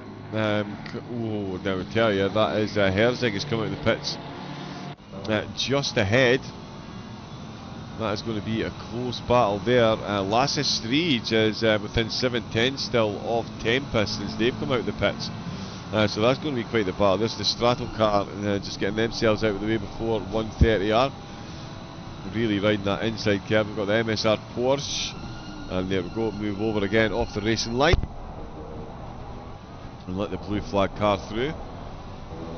Very nicely done by both of them.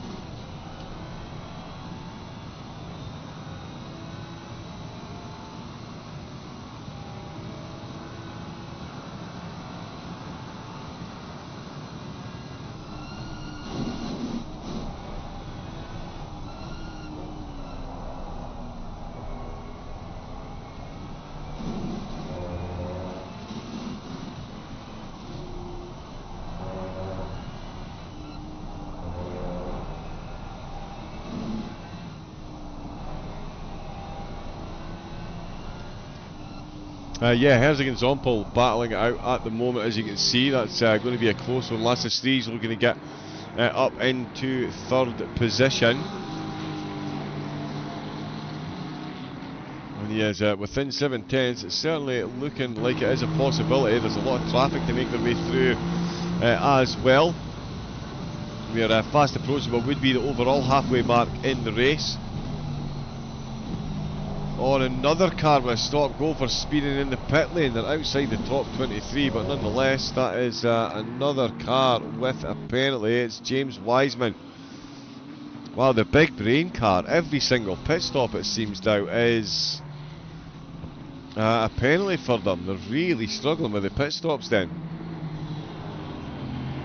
Really struggling with the pit stops. Let's see how Lasse Stries is getting on. They've got a Porsche just ahead of them as Tempest is looking to fend off the advances while getting himself past Koski. Koski making a debut in the race for Intercontinental, and you can see that debut includes a podium battle off the rear spoiler. Yeah, all drivers confirmation, yep, fully responsible for the pit stops here. You can see the flashing lights from the McLaren, trying to get past Koski there, the Intercontinental car. We'll need to pop over to the side.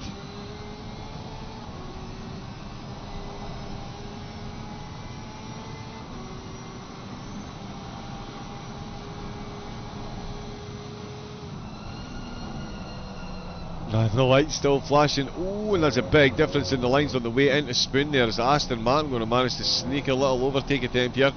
Hayler coming into the pits. Wiseman, he'll be in at the end of this lap to serve that penalty, no doubt. Koski getting the Porsche, getting a good exit there in 16th position, but the drivers behind flashing their lights.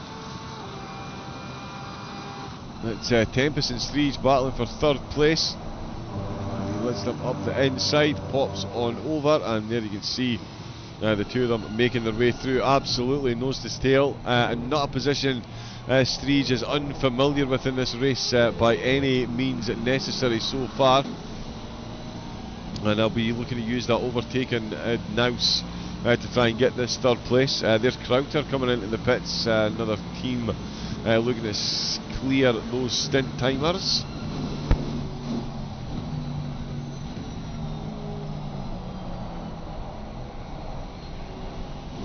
That message not for me. Oh, and that's a big wiggle on the exit there of turn number 1. Tempest really throwing it through turn 1 there. That is not the easiest place, or not the best place to be making mistakes, that's for sure, especially when you've got this Aston that we know is very quick on the corner exits. Breathing down your neck. We've got, oh no, that's Crowther just coming out the pitch. It's not a yellow flag, so we'll leave that alone. Over the top of the crest of the Killer Hill, and I tell you, Lasse Stries absolutely going for it down into the Degnans. It's a bold move. They're both on the wet part of the track, and it now that looked a bit strange there. Was there even contact there? That looked like the back of the car just completely let go on its own. Let's have a look and see. Yeah, there was. There was indeed a bit of contact. Lasse Stries, as we can see, some penalties coming in, so yeah, definitely contact there, and that's put Stries with a lot of cars just behind him as well. That's going to be interesting to see him catch back up. It'll be interesting to see the stewards' take on that one as well. Tempest at the moment, though, can only but concentrate on what is in front of him. That is Fernandez in second place. Rafa Campos hasn't wasted any time in re-establishing the FRL's dominance up at the front of the field. A more than respectable outlap sees that gap still sitting over the 25-second mark. And like absolute clockwork, their last pit stop exactly the same time as the previous one. So some teams not getting to grips with the pit procedures. FRL most definitely are. The gap there we can see 27 seconds at the moment, and certainly nothing to suggest that that's going to decrease any time soon, despite Mikel Fernandez's best efforts. And Fernandez no slouch either, 2 minute 10.3 Still right in the hunt as far as lap time goes, but Campos more than matching at the minute. I've got Wiseman just having another slight off-track excursion down through the Degners. Lexi Taylor going for the overtake into turn number 1, but outbraking themselves. And unfortunately, doesn't quite make that one stick, but Kravitz is going to need to be on point if they're going to hold on to the car at the moment. Big shout out to Sander Jacobs doing his this solo. How is he going to manage it? Is there not a 5-hour max driver timer?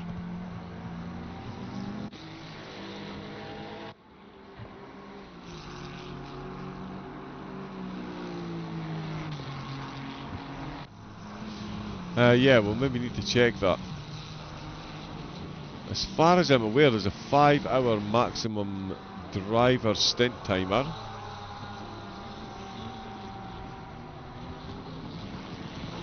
But yeah, big shout out to him anyway. Like you say, he's, as you say, he's made up quite a few positions. 13, in fact, at the moment. So yeah, great race there so far. Lexi Taylor still looking to get this overtake done on Kravitz, so a great little battle brewing there.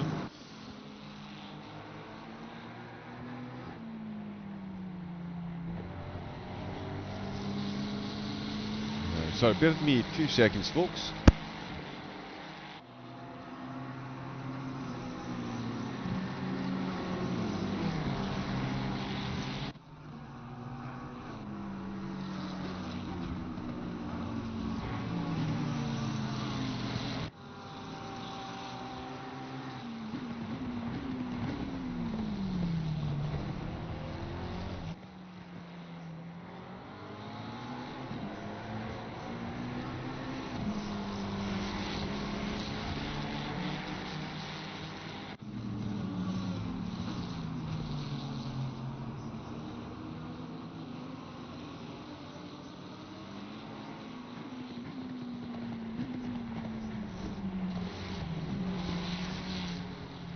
Alexei losing a bit of time to Kravitz then on that lap. Still got a couple of cars behind, carrying a bit of damage at the front of the car as well, so that certainly won't be helping. We've got Sheeblin, sorry, getting the overtake done on Popo then, so since they've come out of the pits. They've managed to find themselves down another spot. Sheeblin in the Boltley back up to 9th position, the silver leader. Doing phenomenally well at the moment.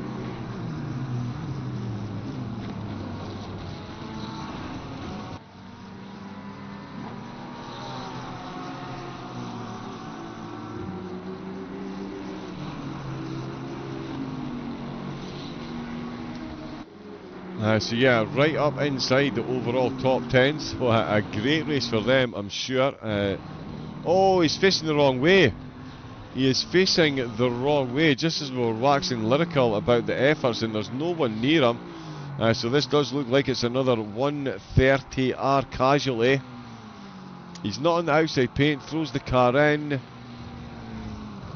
And there you go. And that is literally half a wheel. I think that's what the problem is.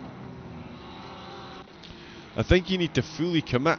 I think you need to either put the whole wheel on there or not touch it in the slightest. Don't quite see it from this angle, but you'll see just part of the wheel goes on as his foot's on the accelerator, and the car just goes round and round. And yeah, beautiful job to reverse back off the track there as well for Sander. Very little consolation to him, I'm absolutely sure, but that is, yeah, a slight mistake. Still running in the top 10 though. So yeah, and don't imagine he'll be too downhearted by that at the minute. We do have Sheeblin making a mistake as well. That's a big incident there for Sheeblin. We're going to get Tice Payne in for a couple of moments, but I'm going to watch this incident into turn number 1 with Sheeblin. The treacherous conditions are oh, and he's miles away from the apex there. Yep. He's gone far too shallow. Oh, and he's collected the Barbie car. He's given them a bit of damage trying to hold his brakes. and then manages to spin it. Wow, that is welcome in, Tice. It's been quite the race so far. Oh, geez, hasn't it just? I mean, I think first and foremost, I just want to thank everybody for their patience today. Yeah, I'm trying to build a bit of a reputation for not having server problems, and what do I get? I get a server problem today. But thank you everybody that stuck with it. You know, it's fantastic to see that the teams, the drivers, the people involved are, you know, they know these things happen, and they're willing to ride it out. Yeah, what a race though, Jesus. It has, it's been fun. Like, yeah, I swear we've been on for 20 hours already, hasn't it? It feels like we've been going for a while. But I'm looking forward to it. I'm really hoping that the weather suddenly decides to do a thing later on, as I'm sure anybody here that has done anything to do with ACC servers knows. Trying to predict what the weather may or may not do from second to second is honestly, like, you know, I'd have better luck guessing the lottery numbers for the next 2 years. So no, I'm hoping that the rain backs off, the wind picks up, and maybe we have the opposite perhaps of the 24 hours of Spa, if you remember the weather for that. And it's basically wet right until the end, and then it goes dry, and we see some people have to make some decisions, because I think that's what the race needs. You know, we need the wind to pick up, we need the rain to die down a little bit, maybe go into some changeable conditions, and let's let some of the driver skill take control here. Yeah, certainly some action throughout the field. Pop up a screen, there he goes. So Tice, you should now be able to see exactly what the viewers can see. I'm going to duck off for a second or two, and Tice is going to lead us through the action. Thank you very much, Tice. Yeah, so here we are, a little over 4 hours to go. Currently on board with the Bentley. I believe this is the leader for the Pro-Am. Yes, it is. Yeah, Treblon. Apologies if I'm butchering that name, but yeah, they're having a cracking race. The only Bentley on the grid, and putting in a very solid account for themselves. I suspect all the extra weight that thing carries probably keeps it nice and stable. As we've now switched to a bright yellow banana Porsche, throwing it into turn one. Yeah, fair enough. Got it. Kept it going. Yes, and the Bond. Yeah, the Bentley does have minus 40 kg attached to it. I think we just saw a McLaren in the background there, perpendicular to the track briefly. Hopefully they'll be getting out the way of the FRL car that's the leader there. That they're trying to make their way through. So hopefully everybody has a little bit of patience and they get through unscathed. Yeah, they look like they're through now, so that's good. Yeah, I mean the splits today are looking pretty good. Couple of outliers, but given the conditions, as we see another drive-through come in, the conditions today not necessarily what some of the drivers were hoping. Suzuka's quite a low grip track anyway, so put some moisture on it, and yeah, that'll separate the men from the boys. What have we got going on here? So the 998 car is boxed for their drive-through. I think we've actually got to about 22 or 23 drive-throughs now, which is pretty substantial for what, about 3 hours into the race. The FRL car just continues to pound laps round. Do you reckon they know it's wet? Do you reckon the 69 car knows it's wet, or that, you know, they've just had rain turned off on their screen and the guy thinks it's dry? Absolutely smashing it out the park. What other battles have we got going on? L. Taylor in the 999 Ferrari, right on the back of the 28 McLaren. Hopefully we can have a look at that as another drive-through comes through for the 972 car. They're not necessarily having the best race. I'm sure I've seen them doing a lot better than they are right now.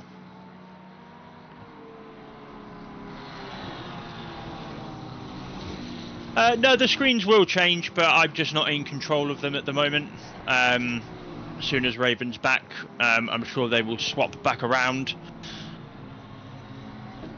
What other battles have we got? Herzig in the 420 Ferrari looks like he's closing in on the 202 car that's currently on our screen. Gap's just under 2 seconds now. Hopefully he can start closing in on them. We've got Tempest in the 137 McLaren trying to make some inroads into the 88 Aston. Gap's under 3 seconds for that now. So that could become interesting later into the event. Looking at the stint timer, they're all there or thereabouts, but there's some little discrepancies going on there that may play out a bit later on for the race, as we have a 50-minute stint timer, 50-minute stint timer. People can take a drive-through. Yeah, if you're in the Ferrari, a couple of other cars perhaps might elect to take a drive-through rather than doing a full pit stop, as we see the 202 car go well off the track and comes back on. Ooh, probably got a bit of wheel damage there. Oh, we're gonna have a bit of bumping and barging here. Is that for position? Oh, this could be carnage. Oh dear. I don't know, if I was the 202 Porsche, I'd probably have backed out of that one, but fair play to both drivers, sorry, they get through there unscathed. And look at what we have here, the wind has picked up. It's not much, but it is now moving. The wind is now moving. We're going to potentially get some weather variation here now as we come into, give or take, the last half of the race. So it's certainly not all over yet. With any degree of luck, the wind will start to really pick up. Anything sort of 4, 5, 6 kilometers an hour will definitely get us some entertaining weather as we move towards the second half of this event. Let's stay with this, because the 420 and the 202 are battling for position. So this could get interesting. The Porsche looks very squirrely at the moment, very squirrely.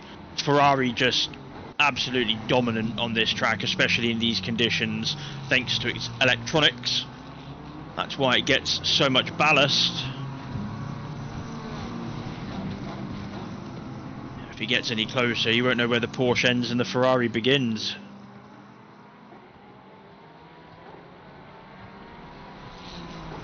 And the FRL car's not completely driven away from them. You know, these two are keeping them honest. Let's see what we're doing for lap times. The 202 last time around, let's see, he did a 2:13.7, whereas Herzig did a 2:12.3 or thereabouts. 5 minutes difference in stint timer.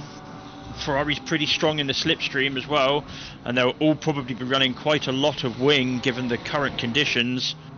Let's see if he can do anything with it. It's a yellow flag there as car 85, I think, gathers it back up on the exit of turn 2.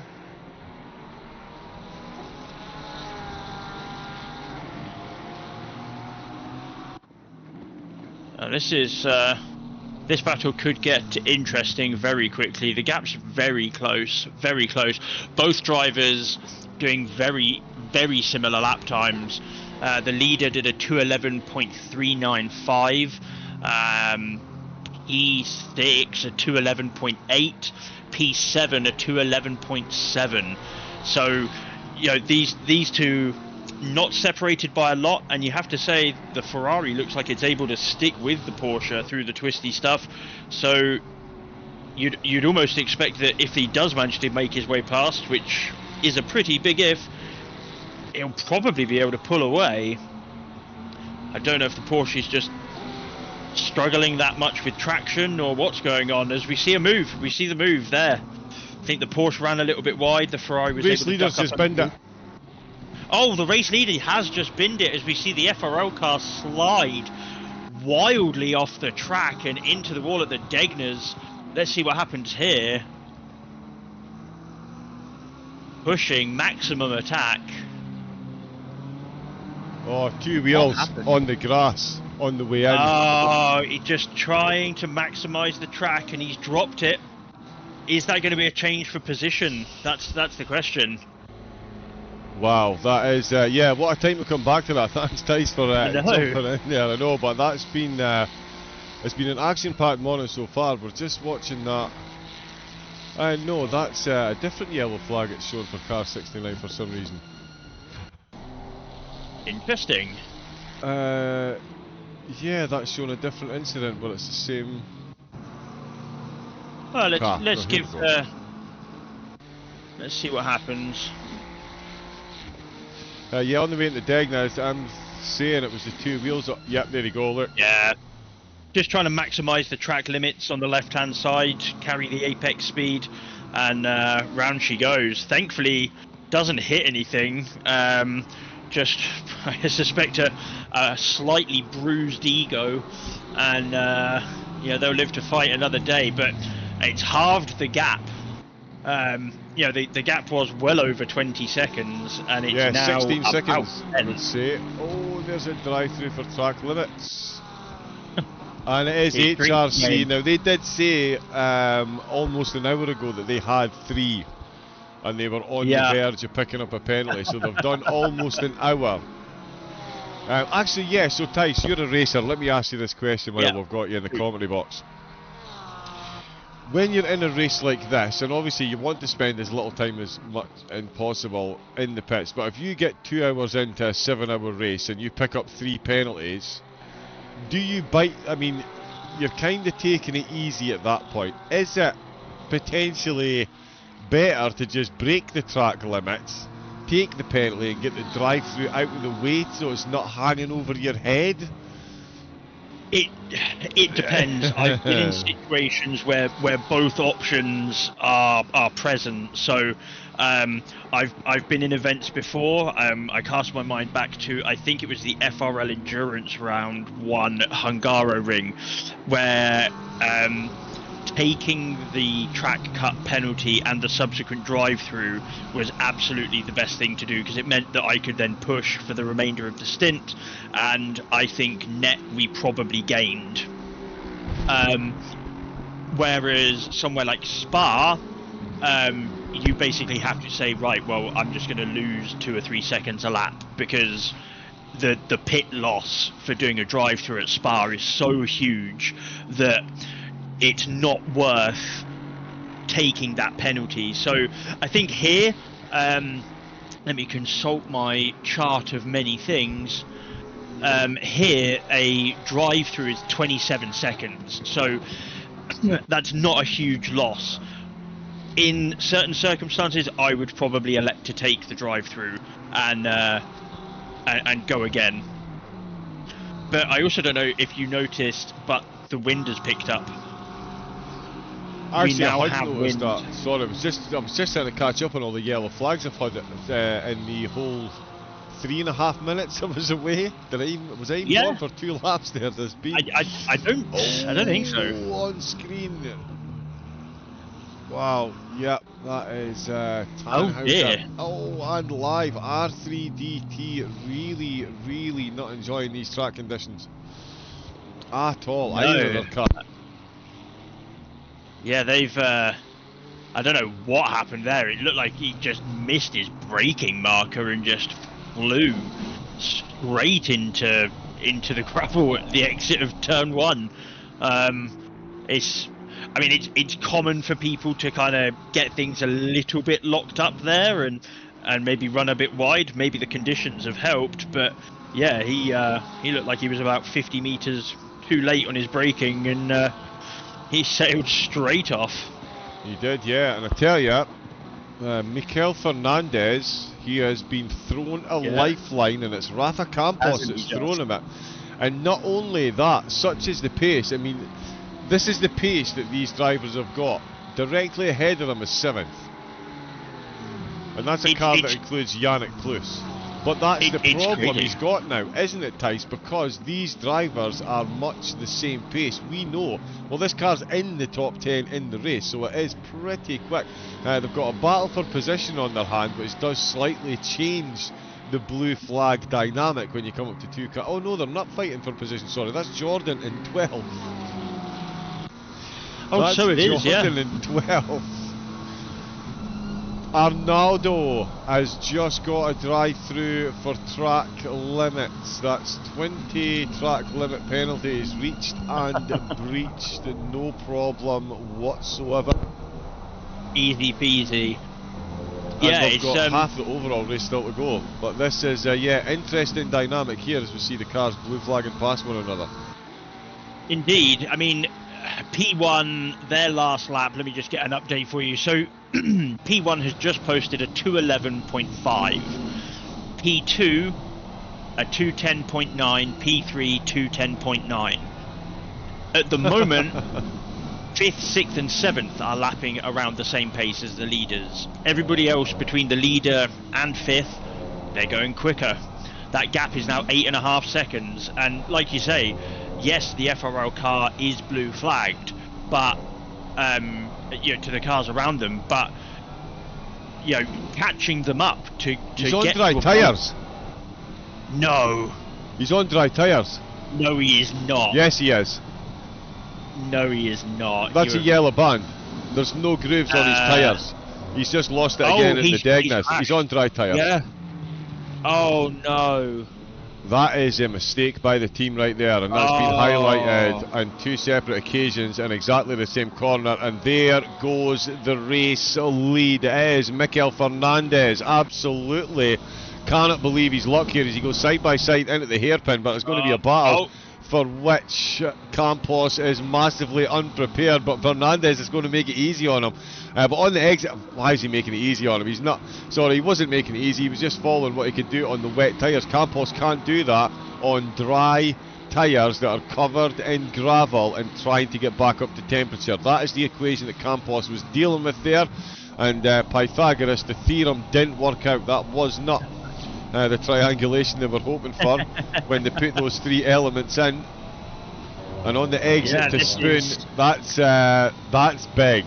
I mean, the lead of the race has just changed hands with 4 hours to go from a car that were 27 seconds in the lead. Game changer here. Does Campos come in? Because the wind's up now, Tice. That heavier rain is going to come in. The dry tyres are clearly the wrong choice at this point. Is it damage limitation, or do you hit the alarm bells and come straight in? I think you've got to scream box at this point. I mean, you know, even if I dropped the sun on the track, it's going to take more than a lap to dry out. Like, how this is an absolute shocker from the FRL team. I genuinely can't believe they've done this. I still am adamant that they haven't. I'm going to live in the fantasy that this is all just an illusion, and you know, he has actually got the wet tyres on. He just doesn't have any confidence in the car, maybe. But you know, as we see the track and ambient temperature drop a little, it is going to start changing. But yeah, I suspect he's probably about an hour early on the dry tyres here. So I think he's going to have to box, because if he doesn't, he's going to have converted first into maybe 5th. I think 5th slightly generous, but I do like your optimistic side, Tice. I do like the optimistic side. He's got Streege and Tempest behind him. Tempest will be whipping up a storm to catch up. Thanks very much, I'm here all week. To go to eSports, they did have themselves the, well, you can tell they had a shot at the front of the field. They've got the fastest lap of the race, which they're holding on to. Firm grip with both hands. Fernandez is not going to let this one go either. That gap Now sitting at 8/10 of a second. Lassus Stries 12.8 seconds behind Campos. Question, after the drive-through, how many? 4. So if you get 4, the 4th one will incur the penalty. So 3 is your final warning. Okay, so the wind direction will change depending on the camera angle as well, unfortunately. So that's why it kind of spins like that. That is the one downside to it. It will change based on the camera angle at times and what car you're on. So there isn't an actual typhoon or hurricane going on. There might be. We're in Japan. They do certainly have those type of weather conditions down there. Not what we're seeing on track at the moment. Matt Jordan jumping up quite a few positions there. Oh, and then jumping himself off track into turn number 1. Oh, and he's almost lost it on the exit there as well. Now, have we seen another car? No, he's definitely on dry. He's definitely on the wet tyres. Okay. I was going to say, have we seen another car come in and put dry tyres on without anyone realising? It's easily done. I've done it before, because if you've got, like most teams probably will have, especially pro teams, they'll have pre-configured pit stops for wet and for dry for each driver, so that you can very quickly... Arnaudo's on dry tyres. Sorry. No. Yep. Oh no, another one fallen foul of it. Yeah, and like, he's just been in the pits for a drive-through for track limits, so now we know why. Oh no. Yeah, I mean, like I said, they'll have configured pit stops for their drivers for wet and for dry. So it's an easy mistake to make, but it's now a case of, you know, do you try and brave it, or I don't think it was a mistake. Oh. Well, it must be. Kravitz is on dry tyres as well. Surely not. Yeah, Kravitz is on dry tyres as well. Once is an accident, twice is a coincidence, third time is a conspiracy. That's the letter of the law. I'll bear that in mind. I'll bear that in mind. That is the letter of the law, and that's 3 cars. I'm sure I've worded it slightly incorrectly, but the third time being a conspiracy, it is 100% accurate, and under the lies of the law, 1, 2, 3, you're done. And that's 3 cars that are on dry tyres. The rain's going to increase, the track temperature is decreasing. I don't understand. I cannot fathom why anybody Oh, there's another car on dry tyres going off the side of the circuit into the Casio Triangle. Yeah, those are yellow bands on the side. What has got Tice? Yeah, I can't. I'm not sure what question to formulate. Never mind what answer I'm looking for. No, like, the answer makes no sense, and the question doesn't make any sense. Like, do they know something that we don't? Because as far as I can tell, it's absolutely hammering it down on track.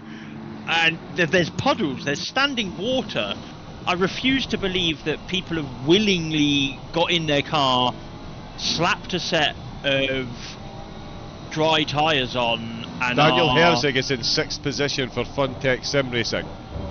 He's on dry tyres. I mean, that is just bananas, but okay, fair enough. I mean, I can tell you that the 202 car, he's on wets. Yeah, there is quite a few cars on. Yeah, there's definitely cars that are out there on wets. I mean, I'm jumping about the field, but every third car I go to has got dry tyres on. We do have Nabond in the chat. Nabond G. They gamble too much. It could just, I mean, this is the thing, Tice, it could just be a gamble that's gone wrong and we're over-analysing it. It's as simple as they potentially thought they saw an opening and they've gone for it. Daniel Herzig, wow! I can't...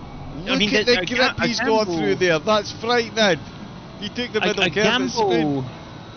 A gamble would be, like, we've seen the rains stopping, but, like, as far as I can tell, the rain has, largely speaking, been essentially static. Yeah, I'd love to know where they get their weather radar from. Yeah, you and me both. Yeah, I mean, I'm almost tempted to leave and rejoin the server to see if maybe my ACC is telling me porcupines. You know, is it actually 30 degrees and sunny at the moment? The lap times don't seem to suggest it is, but we've got 5 or 6 cars on dry tyres. Like, I don't even. I mean, and Daniel Herzig's in the top 10. So just to clarify for anyone listening, the cars that we're talking about on dry tyres are not outside the top 30, they're inside the top 10. Yeah, in a field that has got Zompol, Aleman, Plus, Morant. We've got people like Thomas Moran. We've got FRL in the lobby. You know, we've no, PSUK. sorry, wait a minute. Haas Gamer, is that?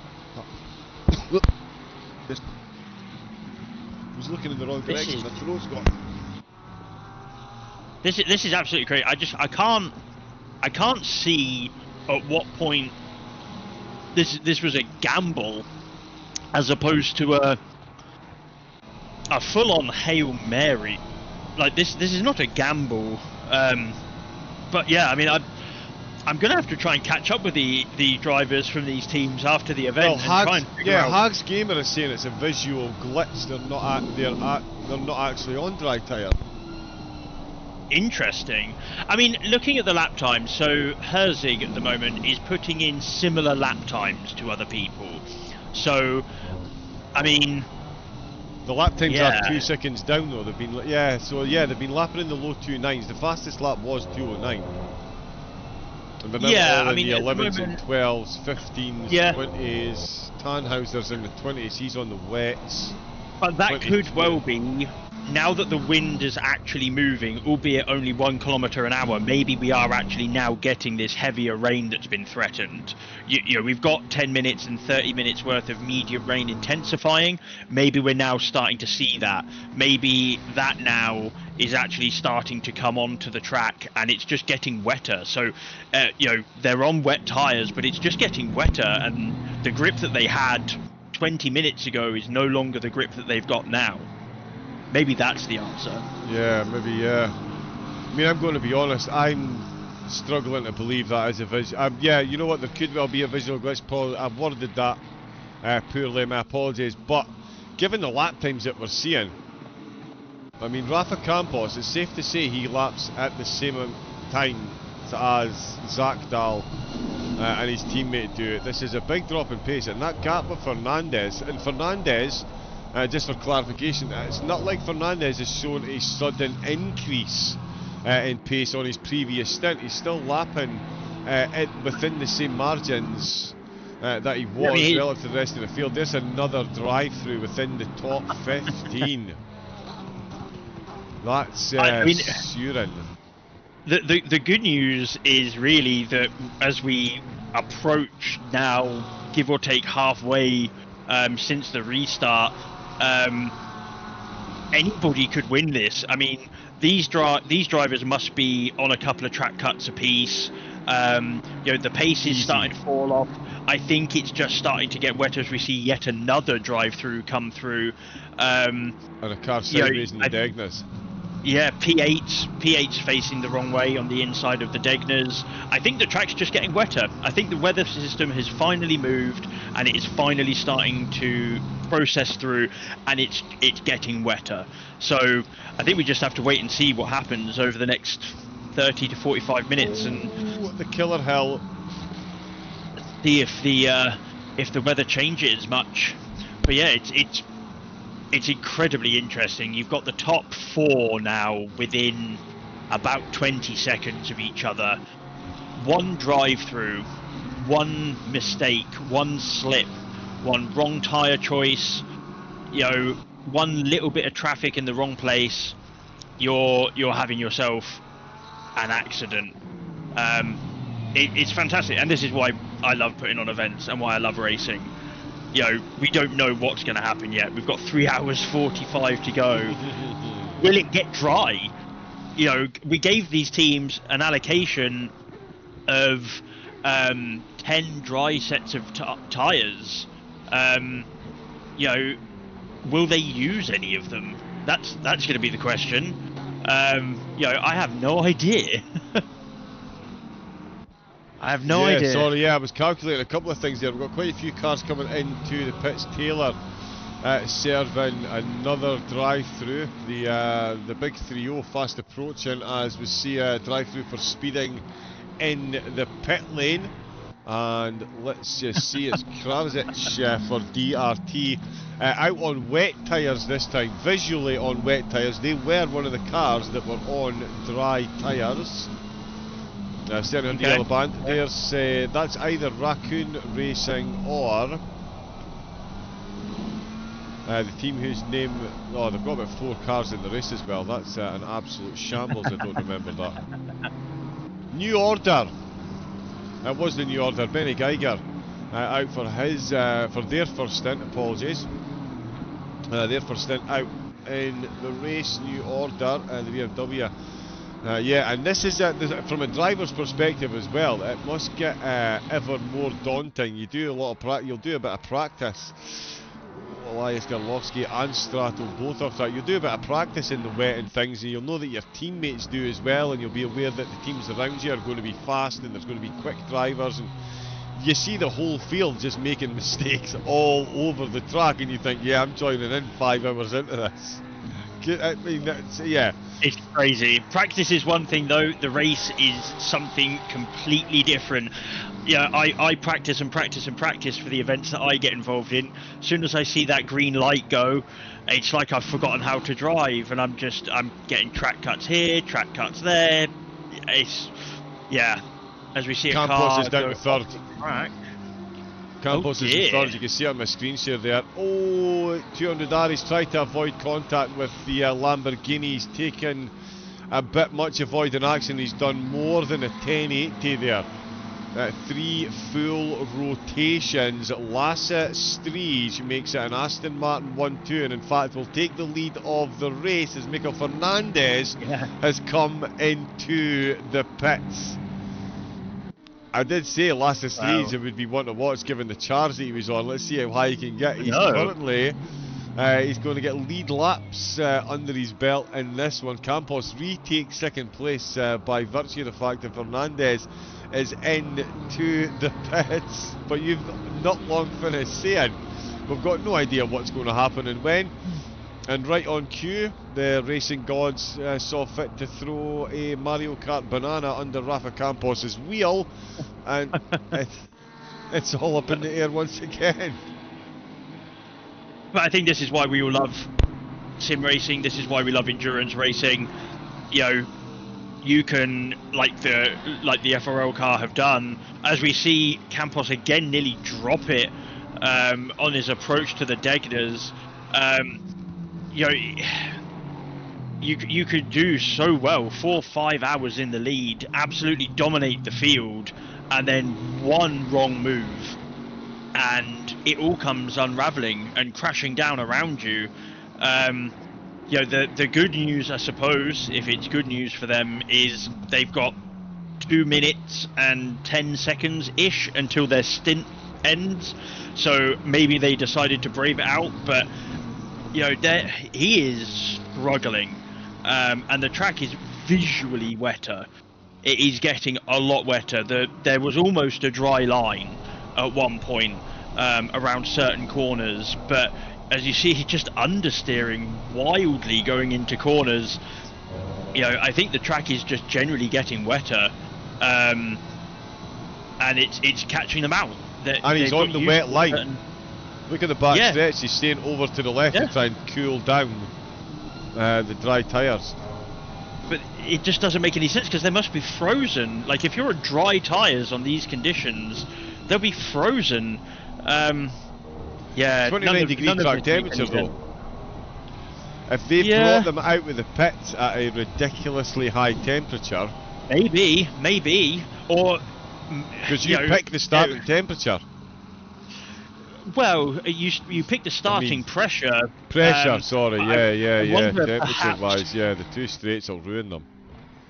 Perhaps have they, you know, have they incorrectly assumed that things that used to be the case, where if you run your wet tyres at 35 psi, you get almost dry properties. Maybe they've made a boo-boo and they've overpressured their wets, and they're on the cusp of burning out. I'm going to have to go and ask. I'm going to have to find out, because this kind of pace fall off. I mean, his last lap was a 2:13.2. You know, this guy had been lapping almost religiously in the 2-minute 9s, 2-minute 10s, and now out of nowhere he's 3 and a bit seconds slower and throwing it off the track every chance he gets. This is not indicative of the standards I would have thought they'd be driving at. So yeah, it's I'm gonna have to find out what's happened here. Yeah, Kramer has just put it into the wall as well on the exit, almost took out the race leader. We've got Mendes, who's struggling as well, 10th position, off track on the way into Spoon. Another car off track in the way into Spoon, I think. We've had an issue. Let's have a look and see. Mendes, and is that Matt Royal? He's taken over from Matt Jordan. Oh, and he's just ended up way off to the side there, trying to steady the car. Oh, yep, and that's gone from bad to worse. It was like the incident we saw with Sander Jacobs as well. It started at the top of the hill and it just carried its way down onto the Degnas, and despite his best efforts in keeping it straight for such a long time, it did end up facing the wrong way. Mendes doing so Campos as well. Is boxing. Campos is boxing. Campos is boxing. Let's see what happens. Let's see what happens. He was good on his pit entry. As Matt Jordan, one of the gents that was with us for the 24-hour, has commented in the Discord saying, "Is this the rain we should have had at the 24 hours of Spa?" Yes, it is. I kept it to one side just for you, actually, Matt. So if you're listening, you're welcome. Help yourself. Oh, as Campos has missed his pit box, he's reversed back up the pit lane to meet his pit box. Oh, it's all unraveling. What an atrocious stint for Campos today. It feels painful to say it, but my life, like, it could not really have gone more wrong for him in this stint. It really couldn't. It's going to be a stint to forget for Campos. It's certainly going to be one to remember for the rest of the field. Royal Simsport, Alex Amez behind the wheel for Lassus Stries. That's going to put them back up to second. Haas CT, another drive-through for car 448. So if anybody fancies some alcohol poisoning drinking game for every time there's a drive-through, do a shot. Don't get behind the wheel in the race if you're doing that, by the way. Make sure you're only spectating for sure, because yeah, I would imagine you won't last many laps. No, you'll be hammered in the next 7 minutes, I suspect.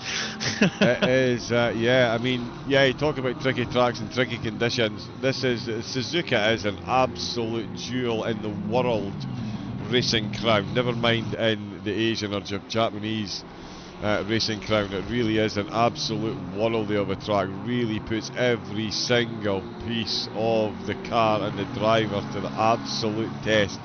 Throw a bit of water on there, and there we can see a car completely stationary. That is a car I do recognise. It's Jo Lindman behind the wheel for the Brooks F1 car. There is two cars with similar liveries. Wow. Say that 10 times quickly. I genuinely can confirm that I have not been playing the drinking game that Tyson and I have just mentioned. There is absolutely no Irish coffee in front of me. There's no coffee at all. That might be the problem. We're on a purely tea-fueled diet. That'll do it. That'll do it. So slightly stomach. I can still say purple burglar alarm. Can't get the names out though, but there we go. Saying is objective, I think there, sir. Yeah. I am on board currently with Winkler in the number 31, the Bentley, the lead Bentley. This guy, he is putting in some respectable lap times, but he looks like he's having to earn it. The Bentley has been sideways as often as it's been pointing forwards at the moment. So even the stately home is susceptible to these changeable conditions. You would have thought with it being a good 40 or 50 tons, it would have been a little bit more planted, but it does look, visually there is dry tyres on. Yeah, that's... and the steering yeah. boots that I'm seeing would suggest that there is a dry set of boots that are strapped on there as well, so yeah, there's definitely a memo someplace that some of us got and some of us didn't. We'll see yeah, how it plays out for him. I mean, there's certainly... I mean, he is drifting through this corner on the exit of the hairpin. Oh my life. I mean, yeah, I think we need to try and make sure that we get the FRL boys in here once the race is done to try and figure out what happened. Was it just like the setup? Like, are they running a hybrid setup and they're expecting it to be drier, and maybe this extra water has knackered it, or did they put spiked tires on? Like, what happened? Yeah, it's all unraveled for them. Yeah, it really has. Jeremy Cuse, just an update. Daniel Herzig, of course, running in 6th position when he came into the pits, was on the dry tyres, and his teammate has come out on the wet tyres. Could just be driver preference, but at the moment, Cuse in the Funtech Racing team. Oh, as I say that, yes, he keeps it nice and close to the apex. Spike tyres would be crazy though. Imagine a snow race, that would be good fun. I'm going to give you that one, yep. Yeah, I mean, given the state of the current weather conditions, with the exception of the temperature, we could well get snow yet, as we see the Bentley yet again just absolutely perpendicular to the road. This is crazy. Yeah, we were just on board there with one of the Haas cars actually on the way out of the final corner, the Lamborghini. Again on the track, and it just car oversteers. Oh dear. That is so easy to do. It's an off-camber corner. You're traction limited, even in the dry. Like, I've dropped in the dry there before. Although that could just be a skill issue. But yeah, like, if they thought it was easy earlier on and they were going really good lap times, I think they've suddenly realised that it's definitely not going to be the case now. It is getting wet. It really is. Yeah, as you mentioned, the line that was dry air is certainly not the case now. Although this strange little bit of yeah, even that. Oh, and there we go. Mazikovsky perfectly highlighting exactly what we were talking about there. Unfortunately for them, of course, but fortuitous timing for us on cam. Another car follows them off in the background. That's not the yellow Ferrari we were watching. That's the one with the black stripe across their nose. That's it. Oh, it's R3DT. Alexander Tannhauser once again. But yeah, Mazikovsky there, the 971. Have you got a drive-through penalty for that as well, or is that somebody else that's picked one up? Oh, they R85, I think. Car 85 did a bit further down. Let's just see. Yeah, and it is. It's that part. Wow. And then, yeah, as they're stationary, we'll see in the foreground. Oh no, we won't see in the foreground, not quite so. But yeah, Mazikovsky then 15th, that's dropped him back a bit to say the least. Mikkel still leading the way, but Ames right in the thick of a whole lot of traffic at the minute. Two of the cars that have just had spins, in fact, and he's looking to go past one of them through 130R. Oh, wouldn't be me. No. No, it would. Oh my god, he's made it stick, and he's kept it within bounds. My god.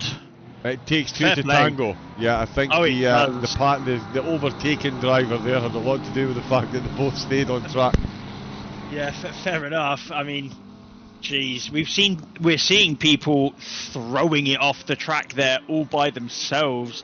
I don't know if I'd want to be slamming it up the inside of somebody into 130R, but Alex Ames channeling his inner Alonso and just making it happen. Yeah, it really is. Damn. He's going to do it on the exit to turn number 1 as well. Like it ain't no thing. Into the anti-bank curves. That's another back marker.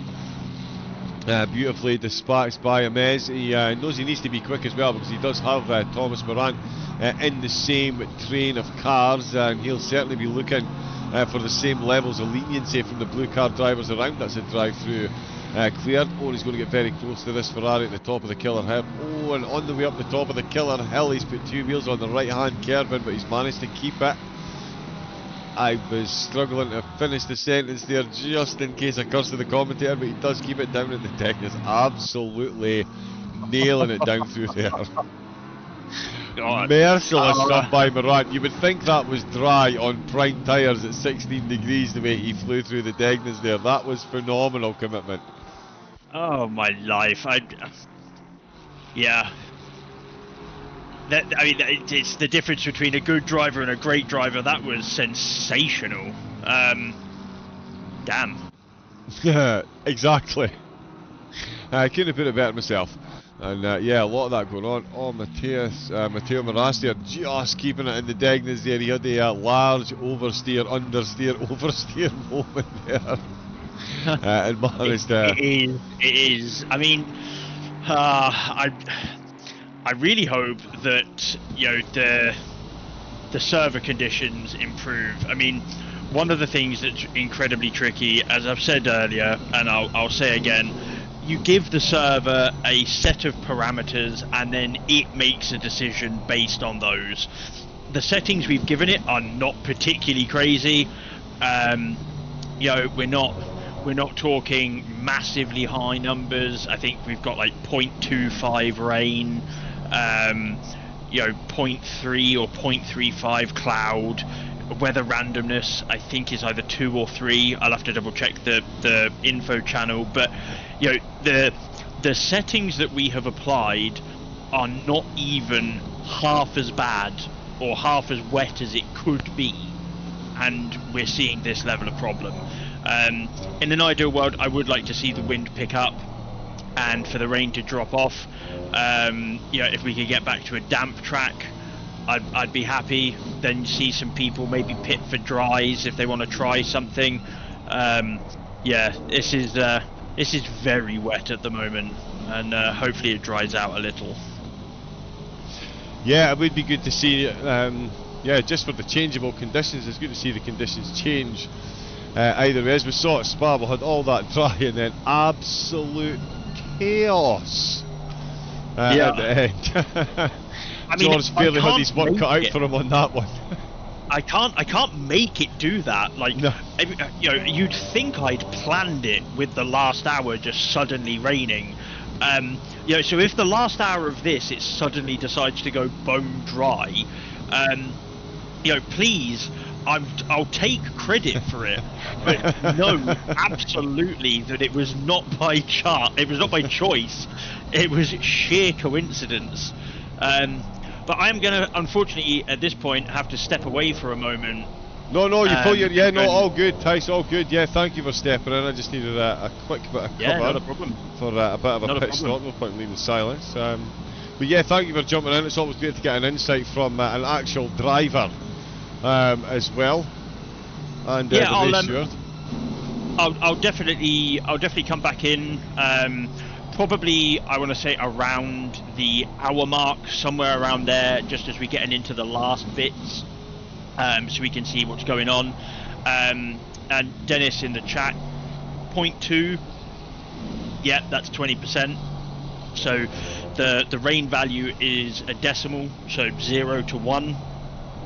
0.25 is a 25% chance of precipitation, and then it's the same with cloud. So it's 0 to 1, so we've got sort of 35% cloud cover, and then the randomness gives it a set of parameters that it can go to. So really, medium rain is the maximum that it can go to. It shouldn't get to flooded on a randomness 3. So, you know, all of that should be fine. But yeah, it's I don't know, maybe somebody turn a fan on or something, and we'll see if we can get these clouds out of the way. But anyway, it's been a pleasure, and I'll be back here in a couple of hours. Yeah, thank you very much, Tice. We will yeah, see you very, very, very soon indeed. Thanks for dropping in. Tice Payne, organiser extraordinaire. dropping in to say hello. And yeah, drop some knowledge on everyone. Now he's off to do some bit of stewarding, bit of organising, as yeah, as is his remit. Sander Jacobs, big shout out to the QRT driver, doing this one solo. Still running up in the top 10. Hasn't been issue free himself. None of the cars out on track have been. Well, actually, my apologies. No, Mikkel. Yeah, he has been without incident so far. As far as I've seen, the Haas car have done well, up 5 positions overall. Stree's handed over to Imez for the Royal Sim Sport. Royal Sim Sports. And yeah, they're up 15 positions overall. The other car for Royal Sim Sport up 20 positions. So yeah, quite the team effort so far. Brooks F1 up 15, with Kravitz for DRT, despite a couple of trips in the pit. They find themselves up 13 positions as well. So yeah, a lot of toing and froing. Jonathan Mendes, after that last incident, now down 6 positions from where they started, but still inside the top 10. Thomas Morant within a second of Imez as they make their way through that traffic. And you can see what he's seeing, the rain. And he's Imez potentially running a bit deep into turn number 1. Finds himself right up on the outside curb, and he is firmly within Morant's crosshairs. Only 6 tenths separating them now, with the car to get passed down through the Degn, as it looks like it's going to be, unless through the anti-bant curves. No, the Lambo still in it, going to stay high at the top of the hill, potentially over the crest to go. The Lambo's still there. This is playing right into Morant's hands. It's the battle for the podium. Now it does look like Morant is on dry tyres, the yellow stripe there on the side, no grooves of course. And Imez is on dries as well by the look of it. Mikkel on the wet tyres, so it might be a visual glitch as someone mentioned. But the two of them, it definitely appears that they're on the same tyre, and the cars certainly look as dialed in as one another, although Morant looking slightly more dialed in. 3 tenths is now the gap between the two of them. If I remember correctly, yep, Aston doesn't have the best rear wing cam. Oh wow, that was a slight bit of netcode there. Imez didn't suddenly go sideways, although he's taken a bit of a different line through Spoon than Morant has. Both of them have the same amount of interaction with the exit curve onto the back stretch, and the Aston is going to stretch its legs through the final timing line of sector number 2. There to go across the line into 130R. Even this part, you can see the water definitely encroaching now on what has been a fairly dry, comparatively speaking, part of the track. Still only 3:47 PM as well, despite how dark it's looking out on track. So by the time we finish, it's going to be near 8 PM local time, so we'll see how much visibility they've got there. Morant straight out with the slipstream, or is he onto the wetter part of the track? You can hear those puddles, and I hope you can hear those puddles coming through. Let me know if the game sound, the game volume is loud enough, or indeed if I'm too loud. But you can absolutely hear the wheels punishing themselves into the pits. It has an effect on the suspension as well, of course, which can massively affect. You can hear them loud and clear, right? Yeah, just wanted to make sure, because yeah, they are out there, make no mistakes. Might be a visual glitch on the tyres, definitely not a visual glitch on those track conditions. I mean, from on board, and you can tell that he's driving from on board because he's got the window wiper on. So this is effectively, or something similar to this, the view that Morant currently has. I know we're not supposed to use this one on broadcast, but it's the one most people use in race. So this is what Morant can see, or can't see, as he is chasing the car ahead. We had first and second separated by 6 tenths for the entire first stint. Looks like second and third are now looking to take up that mantle as they look to complete another lap in close proximity. Sergei Surin as well, the LR GT3 team, have had a couple of incidents themselves, but they've just been overtaken by Mazagowski. In fact, with Eberl as well doing well, still up in the top 20. The New Order team have had a tough race so far, but as I did say before the end of stint 1, they're not going to be quitting anytime soon, that's for sure. And the 16th placed Porsche at the minute is trending upward in the lap times as well. We do have another car with a yellow flag. Oh, it's Wiseman in 25th position. Wiseman, it looks like this is the exit to turn number 1. Oh, that's maybe a bit... Yeah, no, it was the end. And oh, it's Hompel's car there, Yannick Plus's car. Very nearly coming a cropper as well, but that is Wiseman in the big brain car, facing the wrong way into turn number 1. So the one... Oh, and Eberl, that's not the place to be putting the wheels on the grass, surely. Can this rain stop soon? My stint is up soon. Oh, there's a track limit warning. Too many for Peter Daly. The New Order Racing Lamborghini comes flying straight into the pits. I wonder if they're speeding in the pit lanes because they're not getting on the brakes quick enough. I mean, yeah, they're obviously, going too fast when they cross that line. Even if you do have the auto pit limiter on, you still need to get under the pit lane speed for it to stick at the pit lane speed with Peter Daly flying into the pits there to serve a penalty. We're in P5 in class at the moment, yes indeed. Elias Gardlowski behind the wheel for HRC. Some gratuitous livery shots. Actually, can you confirm for me then, Dennis, are you on dry tyres? Is your car on dry tyres? Because I know, again, I'm not doubting the fact that it's a visual glitch. There's many in this game. But yeah, it would be good if we could confirm from some of the cars. You are on wets, wow, and that is showing you as being on dries, right? Okay, so that's completely blown that whole narrative I had out of the water. If anyone knows of any way there is that we can definitively tell, is there some way on the... They would have to bring up the tyre widget at the bottom right, wouldn't they? See, even there at the top right of the, it says dry. So even when you go on board,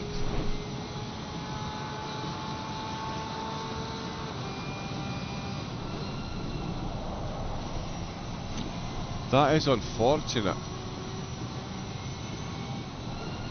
So it is the visual bug that someone mentioned.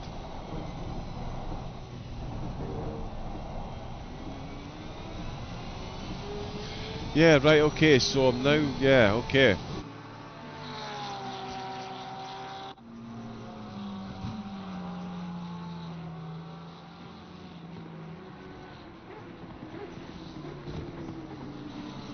Yeah, even that says dry tyres.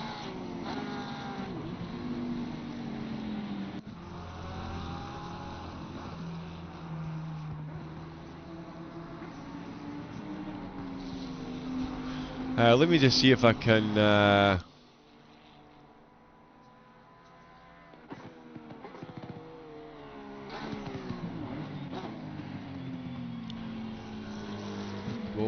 we see a car just popping off track there.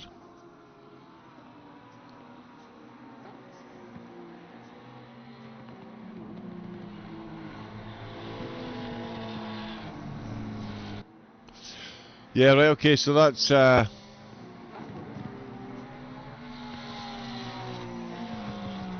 completely thrown that entire conversation. That Tyson, right, okay, Dennis has hopped into the game and it's saying that for you too. Well, then, yeah, but you're actually connected as a driver, whereas I am specifically in as a spectator. But yeah, you'd think you as a driver, especially as it's your car, would get accurate data. I wonder if there is... well, how on earth would it... yeah, that is an interesting little headache for the commentators. That's something that I will, yeah, we'll be making note of, and we'll get George the Wonder Kid to work on that, I think. That could be the plan. So at the moment we'll need to run the assumption that the FRL car just did have not the best of stints then. Campos not getting to grips with the rain. He might have been on dry tyres, but chances are he was on the way. We're still waiting on this on the rain to increase. It's still setting at 10 minutes, so the weather radar clearly massively malfunctioning. We do have a bit of wind as well, only a kilometre, so not going to be moving the tyres too far. We've got some close action taking place, but this is all blue flag overtakes as Maras looks to go past Gardlovsky. Beautifully done. Oh, doesn't realise there's another Ferrari there, or actually no, sorry, let's call it, I think the Ferrari behind was too keen. At first view, I would say a Pochapian potentially, yeah, should have really waited until the exit to that corner there. Yeah.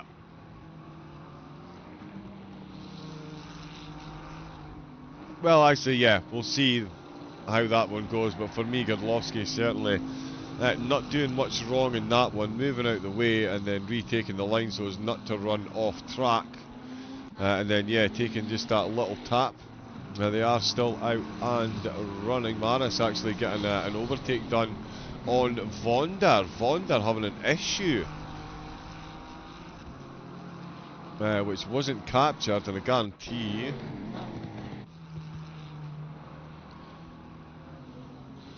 Okay, so yeah, so there's what happened in the back, and let's see what happened with Vonder. Vonder losing a position or two here. Mendes with another yellow flag as well. We'll get a replay of that once we've watched this one. Through the anti-banked curves, right wheels on the curb twice. Certainly makes it interesting. Up at the top of the killer hill. I know they both make it through there. The Ferrari looking all the quicker though. You can see that dry line on the track is massively dried up. Oh, and the Bentleys just outbrake themselves. Into the Degnas. Let's have a look and see. There was a yellow flag a moment ago, which was Jonathan Mendes for one of the Barbie drivers, the Barbie cars.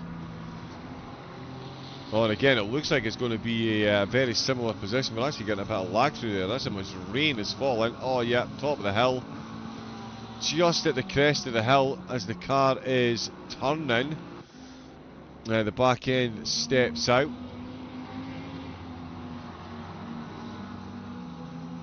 We did have another incident. It was Eric Kravitz.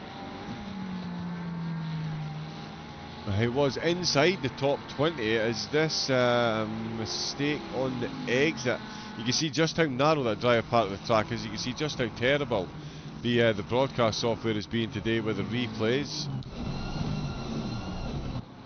But Amez within 0.6 of a second of Moran. Mikkel now 32 seconds up the road as we see another drive-through.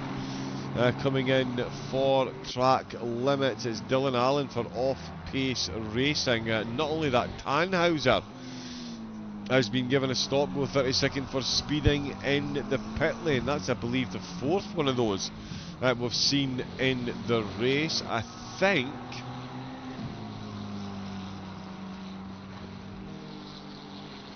Oh, there was one car. Was there one car had two of them? I don't want to mispronounce it. Yeah, it kind of does. Yeah. I mean, it kind of does. Yeah, having accurate information does help paint a broader picture of everything that's going on, and it does highlight if one team does take a gamble or not. Now we're constantly going to be questioning that, because if the rain does die down a bit, some of the teams may well try and run dry tyres. But yeah, for the moment, I think it's safe to assume that they are all going to be running on wets, because that is not getting any drier. The dry line is narrowing hugely. Two wheels out on the wet part of the track. No dry part on the entrance to Spoon. Very little to work with on the way out as well. And yeah, it really is dictating the drivers' lines as they come through certain corners. Up at the front, Mikkel certainly seeming unaffected in this stint at the moment. The Aston team have got 103 laps under their belt and 30 seconds over the rest of the field. It's Thomas Morant who is up to second place, with the Mez now down into third, as we saw. Terence Keenan for Formula Racing League in fourth place is closed up on this battle, as well as we can see a BMW just quickly getting out of the way. So Keenan right back in the hunt as well, within 3 seconds of a Mez. So a three-way battle for second place is absolutely on the horizon. I've got completely ahead of myself as far as the time goes, so let's 27 minutes into the stint, 22 minutes left to go for Keenan. I'm going to suggest that's going to be similar for the rest of the cars. They've all been pitting fairly well in sequence, as close to that 50-minute mark as they can. No one's stepping out of that too far. You would think, yeah, with the 50-minute stints, you really want to run those as long as possible. There is no reason to run any less than 50 minutes. The tyres, especially in these conditions, more than capable of doing 50 minutes. And yeah, 50 minutes in the petrol tank, easy work. Easy work. In fact, yeah, I wonder if he was fueled for 2 stints, so the extra weight of the car. So yeah, thought process.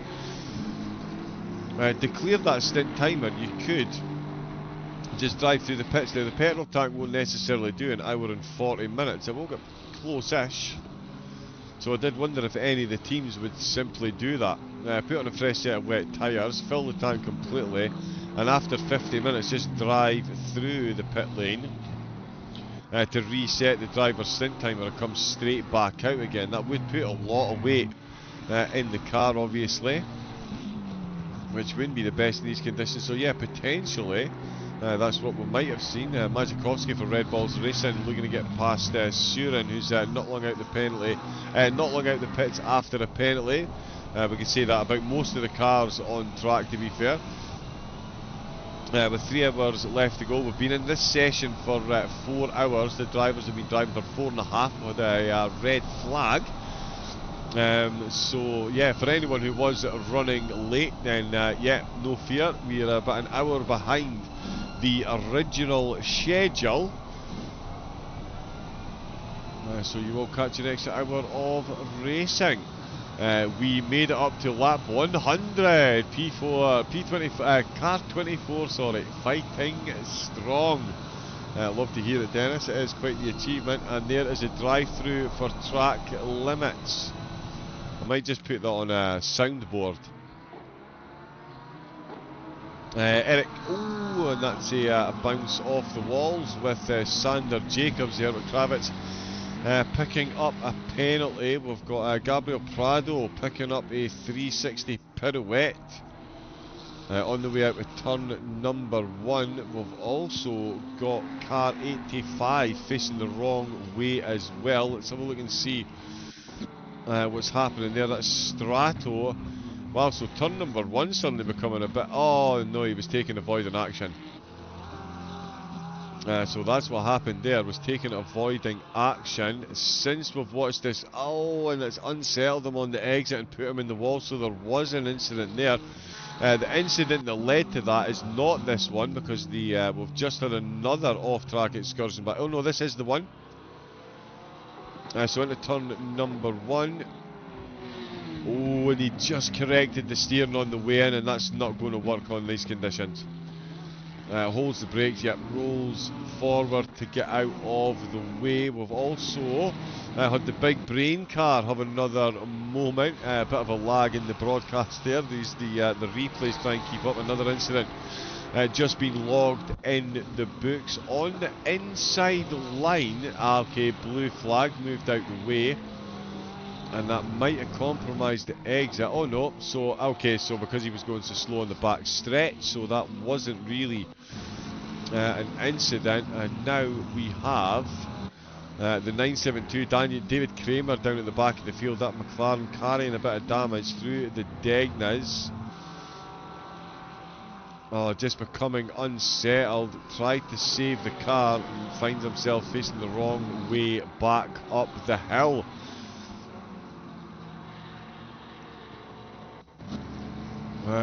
We've also got Unholzer into turn number 1, or is this the BMW taking avoidant action of the McLaren? Nope.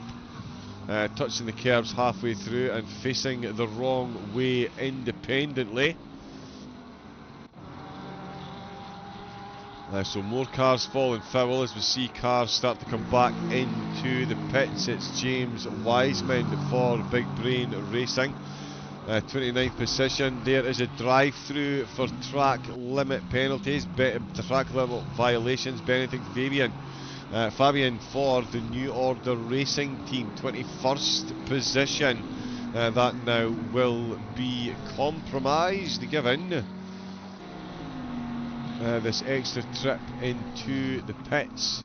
All unaffected up at the front. There's still action going on as we're looking through the battles that are going. Oh, Porsche Pianist had an incident out with Spoon. We'll get back to that one in a moment as Terence Keenan potentially looking for a move that will get him up into 3rd position, back onto the podium as we can see into turn number 1. Looks for the cutback. Oh, and Amaze has outbraked himself and he's made a massive mistake there, and it is handed the position to Terence Keenan. FRL back up on the podium. Amaze off in turn number 1. Let's watch this one from Helicam. Definitely no contact. Amaze, you can see Keenan showed the outside to see if the Aston Martin would defend, and he just seems to have gone straight on there.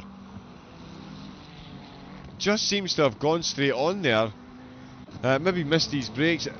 If you are turning the wheel while you're braking, it takes much longer for the car to stop. That is, a golden rule of driving.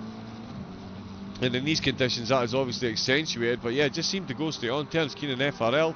Either way, not their issue to worry about. They're back on the podium, and they've got a firm sight at the back of Thomas Morant's car. Morant himself has a firm view of some clear track ahead of him. No view though of the race leader, Alan Mikel, for the Haas GT Racing Pro team. Certainly living up to that name at the minute. Over 30 seconds is the gap they have afforded themselves up at the front. I think, are we getting close to a pit stop? 50 and 50 is an hour 40, 2 hours 30, so yeah, we're about 30 minutes into this stint. Wow, there's so much happening, lap on lap on lap. We're 107 laps into the race. I honestly feel blessed having the privilege to race under such wonderfully eloquent commentary. I wish I'd read that before I read it out, but there we go. I'm terrible at taking compliments. Thank you very much. I also respect for the stamina you have to this so long. With the amount of action that's out on track, this is quite frankly easy work. I think there's been 7 or 8 times I've tried to run through at least the top 10 just to keep people even seminally informed of what the cars are actually running versus one another. But then it's probably a pointless endeavour given that the finishing positions are probably going to resemble nothing like they do at the moment. But yeah, it's been an incredible race to preside over so far. Haas GT are leading the way. It's Dakota Esports in second with FRL in 3rd place. Royal Simsport, 2 cars in the top 10, the head of which is in 4th position. PSUK just recovering for a bit of an off track themselves, in fact, and we don't have a replay of that one. They're in 5th place, Funtech in 6th, and we've just completely missed Raphael Zompel there, my apologies. MSR, their Porsche 7th position. Jacobs in 8th place with Mendes for Barbie Racing. Still inside the top 10 despite their spins as well. It's been a tough race for all concerned. Matt Royal, the 2nd Royal Simsport car that I mentioned, in the top 10. They've got that Lamborghini. And yeah, it's a pity the livery hasn't worked on their other car, because that is a nice livery they've got on the Lambo. Let's give that some airtime. And then give some airtime to the Bentley. Can we all just take a moment to say thank you in the chat to LFM for their bot? Phenomenal. It's absolutely incredible. We'll love it, and it's great to see the Bentley back in contention. Samuel Vonder, I'm sure, will be wholeheartedly agreeing with that sentiment. The Bentley, of course, used to be the car of choice. If you had a grid of 50 cars, 49 of them were Bentleys, and one of them was the safety car. The petrol tank just could not be matched in endurance racing, especially if the stints were longer than 60 minutes. There's another back marker getting out of the way, but Vonder having a phenomenal race just outside the overall top 10, leading the way in the Pro-Ams. There's Dennis Shope just leaving the pits, I believe. He is just about, I think he's behind the wheel now. Vickemeyer? I know I'm brutalising that one, my apologies. Apologies as well, for some reason, I'm missing the notification screen for QRT. So thank you to anyone that has hit the follow button during the stream, and apologies there hasn't been notifications up. I have tried to fix it a couple of times, but it just doesn't seem to want to play ball at the moment. But thank you to everyone that's tuning in, joining in, and if you are hitting the follow button, thank you very much. If you've not, why not? Great bunch over at QRT, Alex, Harry and Tice, organising some great racing. They've got some big things, of course, just been announced as gold members of the Sim Grid community, so that you know that they put on some phenomenal events. So if you are looking at race, get yourself over to Sim Grid, jump onto their host page. You can follow them from there, and that'll give you the link to the Discord channels as well. And you can get in and say hi to everyone and get involved again, as I say, mumbling a bit now. The eloquence is gone since the compliments came in, shall we say. Terence Keenan looking to improve on that podium position as well, himself and Morant. What a battle this is going to be. McLaren versus Ferrari, Dakota versus FRL. FRL, long time in the lead. Campos didn't have the best of stints. Or is he going to look for this into Casio triangle? He really is. The Ferrari always good on the brakes against the McLaren. The McLaren the better all-rounder. Well, sorry, the Ferrari a good all-rounder. The McLaren getting it done on the exit. Almost made contact on the exit there. Morant struggling. He aquaplaned there. Could not get grip, so there was the slightest bit of contact. Caused Morant's car to aquaplane ever so slightly. By the time he got a grip again, Keenan had got the nose in front, and into turn number one, it's going to be Keenan with a back marker coming out with the pits as well. Keenan's missed his brakes, he's turned in, and has put Morant back up into second position, and Keenan got it all to do all over again. Let's see if we can catch that, some semblance of that on a replay. We can indeed. So a car comes out of the pit, stays over as far as possible, but the car, it just wouldn't turn in for him. So after Morant aquaplaned on the exit to the last corner, we've then got Keenan aquaplaning on the way into the first corner, and they end up remaining in the positions they were as they started the previous lap, and the gap is back up to 1 second. Thomas Morant breathing a sigh of relief, and Adam Meikle and the Haas GT team are rubbing their hands together with glee. This has given them at least another second over the teams behind. 37 they've got in their pocket as the stewards are clicking their pens as furiously as the Haas engineers are getting excited. It's 25th position, New Order Racing's BMW. Unterholzner finds himself falling foul. A 5-second penalty, so just a minor slap on the wrist. Oh, and that's turn number one. Did someone say aquaplane on the way in? Finds himself on the grass. Fabian in the pits, Lundemann in the pits. Oh, and that is the ultimate killer. It's just trying to get the car going again. This is the race leader coming through. We've got Rossi having an incident on the exit to 130R as well.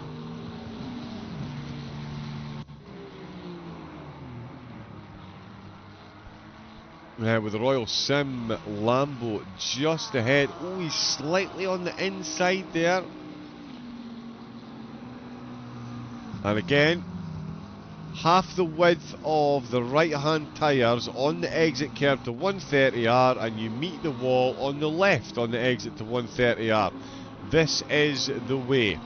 It's how it's going to be for it's how it's been so far. It's how it's going to be for the rest of the race. How is it going to be on the podium? As Terence Keenan is absolutely a real Morant in. He has definitely got the pace on him at the moment, and the plus on the rain has disappeared. So I think the rain has, I mean, there's no dry line, so I think the rain has been increasing ever so slightly, but it is now going to level out, it says. It says it will increase again in 30 minutes.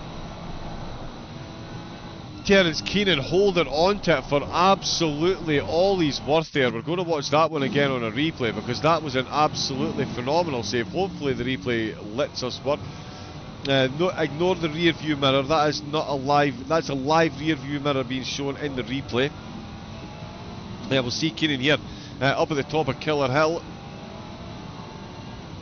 Ooh, he was really keen on the accelerator there. That's a lot of pace he's carrying, and he's going to put a lot of work into keeping that on track. He's just gone past the BMW. As I said, it's a live rear view mirror for some reason when you're in the replays. Oh wow.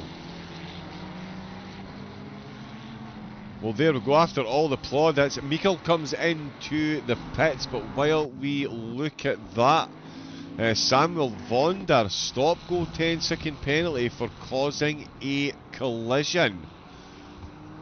Now that is a collision I do not believe I caught sight of, but the silver leader stop go 10-second penalty will be counting their blessings. They've got a lap up on Rossi, if in fact they do even have a lap up on Rossi, because that is going to be hugely detrimental, and they're going to need to serve that before they take their next pit stop, which is due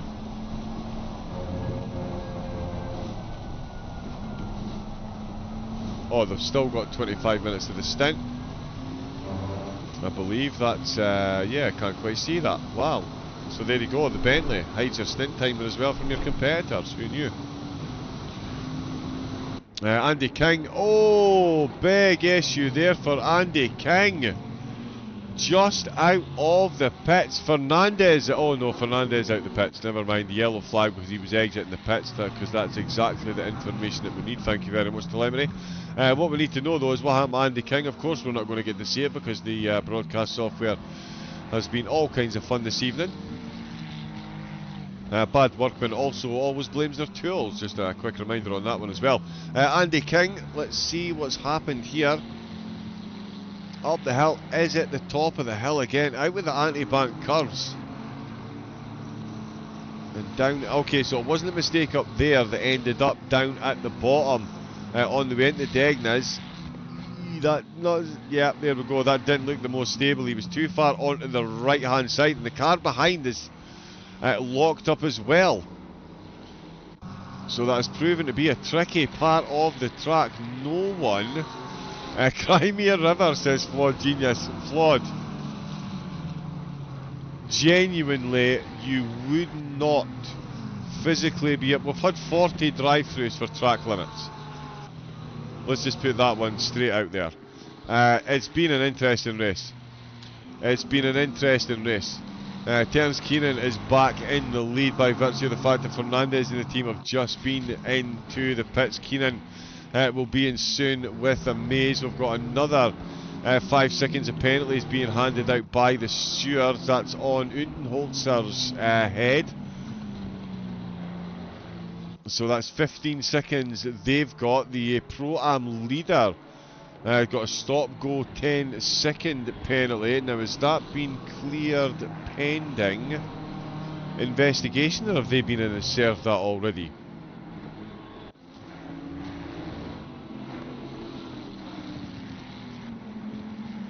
That may be cleared. Drivers are kept busy. Oh, it's been, yeah, there's been so much going on. Drivers, there's been slight contacts here and there, but just cars completely losing it. And some drivers just not quite on it today, to be quite frank. Yeah, Rafa Campos definitely had a stint that could be declared to be out of character. We've had Dakota Esports in the lead for long periods. We had Terence Keenan's FRL in the lead for long periods, and the most recent leaders have been Haas GT. They will retake the lead when Keenan comes into the pits. There's a Mez coming in to the pits to hand over at the end of their stint. 50 minutes for the... I actually ran out of honey last night and I didn't make it to the shops today because the server had a massive glitch. The race had to be red flagged, and yeah, so there was a gap. There was a point in time. I know, woe is me. First world problems. I'm not, but yeah, it's just the way it worked out. So yeah, it meant that my little break in the commentary, yeah, I had to sit here and yeah, we were balancing stuff and putting on replays of previous events and stuff, and yeah. So yeah, it's safe to say it's been an eventful race, Flood. But you, as you know, doing a bit of the old commentary and stuff as well, and the broadcasting on your Twitch channel, and with myself not so long ago, yeah, these things do happen. Technical issues, and we've currently got a visual glitch, which means it looks like some of the teams are on dry tyres when they're in fact on wet, so we're kind of... yeah, no man's land with that one as well. It's easy when you know how. It's easy when you know how. Yeah, amen to that, brother. Amen to that. And it's funny too, when you first started commentating with myself, you had asked me if I had any plans to actually host the races, put on races myself. Up in the front of the field, Terence Keenan does come into the pits for Formula Racing League. It puts Haas GT back firmly in front. Gratuitous drone camera livery time for them. Oh, is in the background, New Order Sim Racing's Porsche. He's done well to keep that between the mayo and the mustard there. Dual-sided tank slapper, but he does manage to save it. Daniel Herzig exiting the pits. Oh no, coming past the pits. Herzig will need to come in soon. Gabor Poor for Dakota. They're going to...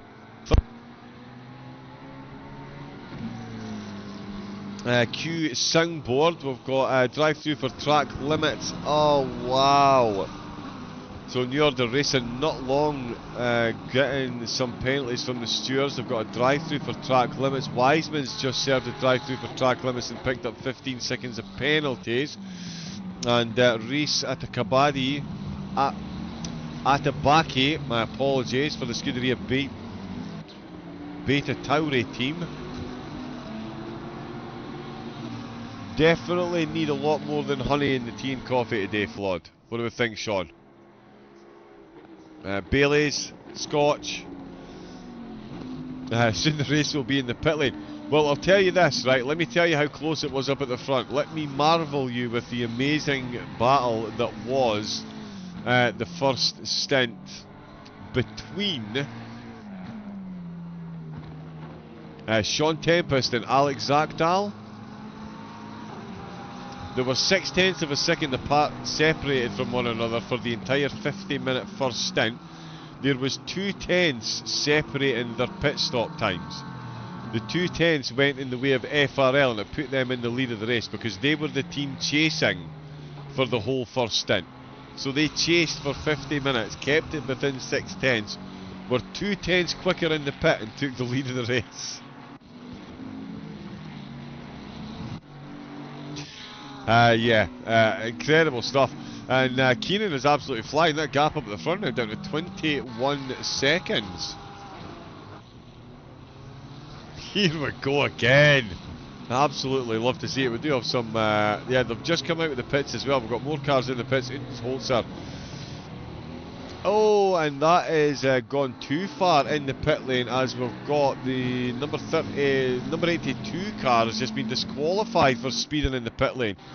As Mario Roth loses it out with the Casio triangle, penalty cleared, and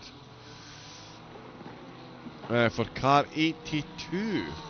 Right, let me just see. So that could be pending an investigation. Of course, the teams do have the right to appeal.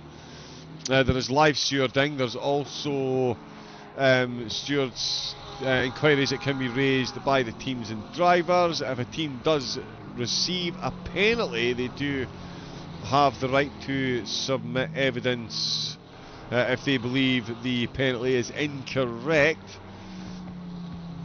I can't for the life of me see car 82. Drive through for track limits for 887 though. They've just come straight into the pits to serve that. I've completely lost my other train of thought. Janik Plus is behind the wheel for the MSR car. 1 point trailing towards 10th. They're now back up in 7th with everything that's been going on. Terence Keenan lapping at exactly the same pace as Fernandez. That gap's sitting at 21 seconds, and he's definitely got pace on par in 3rd. They are 20 seconds apart at the moment. And it does look like we're going to get less rain. Is this going to be the reverse of the Spa 24? 23 hours of dry, and then suddenly the heavens open, and we're going to see... Oh, the guy going to get another drive-through on his way out of the pits. Wow. That's the wrong kind of consistency. Wiseman still carrying that 15 seconds as we see another car go off through running an overall 14th as he come in the pits. The New Order racing car, we're down in 10th again. A couple of spins here and there. Drive through for track limits for Vonder. Wow. There they are finally, keep up, there we go. So Vonder, after the stop go 10-second penalty, now find themselves with a drive-through, and that will put Rossi in the lead of the Pro-Ams because he's only 23 seconds down the road. The drive-through here is 27 seconds. As Hovhannissian for LR finds himself off track. Eberl still in the pits. Afonso's going to catch up. Marco Rossi and AF Corse Ferrari, they're going to take the lead in the Pro-Ams, and Vonder comes in to serve that drive-through. In 17th place we've got Victor Myron for Brooks F1. They have been up and down the field like yo-yos at the minute throughout the race, and they've got the race leaders just behind them as well. Oh, and they've taken a tap on the rear and they're facing the wrong way. The Brooks F1 team definitely got a case for the stewards there, you would think.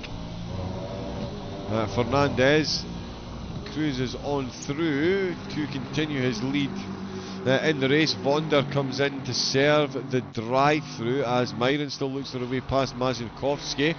Hasn't managed to do so. Oh no, has he? Has Mazinkowski binned it?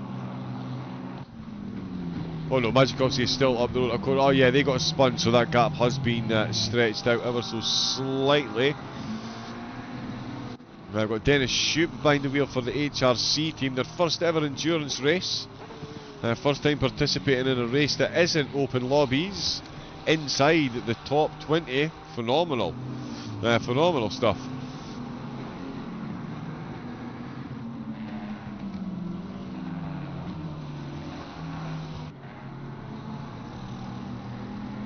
WRC Endurance Championship, that definitely should have. Yeah, Zagdal is, yeah, he is very quick. Very quick. All the drivers up at the top. I mean, the Dakota team have got Thomas Morant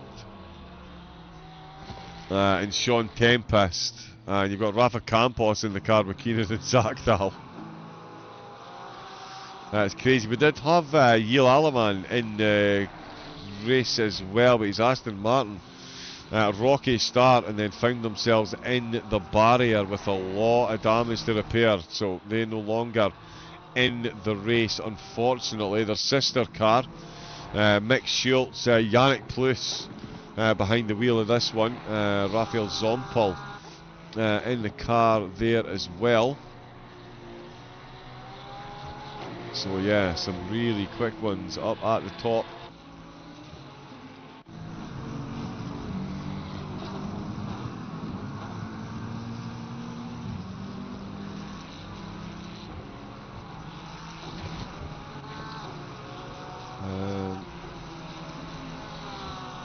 Move that. What we're looking at is Terence Keenan, 19 seconds now is the gap, so that has closed. He's found a couple of seconds as he's making his way through the traffic. It's all going to be about traffic management until the next stint's end. There's Jacobs doing the 8 hours single-handed. Although I did receive information that the maximum stint timer was going to be, maximum driver time was 5 hours.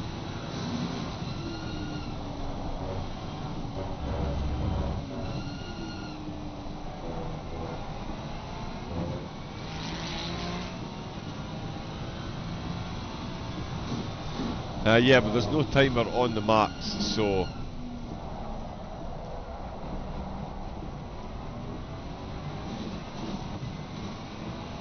yeah, he should be okay. We've got another penalty coming in. That's car number 85, picking up 5 seconds down at the back of the field then. Thick and fast with the penalties at the minute is Strato with the 5 seconds there for their next pit stop. 15 seconds for Wiseman ahead of them. Torda and Atabake back out behind the wheel as well. Oh, the number 24 back bumper. There's been so much going on. I did actually spot that. Is this the one that says back marker? And I forgot to highlight it. There we go.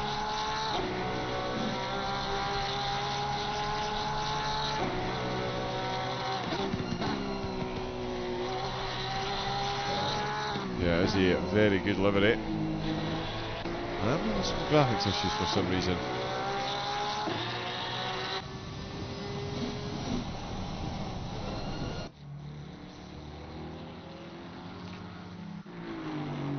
No issues for Fernandez. Let's get ourselves some puddle watch.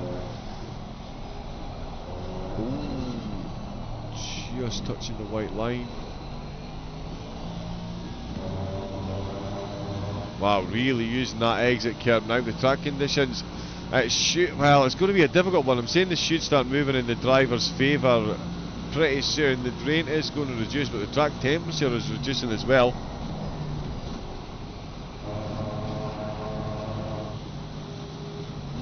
So yeah, some interesting calculations to be done at the next pit stops for the drivers. Still got a little while for the race leader to come in and take their pit. It'll be still well over 2 hours left, so there'll be at least 3 pit stops still to come for the drivers up at the front. And yeah, quite a few more for most of the field as well, given the number of drive-throughs that we've seen for the track limits so far. Head towards about 50 so far, I think. Oh, as Tim Torda for off-pace racing finds himself off at turn number 1. Slightly outbraking himself, getting out of the way as some of the quicker cars making their way through. That being the race leader and Afonso as well. They're in the Porsche 13th Intercontinental Racing car. One time in the top 10 as well, but again a couple of penalties. Yeah, a couple of penalties, and I've seen them drop outside. Confirmation, Rossi is leading the way for the Pro-Ams. After Vonder served that penalty, back out 8 seconds behind. We'll see how that gap develops over the remainder. Of course, drive-through, serving a drive-through or a penalty won't clear your stint timer, but if you drive through the pits while not under penalisation, then it will reset your stint timer. So we'll see how that goes. The rain is picking up and so is the wind. Oh yeah, the wind has picked up a bit. Yeah, yeah, the plus sign. So the radar is indicating that we're going to have slightly less Slightly less rain soon, but we've got a higher wind blowing it across the track. Don't get to see the exhaust pipe on the side of that car. Oh, Mazikovsky. Something's gone on there. Oh, he's got the oh no, that's blue flag, sorry. Let's just see. So yeah, he's catching up to Myram ahead. I think he's made a mistake on the way into Spoon. Oh no, wow, aquaplaning on the way into 200R. Does a perfect 720 and keeps on going, but that would have been, yeah, a full fright there. But yeah, that was a part of the track where you really don't expect that to be happening. Dennis Shoup's got the top 3 drivers making their way past. That's Terence Keenan sailing his way through. He's catching up to the Red Balls racing car. That's 9th placed Matt Rotten. No, it's not, sorry.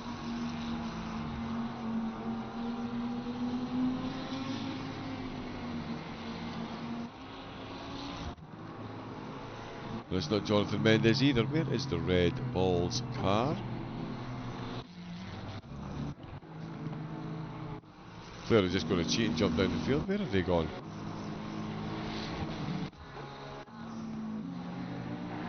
Oh yeah, it's Mazikovsky, of course. It's, yeah, down in 17th position. Yeah, so another car, definitely argue they're running massively out of position.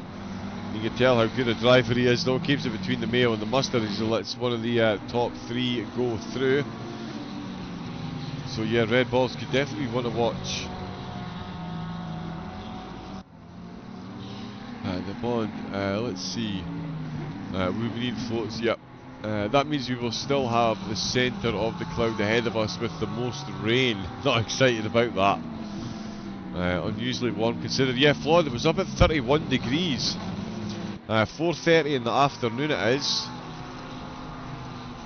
So yeah, track temperature has definitely been up. It's only now starting to fall as we're getting towards the PM. What would have been, in fact, the last 45 minutes, an hour and 10 minutes of the race. 2:30 to go. Shoop is closing in on Mazikovsky actually, but that's after the Mazikovsky spin. We've got DeLee in the pits for another pit stop from 24th. That's New Order's Lamborghini. Not on a penalty this time. 3 of the back 5. Back 6 have got themselves penalties. Keenan and Fernandez both lapping at exactly the same pace. Once again, that gap at 21.5 seconds.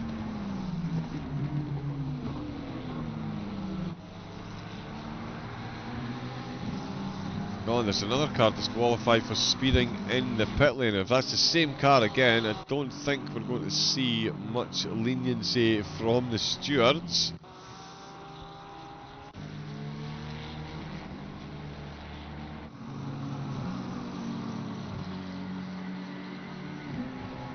Oh, Clausen's coming into the pits to serve his penalty. Oh no, right, okay, yeah, he cleared it because he served it. My apologies, I thought the stewards had cleared that one there. Shoop still within 9/10 of Mazikovsky. Fernandez still 21 seconds and the lead for Haas with Formula Racing League in second.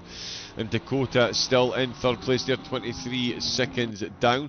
But they have, I think, about a 23-second gap themselves. Over the Royal Simsport. Oh no, only 11 seconds, my apologies. The Royal Simsport endurance team, they are moving very quickly at the moment. Let's jump on the side of their car because you do get to see the exhaust pipe, which does look very good. I am going to jump through the cameras. Bear with me a moment, I just need a very quick pit stop myself to top up the glass of juice and get myself a quick dose of sugar. Back in a moment, enjoy the action.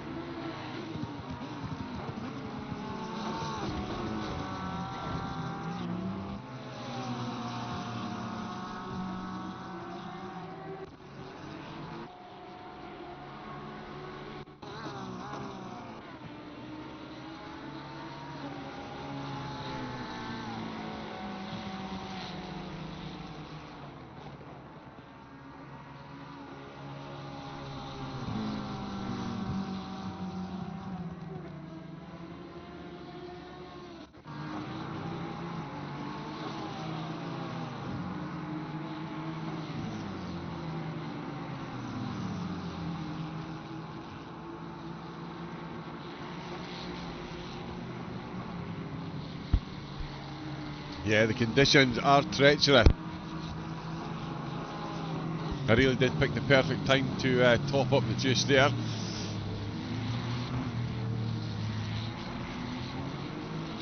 Yeah, IRL this would be borderline on a red flag due to conditions. Yeah, I would, well, literally was able to run through quite a few bits and pieces there, just, yeah, cars completely missing the brakes.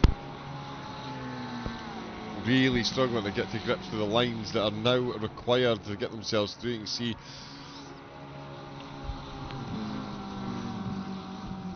definitely an unfortunate one there. We've had another one come in as well for car 28, back to back incidents, unfortunately for Duranek. It's not been the best couple of laps, really struggling through 130R on the last 2 laps. Gets it right on this lap, unfortunately. Goes a bit wayward on the exit to Casio Triangle. Oh, and we don't even get to see it there. Save the driver's blushes as well. We've got Andy King off track at the moment as well. Absolutely cannot take a second for incidents here. The track, as you can see, the rain is going to increase as well. The part of the track that was dry air, that's now fairly indistinguishable. And yeah, on the way through, spoon that one is. Andy King for PSUK. Finds himself facing the wrong way. Herzig in 6th position for Funtech. Will be closing in there. Keenan doing a good job breaking away, as we saw Fernandez literally just as I picked up my sugar input. The yeah, Fernandez and the Haas team picked up a drive through penalty, which has seen Keenan and the team back reinstated to the lead of the race. Por within 20 seconds of the top 2 as well. Imez only 12 seconds down with King dropping some time there, as we saw, as we see another car facing the wrong way. That is Jürgen Clausen. That is turn 1 again.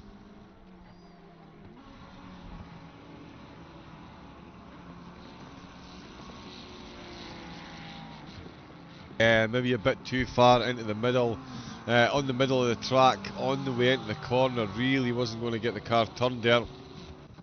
Facing the wrong way halfway through.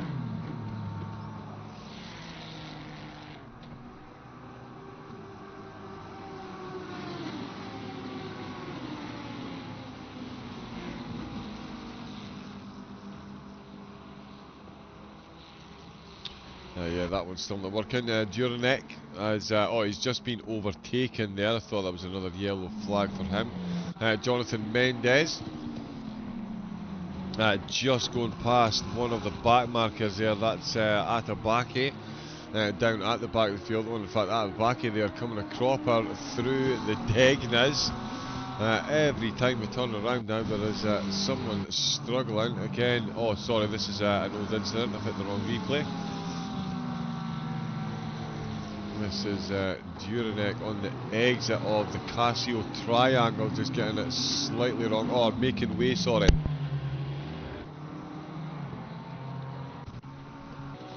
And yeah, again, the replay not actually showing us what we were looking for. Let me just see if I can somehow re-jump start this.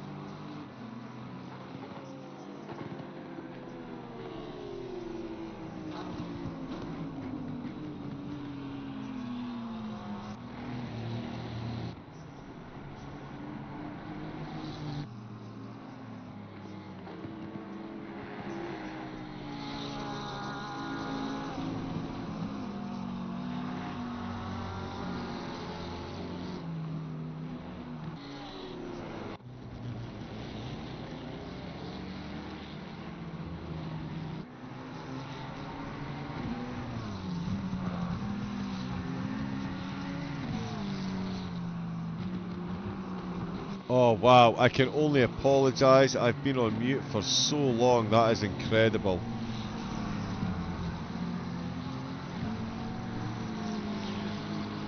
Oh, I'm absolutely going to hang my head and shame. My apologies. I didn't realise the broadcast software was on mute for my voice. I have been on mute for quite some time. Oh, wow.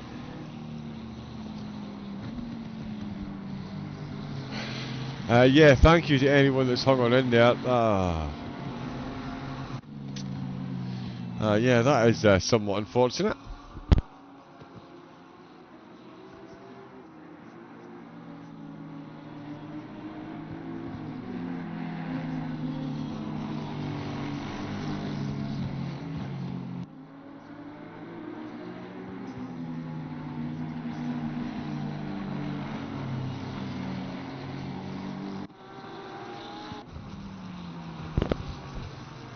Yeah, so there we go. But I am back. Apologies for that. Was wondering why it was so quiet. Yeah. We had operator error.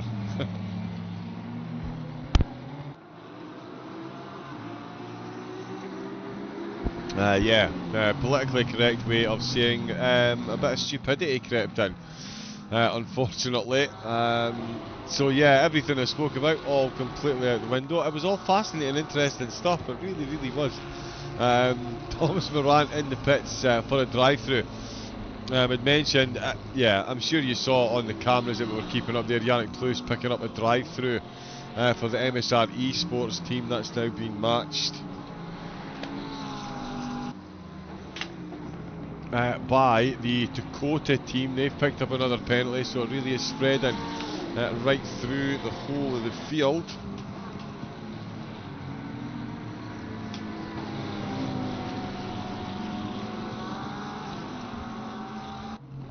So Plus and Moran in for penalties. Moran back out in 4th position, but certainly going to close the gap to PSUK behind.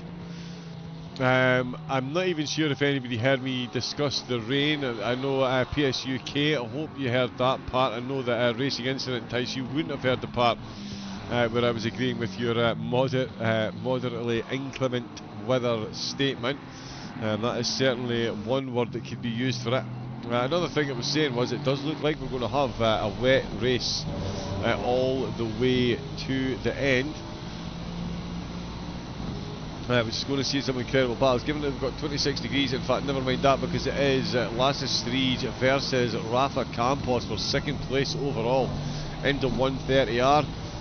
Oh, and he's run a bit deep there as Campos. That's given Striege the outside line on the way to the Casio Triangle, but the Ferraris come straight back up, but he's run far too deep though. Big mistake there by Campos, runs himself off at the Casio Triangle, struggles to get the car back on track, and yeah, that's an easy move in the end for Striege. This is Killian Peter that we're on board with. Wow, the back of the car on the way up the hill just completely steps out on the New Order racing driver, and something similar. Oh, there we go, another drive-through up at the top of the field. I was going to say a similar issue we saw for Sander Jacobs earlier on in the race. The mistake started at the top of the hill and ended up down at the bottom. There's Marco Keddy in the chat. Faster! He will of course be cheering on the FRL team. One-time race leaders now find themselves in 3rd position. But the way the race is going, absolutely anything is possible with the finishing positions at the minute. We've still got 32 cars out on track out of the 36 that made it to the 2nd half. 50 quid if you only show the FRL car until the finish.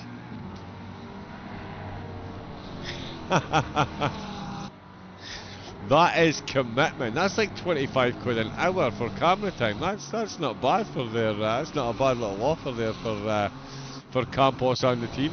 It's a good livery. I like what you've done with the extra grey at the back, the little pattern that's down under the grey at the back. It does look very, very good indeed. You see the lines up the side there. Lund into the pits to serve his penalty as Sergei Surin finding at the top of the hill what all the drivers are about. They scratched it. Oh, there's been a couple of scratches.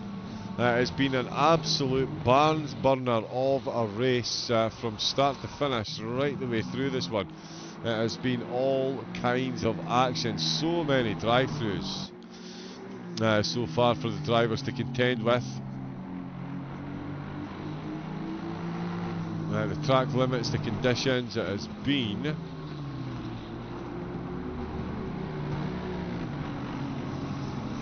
okay, nope, sorry, I'm looking at something that's not to do with that.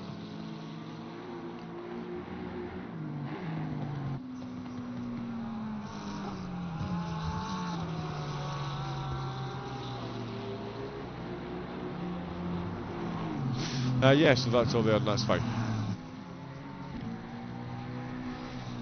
Yeah, Fernandez in the lead. He's recently taken second place.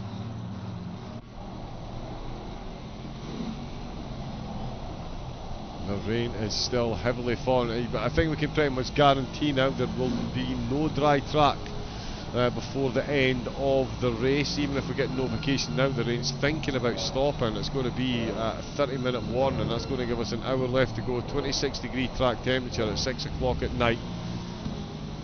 I'm not thinking that's going to dry up anytime soon. Still 32 cars on track though, and they're pretty well spread out, so they could do a fairly decent job. But I would say that that is a terrible camera on the Aston Martin. Ooh.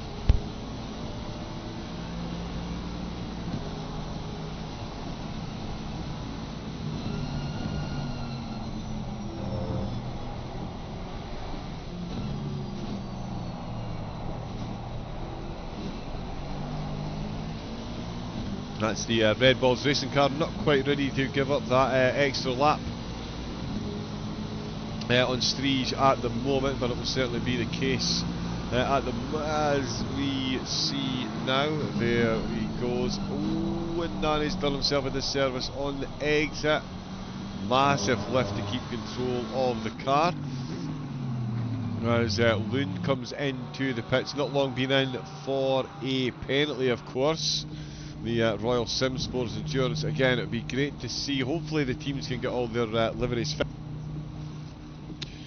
for round number 2. Because I do like the Royal Sim Sports Endurance team's livery.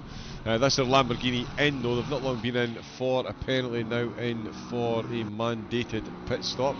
Mikel Fernandez flying still up at the front, got an ever-growing gap to Lasse Striege, a gap that's being mirrored behind Striege with Campos now 10 seconds down. Got a good gap over Morant though, who's recently served a drive-through. Yes, Diamond Clomp. So yeah, there is a bit of a visual bug that even drivers that are taking part in the race are seeing. I did think we had teams on dry tyres, but I've been assured, well, we had absolute confirmation when Dennis dropped in to let us know that the HRC car was definitely on wet tyres, and visually on screen it was showing dry tyres. So yeah, there is very little chance that any team is out there on dry tyres at the moment. It is just a visual glitch, unfortunately. Oh, and that is the second one of these penalties that we've seen handed out. It's a stop-go 10 seconds for causing a collision, and it is Rafa Campos in the Formula Racing Team car. So it is going from bad to worse. So that drive-through for Morant will now pale into insignificance with 27 seconds for a drive-through. Stop-go is going to be a bit longer than that. Obviously, your 10 seconds actually stationary, then pulling in, actually stopping and starting again. So that's going to put Morant back on to the podium. And let's see He's got 16 minutes left of his stint, so yeah, still got the comfortably can do the 3 laps if he needs. It's not like he's absolutely got to come in now before his stint timer is going to potentially run out, but does come in to get that one out of the way. It really is, yeah, it's definitely an unfortunate bug. Having accurate, up-to-date information does, well, yeah, definitely make things a lot better, that's for sure. Tenor Rio going to unlap himself against Campos. Still quite a few cars getting the job done. Atabaki in the pits. I believe there was a drive-through there as well, but they've come in and are now stationary. Allen for off-pace racing in 30th position. Oh, Killian Peter. The New Order Lamborghini had a great start compared to some of the other cars within the team. Oh, and that is the other Lamborghini. That is not what I was looking for, my apologies. That's a terrible replay. This is the one that we want.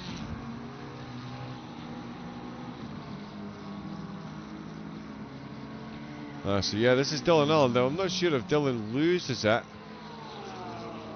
or collects a car that's already spinning. And we're not even going to get to see that, but there is the New Order car. Oh, looking extremely worse for wear. Strangely, no notification of the incident there. Sam and Nani having an off track as well, and that's a position lost. Oh, we can see there on the exit to spin just as the New Order car gets there. Haler and Peter both being caught up in what's going on here. Oh, wow. Before he even gets to Spoon, just drifts over to the left hand side, right across the track. So it wasn't Spoon. I just assumed it was Spoon.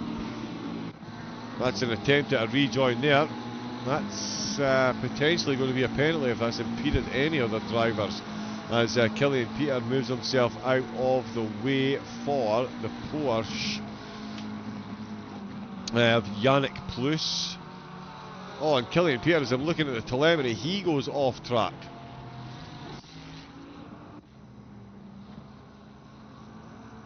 As Lasses 3's through turn 1, so I'm just going to try and quickly get some kind of semblance of what has been going on where through the field. Well, Stage really struggling to hang on to the tracks.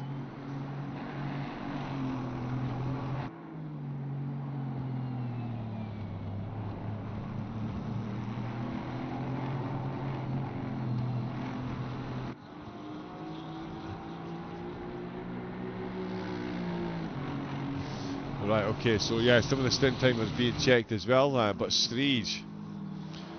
More yellow flags as Winkler finds his way off track once again. The Bentley on the way into the anti-banked curves.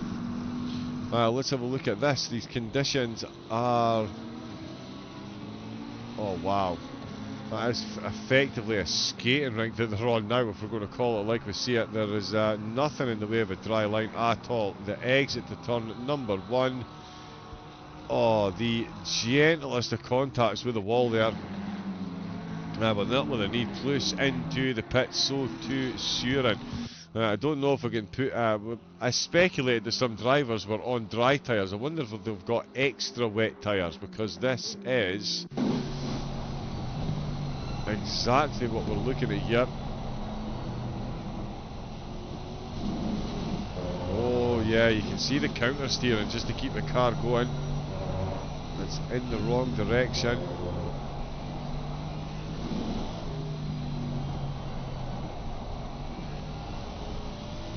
So we'll see. Oh, we've got a yellow flag. There's more cars are coming through. That's Gardlowski. Nothing coming up on the incidents for them. Let's see if we can catch sight of what it was. No, I think we're about to be left short once again.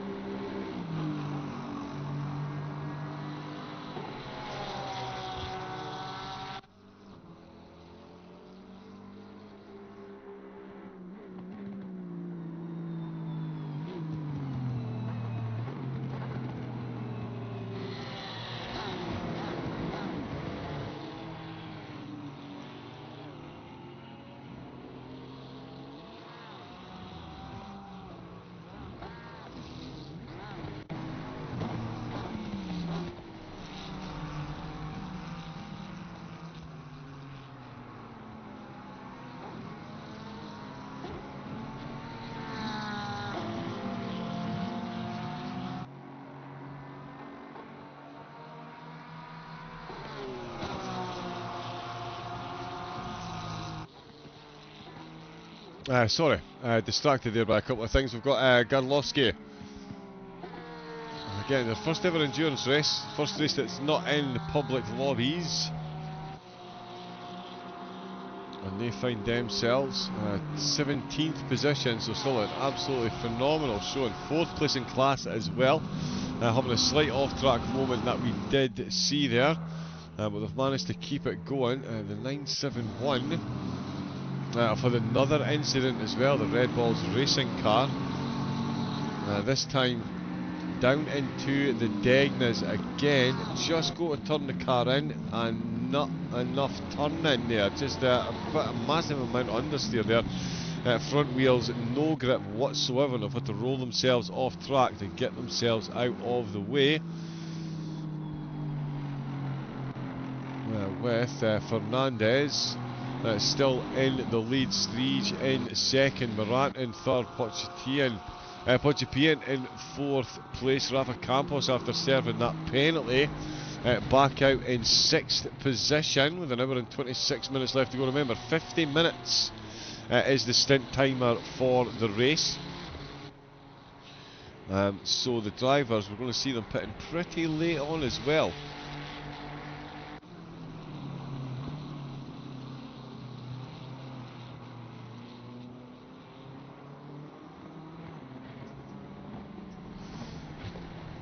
Just checking that, but yeah, the stint timers, they are being checked as well. Gordlovsky coming into the pits, so that will be 35 minutes left that they'll be coming in for their last stint. So yeah, most of the teams are going to be in 35 to 25 minutes left. We'll see what Fernandez and the team do. Wow, that is drifting ever so slightly wide on the exit. Certainly not affecting the lap time. The times that they're setting compared to the rest of the field. That gap now at 47 seconds. Striege fully entrenched in traffic as Fernandez sails off. He's got one car ahead of him, Fabian, down in 23rd position.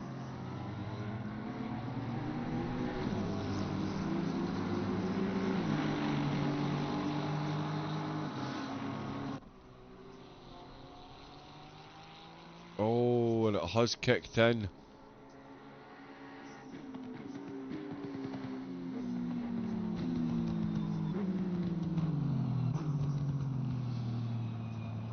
Yeah, there we go. So a slight issue with the overall stint timer. Hussein's has had that penalty cleared. That wasn't for a stint timer, that was the overall drive time.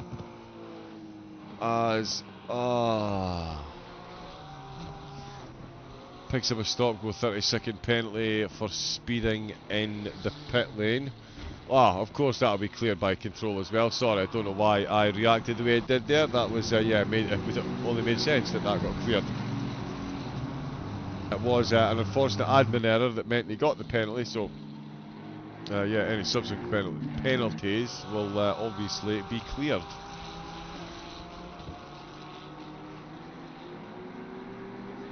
So that's that done. Fernandez clearing more traffic.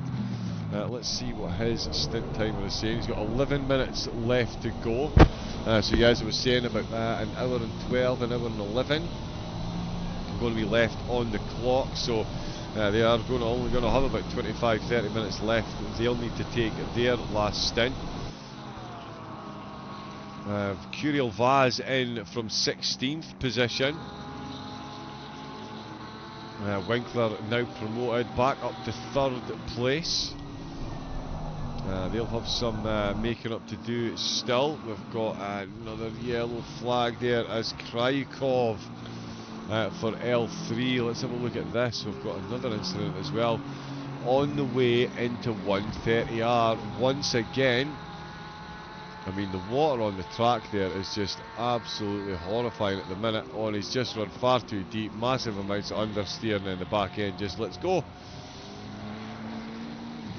That is a tale as old as time at the minute, unfortunately. A lot of the drivers falling foul of this.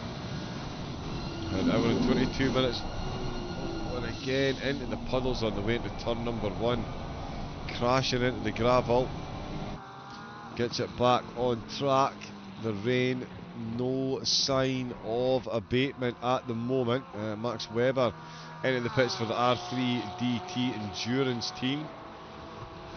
So more pit stops being taken. Fernandez and Striege still leading the way, with Morant in third for Dakota. PSUK up to fourth position, with Funtech in fifth, as Mick Schultz, yellow flag into turn number 1.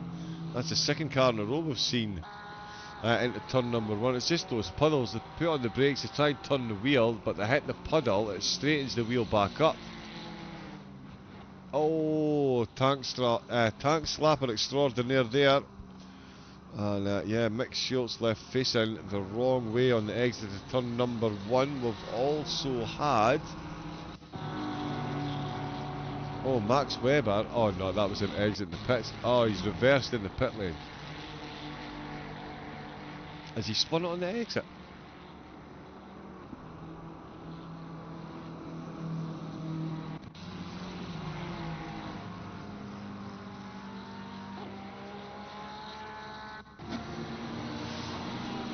So didn't spin it on the exit. This is the one of the Barbie racing cars with the Red Balls car. Oh no, the Red Balls car is behind. That's the QRT car of Sander. Oh, again, just misses the turning point on the way in, and the Red Balls car behind did have a massive spin. That was the next one I was going to look at. The turn in to 130R now is taking prime position. That's not the car we're looking for, please.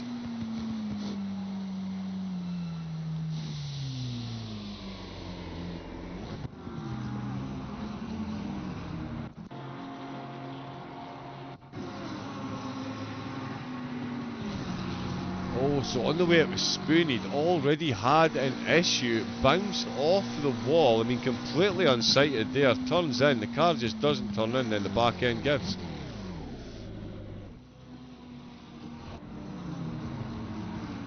And then has to hold these brakes to let cars go through. It's all change all the time. We've got more yellow flags as well. Sarevsky finds himself, oh no, that's the yellow flag on the way out of the pits for some reason. I don't know why it is doing that, but... Oh wow. Flew out there, did the Bentley, just managed to sneak back out in front. Let's see what's happening with Usama Nani.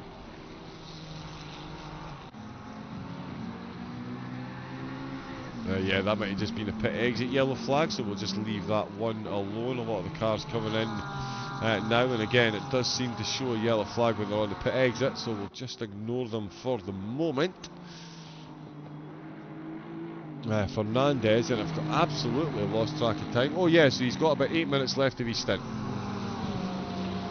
Yeah, I know that much. He's got about 8 minutes left of his stint. We'll have Lasse Striege. He'll be on about the same, so too will Morant. Let's see what Campos can do as far as closing that gap after that penalty. The back of the Ferrari just subtly sliding left to right there on the way into the braking zone. Kramer still bringing up the rear in 32nd position. In 24th, Lucas Ball for the R3DT Enduro team there at Ferrari. Definitely been in the wars in this one. 24th place for them overall at the moment.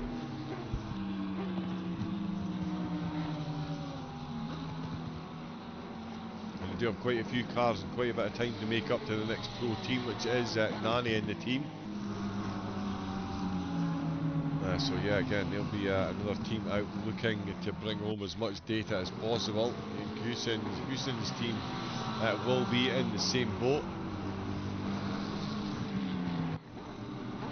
Definitely an unfortunate one. Samuel Bonda just having a bit of a moment on the exit to 130R as Tobias Fabian comes in for New Order Racing. He comes in, so too does Victor Myron for Brooks F1. They're in from the top 15 at the minute. Good drive still by Maximilian Everall as well, the New Order Porsche, despite a few incidents. Oh, and there's the New Order Lamborghini off the track. Almost collected his teammate there. As we've got Pochepian, I believe that is behind. We've got Lucas Ray off track, drive-through for track limits for car 17th place. It's Osama Nani, the 971. That's another penalty for them. They have had quite a few so far, and yeah, picking up another one as they're making their way through the traffic, or the blue flags making their way past as well. It's the action coming in absolutely thick and fast. And yeah, very lit up very little sign of lit up in sight. We've got Lee.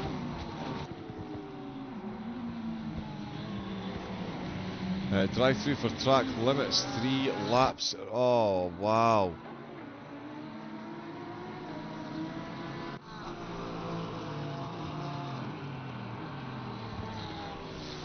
Yeah, so a drive-through there as well. That is not what they're needing. Another trip into the pits. Oh, and Andre Haler. It's going from bad to worst right through the field then. Andre Haler, the 887 car. That's up through the anti-band curves, and it's at the top of the hill again. So the top of the hill starting to cause problems. Oh no, it's not the top of the hill, my apologies. Oh, yeah, just starts to lose the back as he comes back down. Behind the hoarding boards there.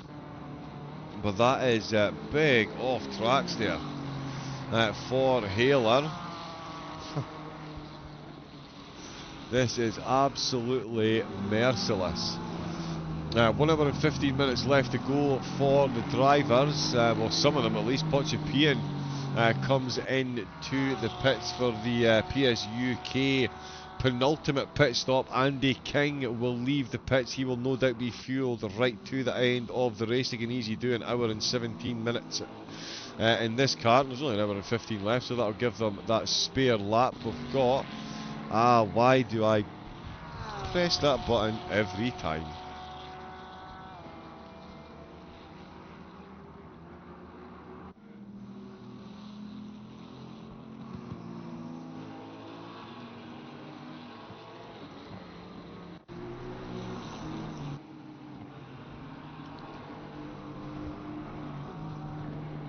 Yeah, but King out to take the... yeah, I would say the last hour and 15 minutes. Oh, we've got another incident. So I'm trying to keep up with all the incidents to figure out what are incidents and what are people exiting the pits. This one, definitely an incident. On the way into Spoon, just touching the curb halfway through, and again the car saying no thank you very much. Over rotation. And a lot of traffic coming through there as well, and unfortunately time for that to happen. Tenerio comes into the pits. A barrel has just picked up a 10-second penalty. Tenerio dropped but not moving. Nani and Vonder, let's see. These two are very close indeed. Oh no, sorry, Nani and Vonder both got drive-throughs, and there's another drive-through reg coming in for an extra trip into the pits as well. They really are not messing about with these penalties. Fernandez, the race leader, comes into the pits. This is for a mandated pit stop. We knew the stint timer was coming to an end.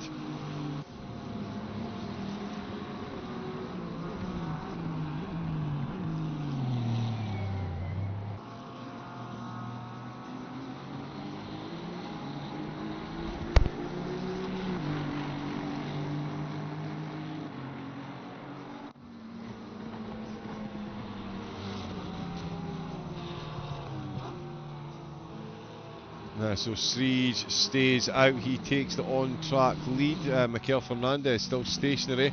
Again, you would think they're going to fuel right the way to the end. They will have to clear the stint timer, but they will just drive through through the pits to do that, surely. But we'll see. I mean, I've certainly been proved wrong before on things like that, but an hour and 13 minutes, you'd think that would be nice and easy done.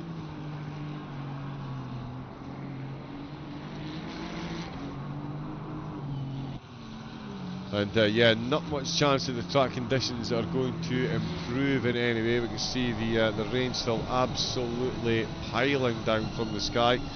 And yeah, predicted to do so for at least another 30 minutes, which means we won't see a dry track before the end of the race. The temperature of the track down 6 degrees, air temperature down 3 degrees.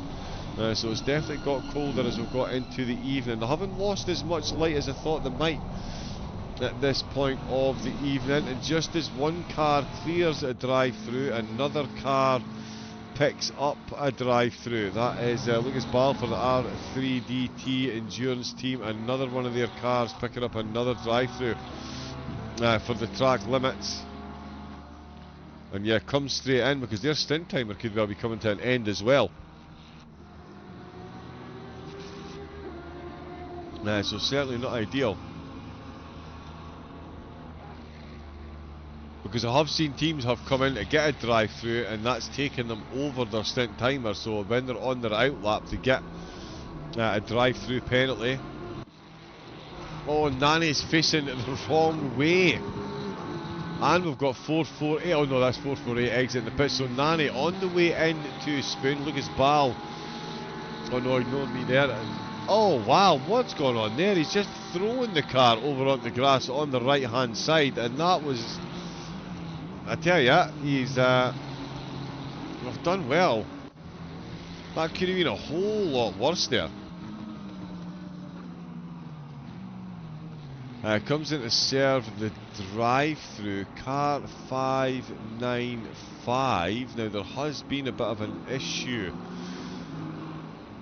with some of the driver stint timers, so Philippe Silviera for Min Max has just been dragged in at the pits, so his driver time reset.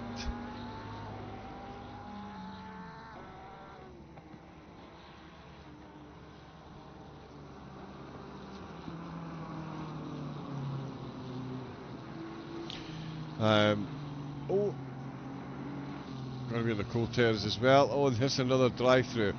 Track limit penalties. Track limits have been ignored. Penalties have been applied, and it's off-pace racing that have been the recipient of this one.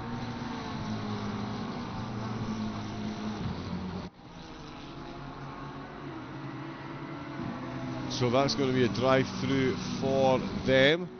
Lasse Striege exits the pits. A nice smooth pit stop there. Sean Tempest. Oh, that's not the entrance to Spoon he was looking for there. Trying to close up on the cars ahead. Tempest almost losing it through Spoon there. That's going to let Andy King close in ever so slightly. The result of this race will not be decided until everyone crosses the line, basically, because the conditions really are keeping the drivers on their toes hugely.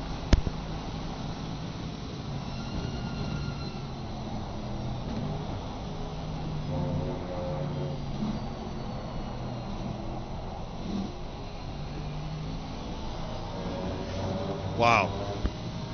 He's really struggling with that one. Lucas Rake as well, I believe it's... Oh no. Has had an incident then. This one going into the Degnas.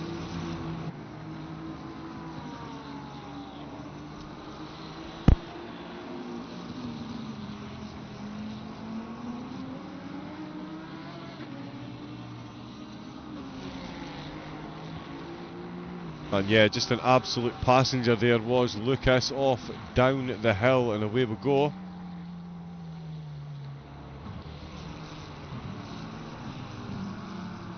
Jeremy Cuss coming in for Funtech. They are looking for a good top 10 finish here. At the minute, they've got themselves up to 5th position. Not too far down on King and the gang. Tempest for Dakota. Back in 3rd place with Striege in 2nd position, and Adam Meikle still out in first place for the Haas GT racing team. We'll get an accurate idea of what the gap between the two of them is. You can see the floodlights at the side of the track now starting to come on. It is 6 PM at local time, so it's going to be just after 7 when we get this one finished. So it is going to be a bit darker. 41 seconds, so the gap down 6 seconds compared to what it was before they came into the pits. We'll see what it's like, because again they're all going to need to come into the pits again. There's a 50-minute stint timer,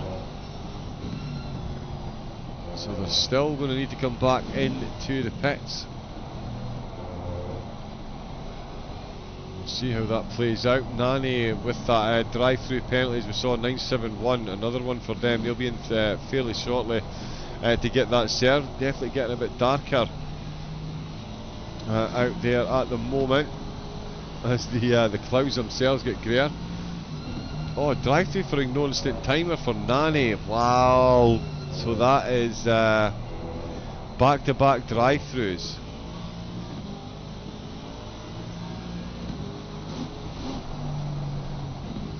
Yeah, back-to-back drive-throughs.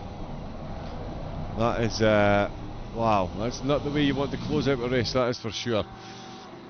Mikel Nagant certainly getting it done up at the front. We've got more yellow flags down at the back. Strato Racing just finding out the hard way that the anti-bank curves are in no way to be disrespected. Oh, I tell you what, on the exit to turn number 1 wasn't looking the most convincing.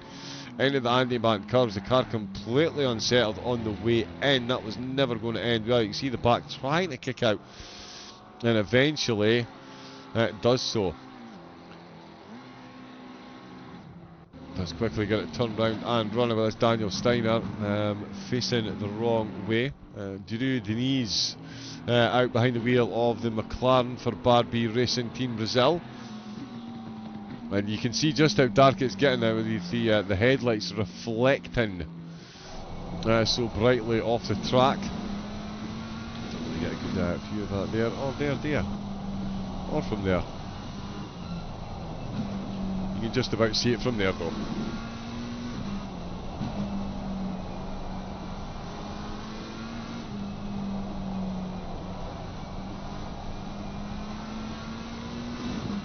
Denise at 25th position, Haler and Hussins both in the pits for their penultimate pit stop.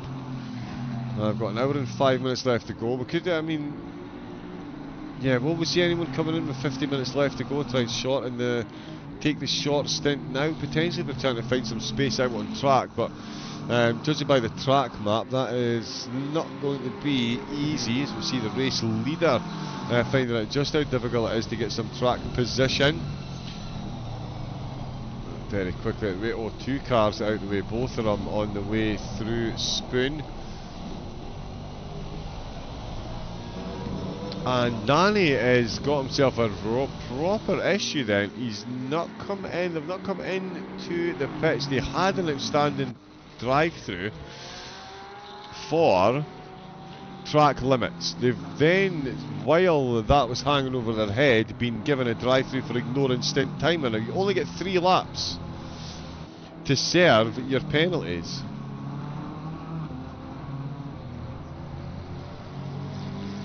And I don't think Nani was in the pits on that last lap to serve the drive-through for... Oh, well, we'll see what happens. This is going to be interesting actually, because they'll have to... Are they going to end up going a lap over on the stint timer driver penalty? We'll find out. They'll need to come in the pits at the end of this lap anyway, that's for sure. It's back-to-back penalties to be served. And yeah, a DQ if either of them is reached and breached. Drive-through up at the front of the field. Rafa Campos. Now, I am not sure if that's come from the stewards or if that's another rapid-fire penalty.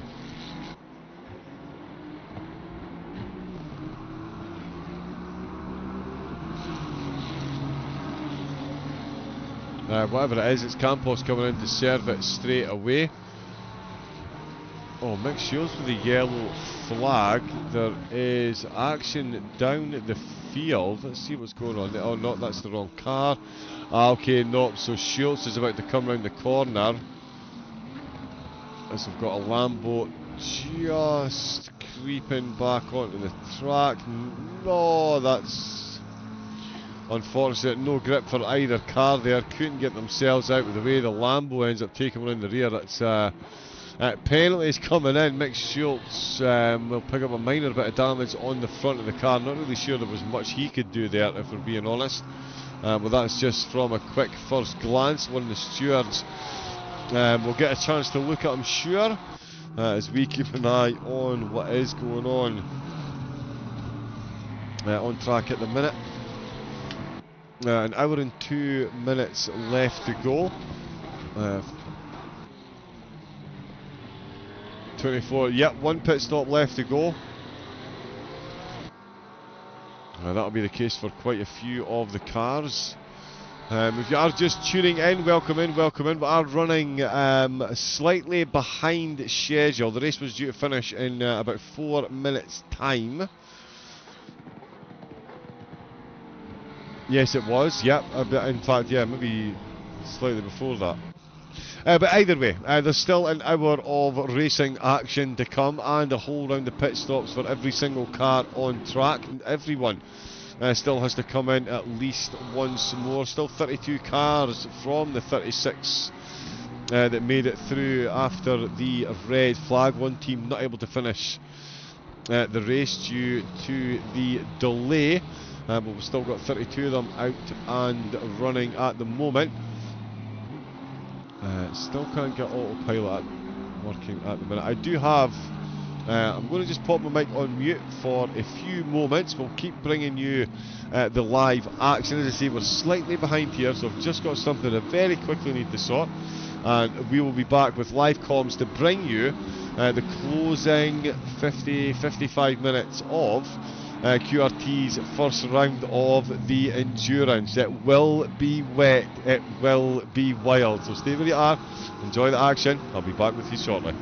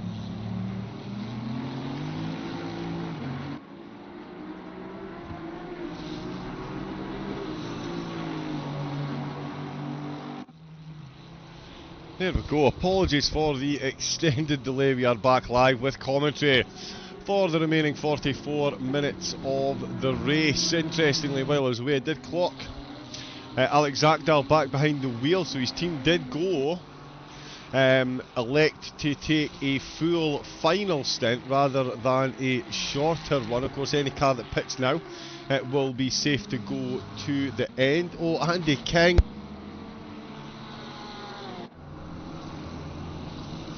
It does seem that the car has had an incident every single stint so far in the race, and this is another one into turn number 1. Seen quite a few on the replays as well. The yellow flags have been put into full use.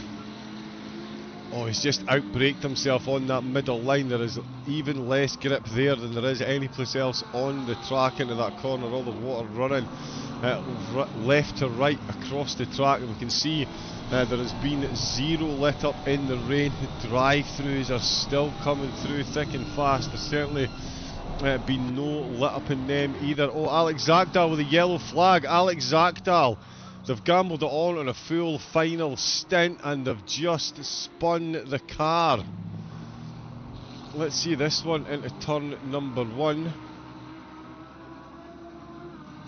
Oh, just a bit of uncertainty on the way in. Had to use an extra bit of steering there to get the car going in the right direction, and then it was going in the wrong direction. Yes. Yeah. Hello. Hello again, Mr. Payne. I am good. I am good. Apologies, I should have messaged you in the chat. No. You know, but yeah, I had a quick thing to do. But yeah, all done and dusted. But yeah, good to see you in. Either way, if you can stay, great. If you've still got stewarding to do. No. Thankfully, one of my other stewards has arrived, so they're in sorting that out. So I can be here for the rest of the race. Oh, superb. And yeah, I mean, I'm hopeful that the wind has picked up. It's the highest it's been. Obviously, it's getting quite dark now as we approach whatever it is in game time, like 8 o'clock or something. 6:30. So it is. Yes, so it is. With any luck, maybe the rain will let off, or I don't know, maybe we'll swim the last 30 minutes or something. Yeah, it's been pretty spectacular, this weather. That's yeah, one word, beginning with S. Yeah. That drivers won't be using. Yeah. Yeah. Yeah. I mean, the settings are almost identical to what they were for the Spa 24 Hours race. And never in a month of Sundays would I have predicted these conditions. Mixed, yes. Full wet, yeah, sure. There was a 15% chance of full wet. But to this level, no. Yeah, it's been absolute standing water. There's been fishermen seen congregating at the side of the track as well. There'll be some live bait getting thrown in. We're seeing Sean Tempest here for Dakota. I think the replay is about to undo us again. Was it half came through, but I think he's lost it on the way down into the Degnas. We'll watch that. What's he doing here? Yep, he was too wide on the way in, and that is facing the wrong way on the way out. Did well to stop that spin at 180 degrees there, to be fair, and then get it kicked back the other way. But Tempest, nobody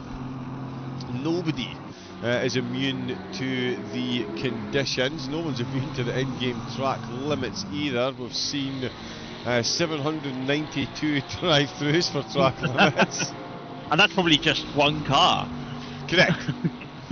Correct. Indeed it has. Indeed it has. From a stewarding point of view, though, I would say it doesn't look like. I mean, we've seen some penalties come in. We've seen 2 stop-go for 10 seconds for causing a contact.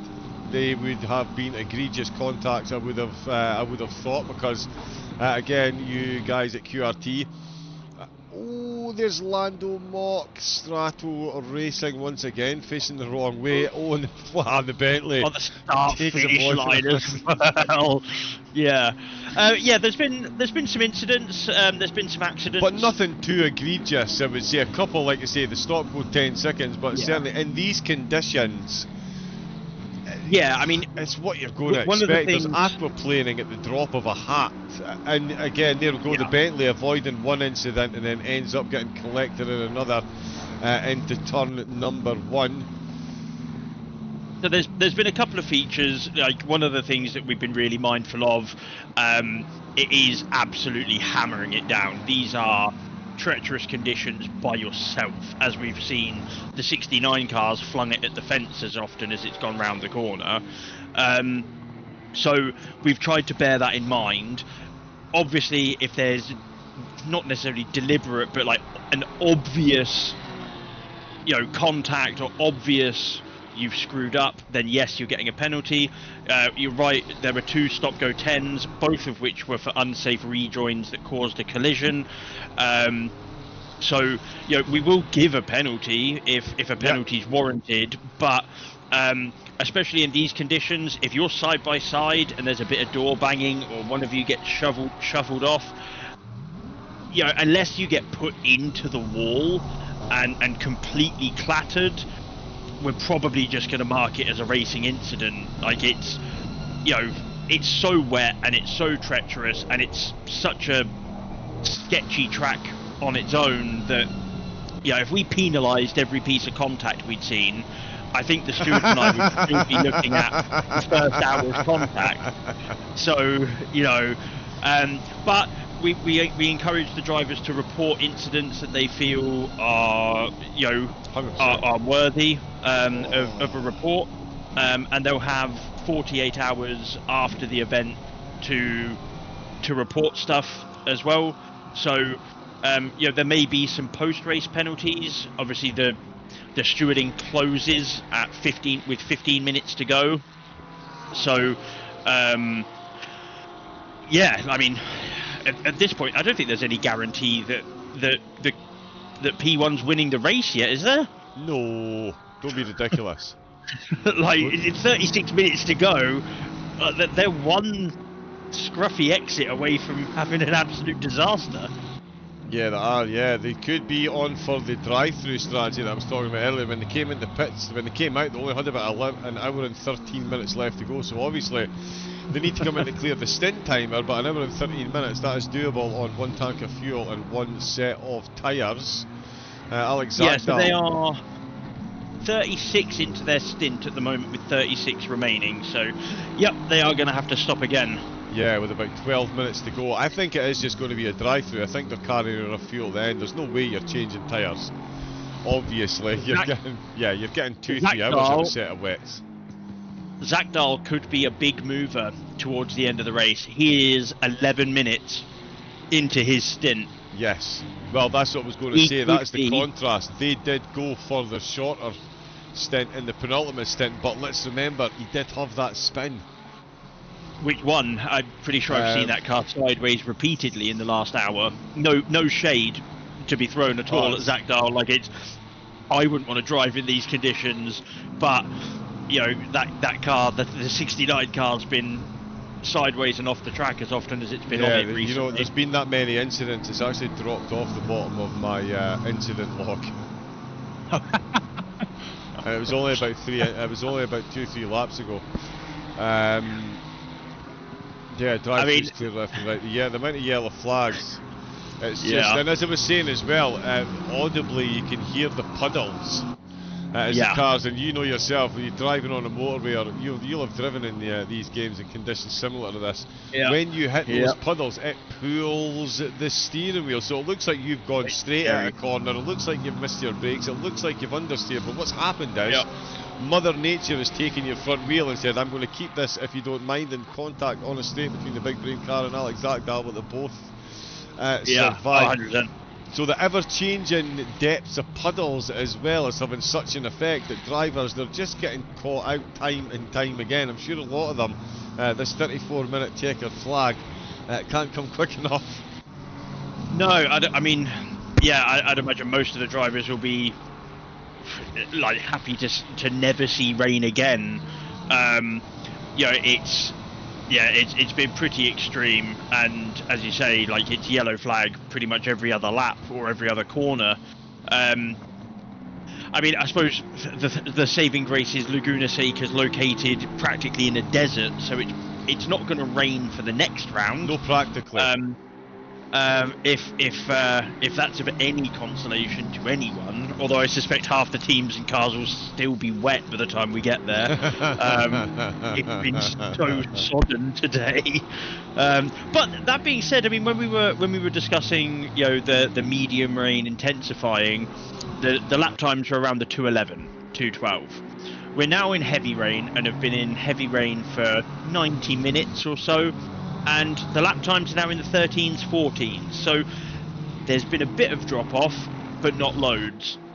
And I think what we're seeing is just the skill level of the drivers. You know, those that have got that deft touch, that delicate nature that they can dance the car around the conditions, versus a car or a setup perhaps that requires you to brute force it around. And I think that's what we've really seen, especially with the Astons. They love conditions like this, I think. Well, they really do. We saw in qualifying, it was a Ferrari party, absolute Ferrari party in the top 10. And listen, the Ferraris are still holding their head high. They've got 5 in the top 10, none of them on the podium.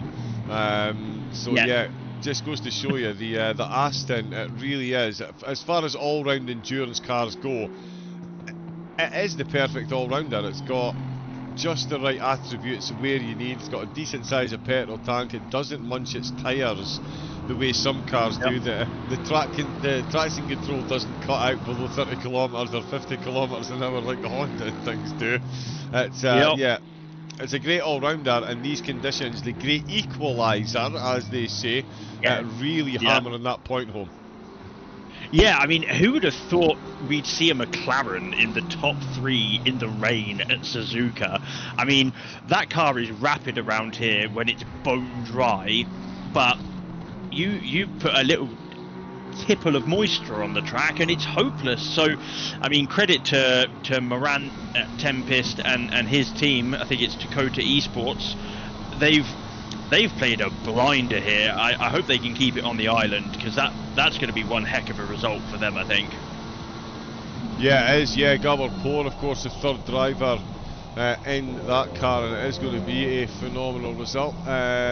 Vicky May is saying, I was forecast a dry race. Dennis Shope saying, to be honest, I really like this race being a wet race. That's one of the things that made this race a special one, says Dennis. Here. At one point I was less than 5 seconds behind. Our 2 teams are 14 and 15 at the minute, says Vicky May. Okay, so that's Brooks F1. Okay. Oh yeah, the 998 and the 999 car, yes. Yes, yeah. Nice liveries. They've had a good showing, and they're on for a double podium in Pro-Am, so, you know, there's good stories, I think, wherever you look on this, you know. And one of the things I like about the fact that this is a split championship, you know, it's not been just, you know, the 2 Astons have buggered off at the front and that's that. You've got battles everywhere. You know, the top 3 Pro-Am teams are next to each other. You know, you've got little gaggles, good little battles everywhere. So as much as the rain has played its part, I think the driving and the battles throughout the field have still been fantastic, and all of the drivers should be commended for not only the challenging conditions, but also putting on one heck of a show. Like, I've really enjoyed this. Like, it's been an 8-hour race, but it's flown by. Oh, it really absolutely has. flown by. Flown by. It's been incredible. It has been incredibly quick. You're right. It's absolutely fire through. This Atrilla guy is rapid. We're I know he is. Yeah, he is. I mean, let's have a look at his lap time. So I think he's just pitted, so let's watch and see what he's got for us. But you know, he's been pretty quick all the way through, so I don't think it's possible that he can go for the win. I'm not 100% certain of the gap yet. I'm just waiting for it to update. But you know, to be fighting for a podium the whole way through has been sensational, absolutely sensational. Yeah, it has. Yeah, I'm just trying to get a grip on the gap there as well. Actually, where it is? I'm just waiting for it to update. I mean, at the moment, it's a big chunk up the road. It is. What it are is on a the good stint chunk, I timers? think. You can check the stint timers, can you? I can, yeah. So Arnado in P13 is 21 minutes into his stint. So it's going to be, that's the thing. It's going to be very close for him as to whether or not he has to box to satisfy his stint timer. You know, if, depending on P1's position, when they cross the start-finish line, he might have to pit again, or at least take a drive-through, just to maintain position. Otherwise, he'll get a penalty, and it's pretty severe. Yeah, it's a drive-through, or is it a stop? Oh, it's a minimum stop-go, isn't it? It's a drive-through, but because it's at the end of the race, it's applied. Like it's a drive-through plus. I think it's like an 80 second penalty. Right, okay. So whereas a drive-through is less than 30. Yeah. And there's a crash, I think, at the exit of 130R. 25th and 26th, I think, have just made contact.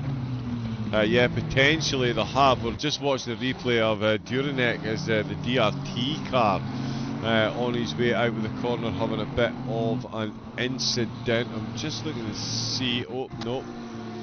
That's 31st, sorry. That's a different thing. There's, the incidents are popping up that quickly that as I click on them, another one appears and I don't actually manage to bring up the one I'm aiming for. Is he avoiding traffic on the way out? No, he's not.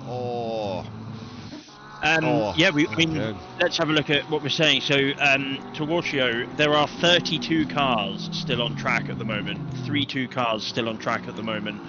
We've lost a couple, but yeah, 32 cars still running. And I'd also like to give, and I will be slightly biased, I'd like to give a special shout out to the car 33 representing QRT today. Sander has driven this whole race literally by himself. No one's been in the chat. I briefly went and said hello to him like an hour into the race. He's done this entire event solo. No help, no spotter, no nothing. Just him on his own, in his rig, 8 hours, in these conditions, and the guy's, I think he's P6 or P5. P5. Like, I mean, he does have to stop again, so he's definitely gonna lose a position or two. But I mean, he's been metronomic in pace. So yeah, a massive shout out to Sander representing QRT today. What a sensational drive amongst a field of other sensational drivers. Yeah. Yeah, Fantastic. incredible drive by him in the Ferrari. Almost the lead Ferrari as well, but yeah, great drive, single-handed. So a couple of incidents as well, a couple of spins here and there. Yeah. Oh, yeah. Drive through. Wow, the Bentley, such a revival it was on. It was singing the praises from the highest of towers for the LFM Bop, and the way that Winkler and the team were getting the boat lay around these wet, tricky conditions. But it has gone from bad to worse, and it is still on that downward spiral at the minute. The Just Hope team now are going to struggle to hold on to 5th position. Kryakov, 20th place overall. The ILR team, they've not been without incident themselves. But again, and I'd like to quickly back up what Tice was saying. A few of these teams have had what can only be described as horror show races with picking up drive-throughs for track limits and then getting a penalty, a drive-through for speeding in the pit lanes while serving said penalty, and they're still hanging in there. We've had a couple of cars retired due to unrepairable damage, but yeah, Just Hope Oh, and there's another drive. Oh, wow. That's Gardlowski. They're on for a podium in their first ever endurance race in the HRC car. Deans is 19 seconds down the road. As Tyson will quickly tell you, a drive-through penalty here is 27 seconds. 20. I mean, it's probably less given these conditions because obviously you're not putting in max times. But yeah, my predictor is, or my software says 27 seconds is the total loss for a drive-through penalty. So yeah, it's going to be. I reckon there'll be nose to tail when they come out the pits. It's going to be close. Hudson Joe comes in. Sorry, Hudson out for their first stint for the Barbie racing team. It's going to be the end one. 23 minutes left to go. They are going to become stationary during this pit stop. Surprise to me. The race leaders have done that as well. Yeah.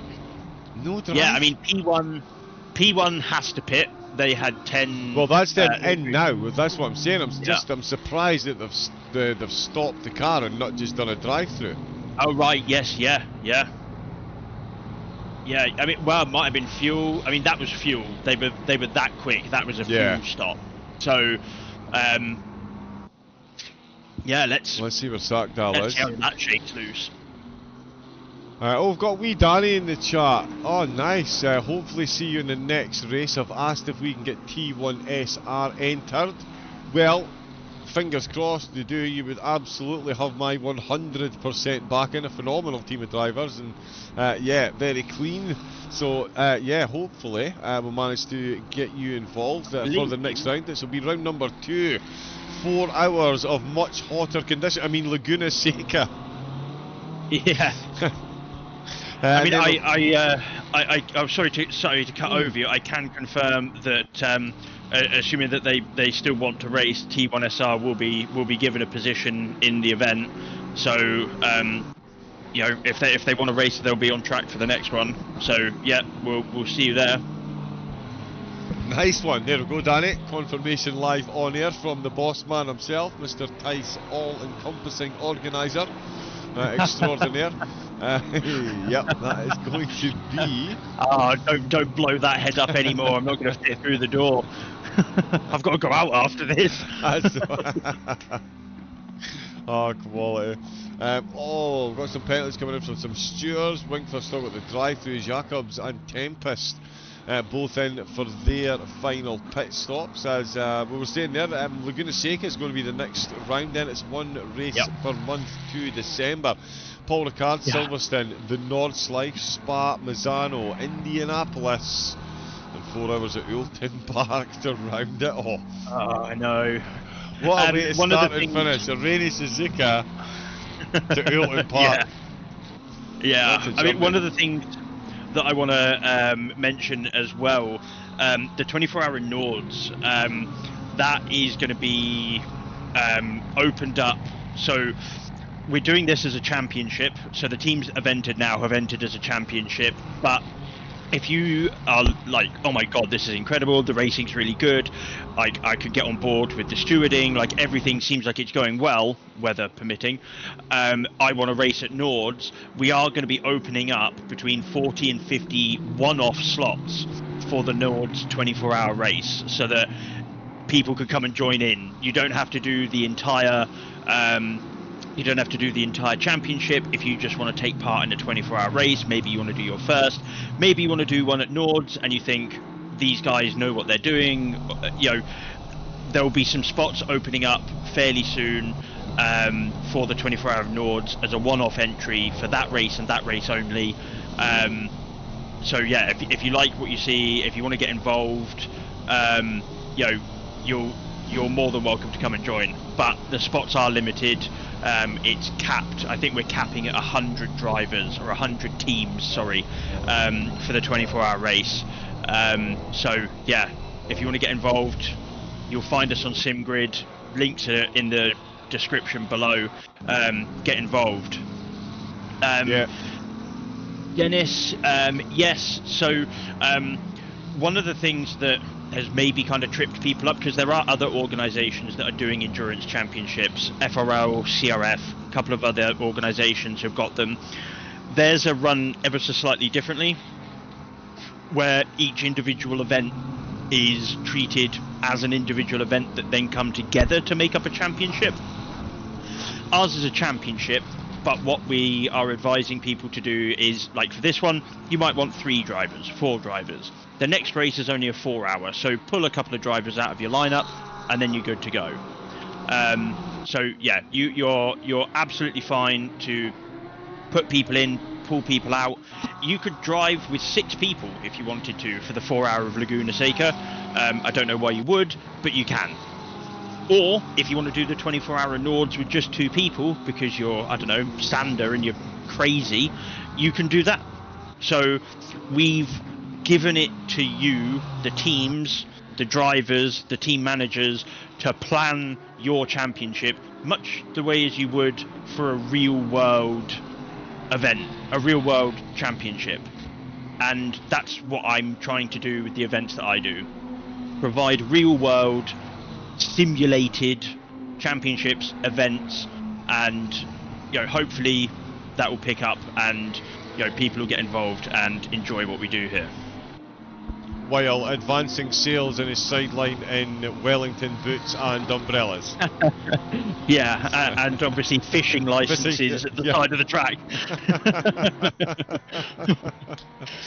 I'll tell you what, speaking of fishing, let's go for a reeled in joke, and this is absolutely no joke. In the opening stint of the race, the top 2 were separated by 0.6 of a second for the whole stint. It's the final stint of the race, the top 2 are separated by 0.4 of a second after an absolute worldie. Striege and the gang did do the drive-through on their final pit stop. So on their penultimate pit stop, they took on enough fuel at the end of the race. So on that pit stop there, they drove through the pits, whereas Mikkel and the gang, they stopped, took on fuel and got themselves back out again. Lasse Striege in the Aston Martin is not only now battling for 2nd place, he's doing so, the team are doing so, after making up 15 positions in the race. Sanders Jacobs has made up 15 positions in the race. Matt Royals made up 21 positions, but if Striege makes it up 16, it might not be the highest number of positions to take, but it's going to be the one that takes him to the top spot. 4.10 to go. Aston v Aston, in the rain, at night, in Suzuka. The Ferris wheel is finally lit beautifully in the background as they come into Casio Triangle. You can see the flames firing out the side of both of the cars, and this is what we'll love to see. Let's hear it for the LFM Bop and the Crazy Rain Races Tice. Grandstand finish for 16 minutes. Let's go. I mean, it was not too dissimilar for the 24-hour Spa.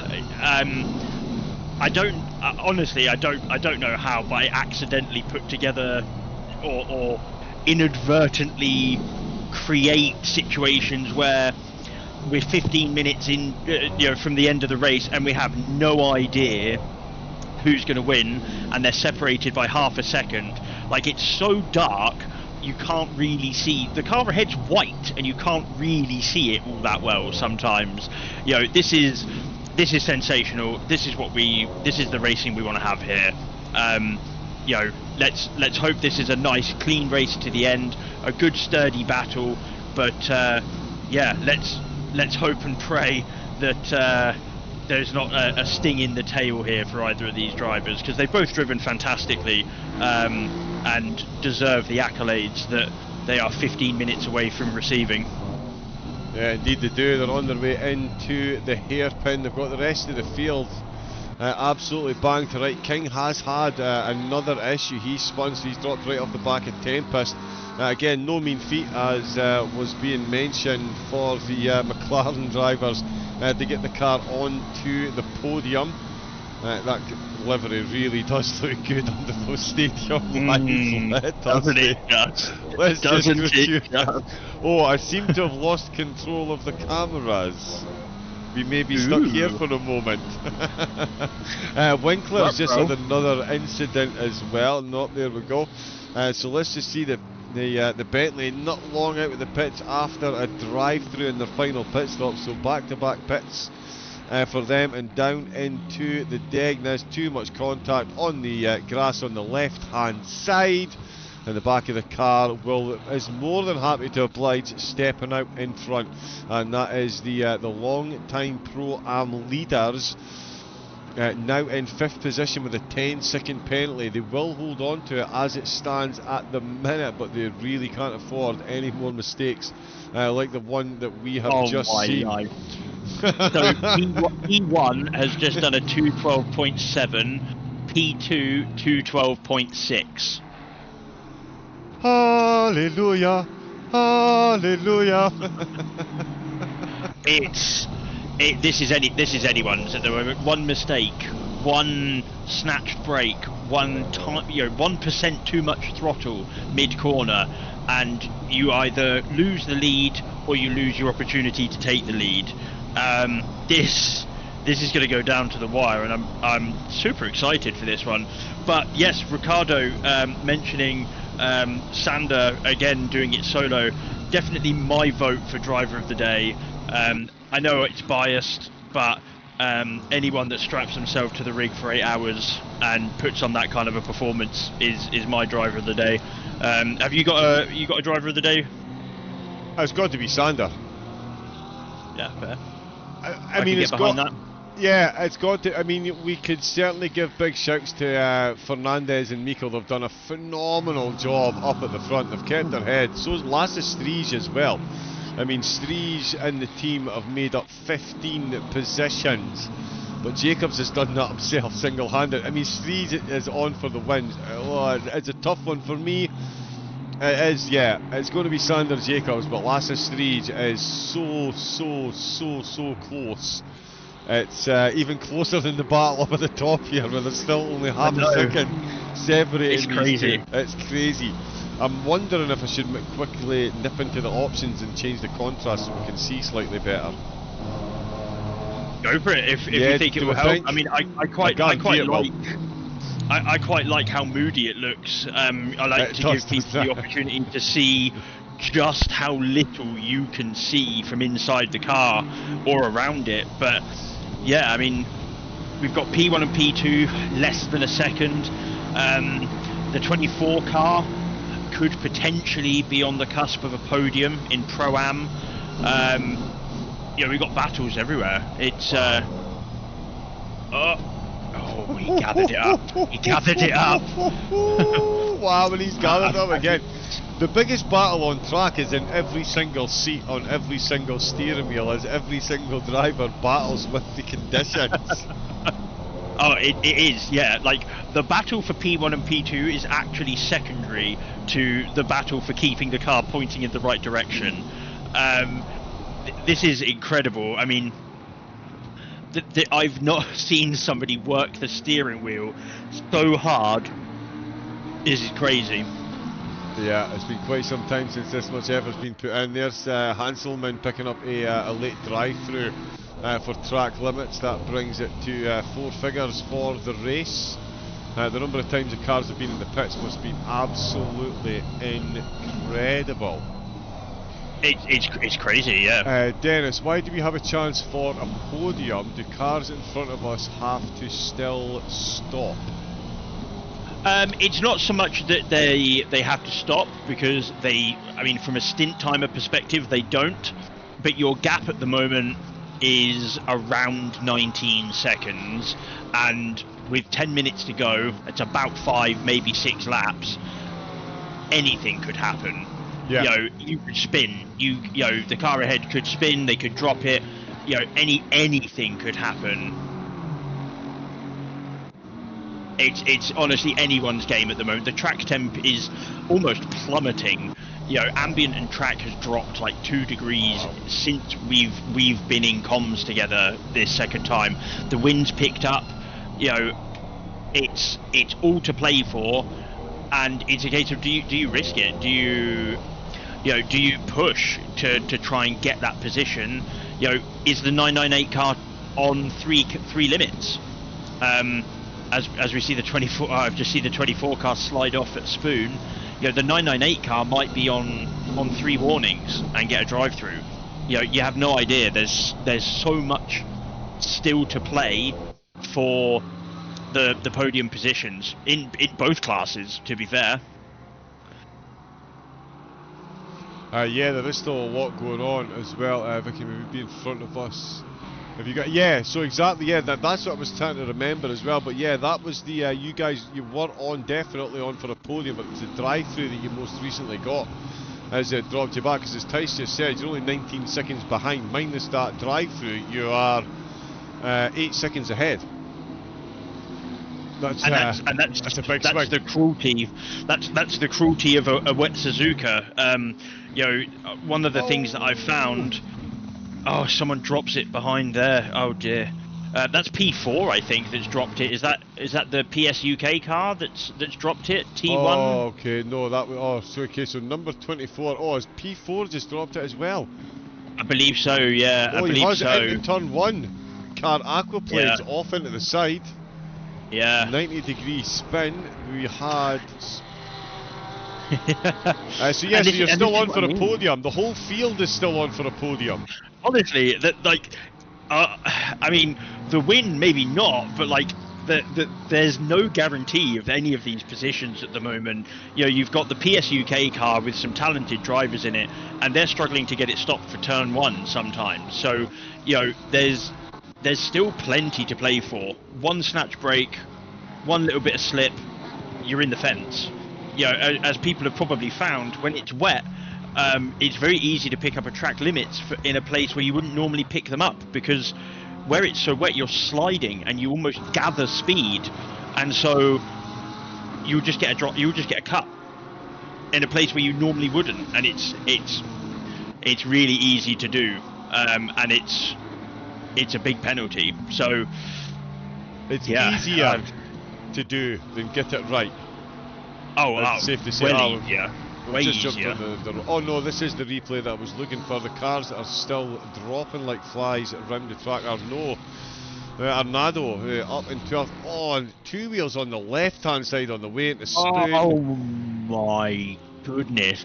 And I thought he was going to keep that out the barrier for a second. Yeah, and the fact that he managed to get that extra bit of rotation and then stop the rotation from left to right to back to left, so it was only a gentle touch on the side. He's boxing. He's had to stint box. timer. Yes, for his stint timer, he's had to box.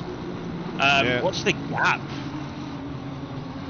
I mean, I've just skipped to the 999 car. They are exiting Spoon, but they look like they are having some technical difficulties trying to keep that car pointing in the right direction. Let's see what's he up to. He's not yet stopped yet, Arnado. Here we go. Oh, he's missed his box. He missed his box. He's had to reverse a little bit. That's not ideal. That's not ideal. He's moving again though. He literally took on fuel, splash and dash. So he is moving again. But yeah, P2 in Pro-Am is now maybe 8 seconds behind, which is still a hefty gap, but one mistake. Yeah, that's quite the gap there. It's been reduced there. A thriller with 6 minutes left to go. There was calls in the chat that he was moving at a fair clip, and he is definitely putting the pressure on Arnado and the team from a distance there. Arnado missing his box and having to reverse back in. Still got the lead of the Pro-Am. Still got the lead of the Pros. It's Adam, Mikkel and the Haas GT Racing Team Pro car still in second place. Oh, never mind, we'll go back to that. It's Keenan Deans for Brooks F1. They've had a spin. They've had a spin on the way into Spoon. So too is Matt Jordan. He's just been overtaken by the big brain car who's run too deep on the exit of Deg and is trying to get past the Waver car. But we've had Keenan Deans has taken a bit of a tumble then. Let's see what's happened here. There's less than 5 minutes to go. There's no way I'm making it to the end with my voice in one piece. Oh, he's mounted the grass on the inside and got away with it, and then it's the curb on the outside. Two wheels, having the left-hand wheels or the right-hand wheels on a curb and putting your foot on the accelerator in these conditions, the car will spin. It will cause you problems. You will suddenly be facing a much reduced gap from the team looking to take that final podium position. Catching.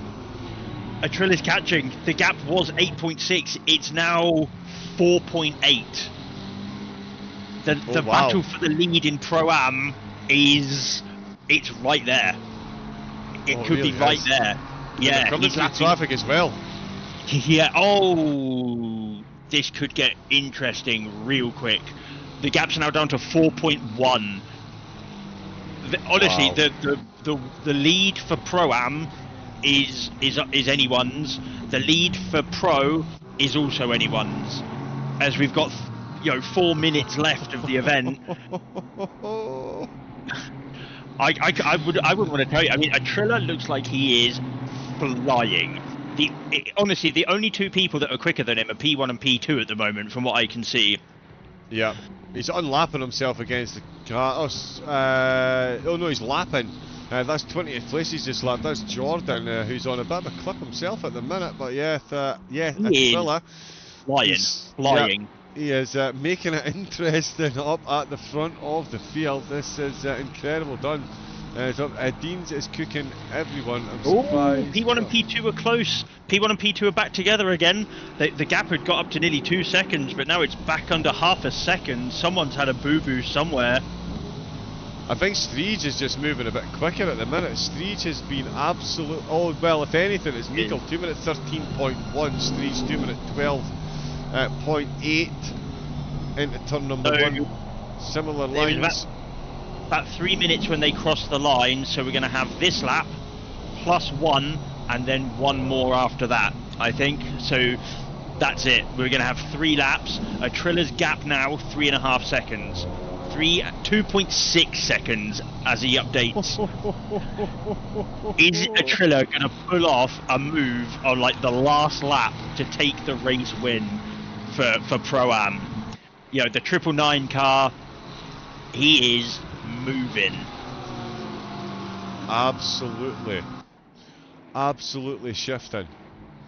I don't know which battle to follow. Like P1 and P2, Pro, they're close.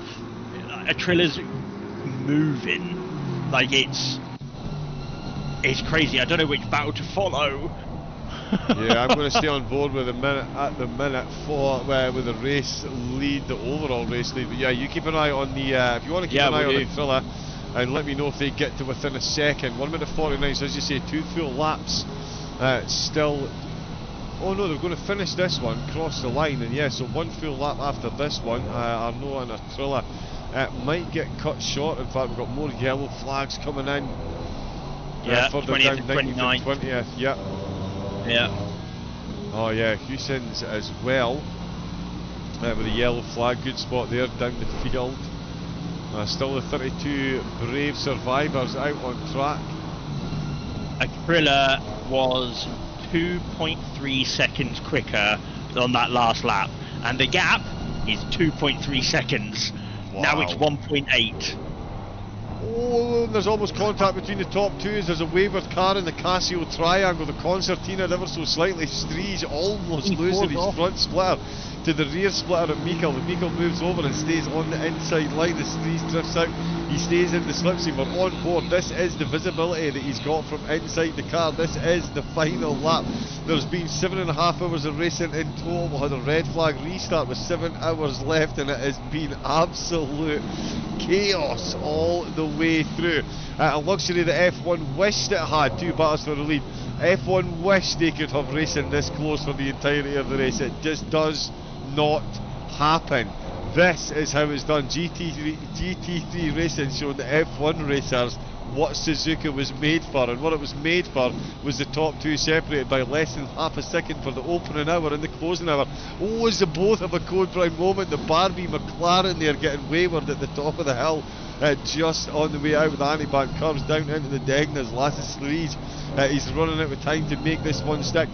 Bird in the hand is worth 2 in the bush, but is the race win worth the move in the closing stages?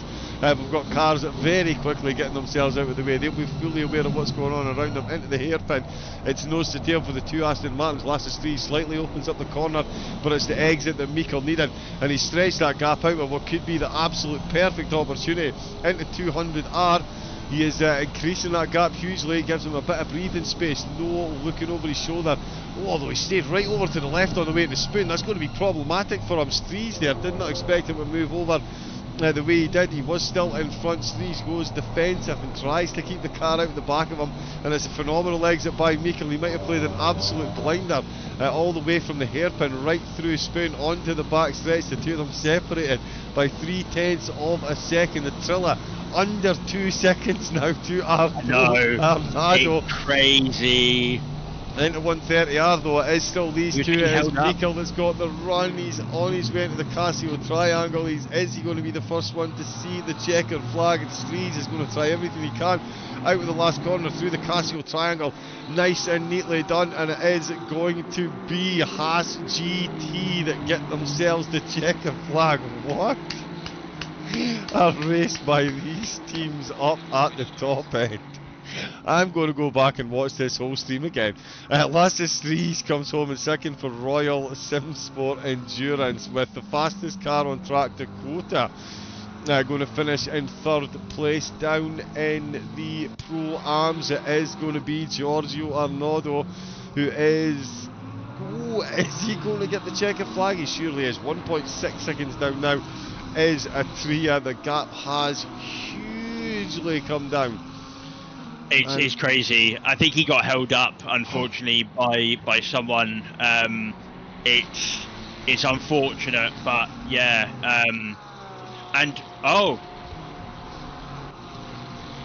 Tempest got a drive-through. Tempest has got a drive-through for track limits. King is going to get third place potentially. Drive-through for ignoring stint timer for car 27 as well. You were right. That extra lap, it's cost them the.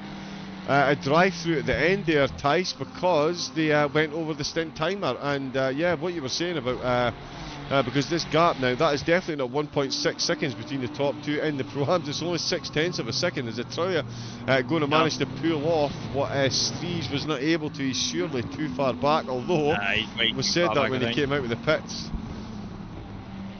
They've got Webber just behind him in the pros through the Casio triangle though. A couple of drivers picking up penalties for exceeding stint timers then. A couple of cars. Yeah, the maximum. A couple of them picked up penalties for maximum drive time, but they'll be revoked, those penalties. The people that have ignored stint timer, that will remain. But anybody that's got a penalty for the maximum drive time, they will have their laps reinstated. Nice. So there we go. Lots to unpack there. Sean Tempest still out on track. A couple of drivers and cars still out on track. We'll try and in some way catch our breath. I'll get myself a grab of the chat and bring it over here so I can actually read it properly. Jerome Young in the chat. Oh, there we go. Everyone has crossed the line. Let me just see if I can grab the highlights. Excellent. Look at the difference in visibility at the start of the race. Let us get the final results up. There is confirmation then. In the silvers, it's Arnado, Moras and Rossi that do hang on. All three podiums in the silvers go to Ferrari, with Atrilla and Deans crossing the line. Gardlowski and Shoop, their first ever endurance race, finished in 4th position. Phenomenal drive for them. Winkler in the Bentley, so close for them. Definitely a case of what could have been for them. Kryakov, Prado, Fabian, Durnikov all finding their way across the line. In fact, only two of the Pro-Ams, one Pro-Am not making it to the end, Harrer and Overbeck. Certainly a race to forget for them. In the pros, Tempest, Port and Morant taking the fastest lap, but it's Mikel and Fernandez for Haas Racing GT taking the top spot. The Aston Martin's absolutely flourishing. They will be singing in the rain after that. King and Pochepian finishing in 4th place, with Herzig, Kuss and Henninger in the Funtech Sim Racing QRT Ferrari rounding out the top 5. And then it is everyone's driver of the day, Mr. Sander Jacobs, Take a bow, good sir. Take a bow. 8 hours single-handed and finished in 6th place. Not too shabby. FRL finishing in 7th place. Royal and Lund for Royal Racing in 8th place. Then it was Joe Mendes and Popo for Barbie Racing Brazil in 9th, and rounding out the top 10 it was MSR with Zompol Plus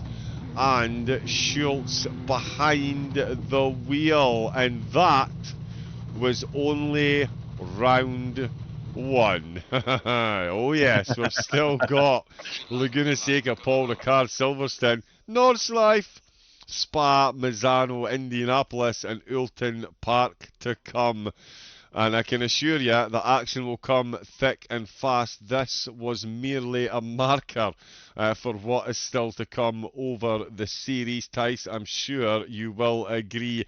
An absolute cracker to get us started, and it really does just, lay down a marker for what we can expect for the rest of the series. Certainly, I mean, what a round 1. Couple of tiny little niggles I will go away and investigate, look into, and correct.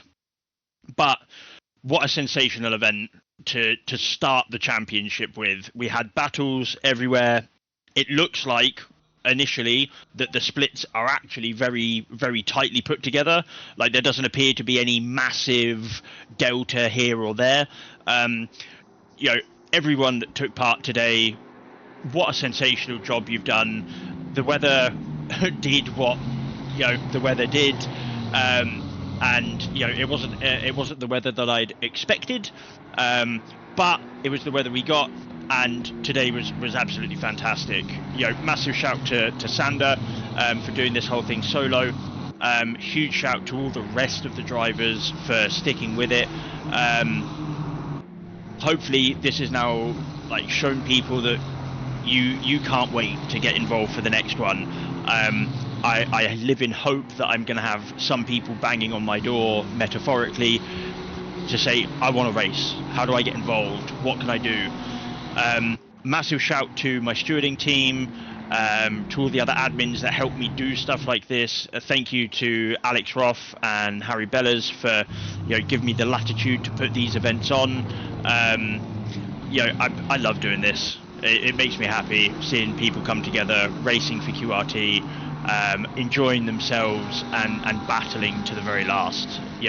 I think we put on some good events, and that's what I want people to see when we do these. So yeah, thank you to everybody that took part. You're all absolutely superstars.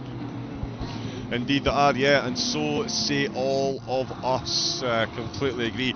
It's been my great privilege to cover so many QRT races, and the Ravencoms team as well, even when I've not personally been doing it. I've got the exact perfect excuse to go back and watch them all because I'm keeping an eye on the staff.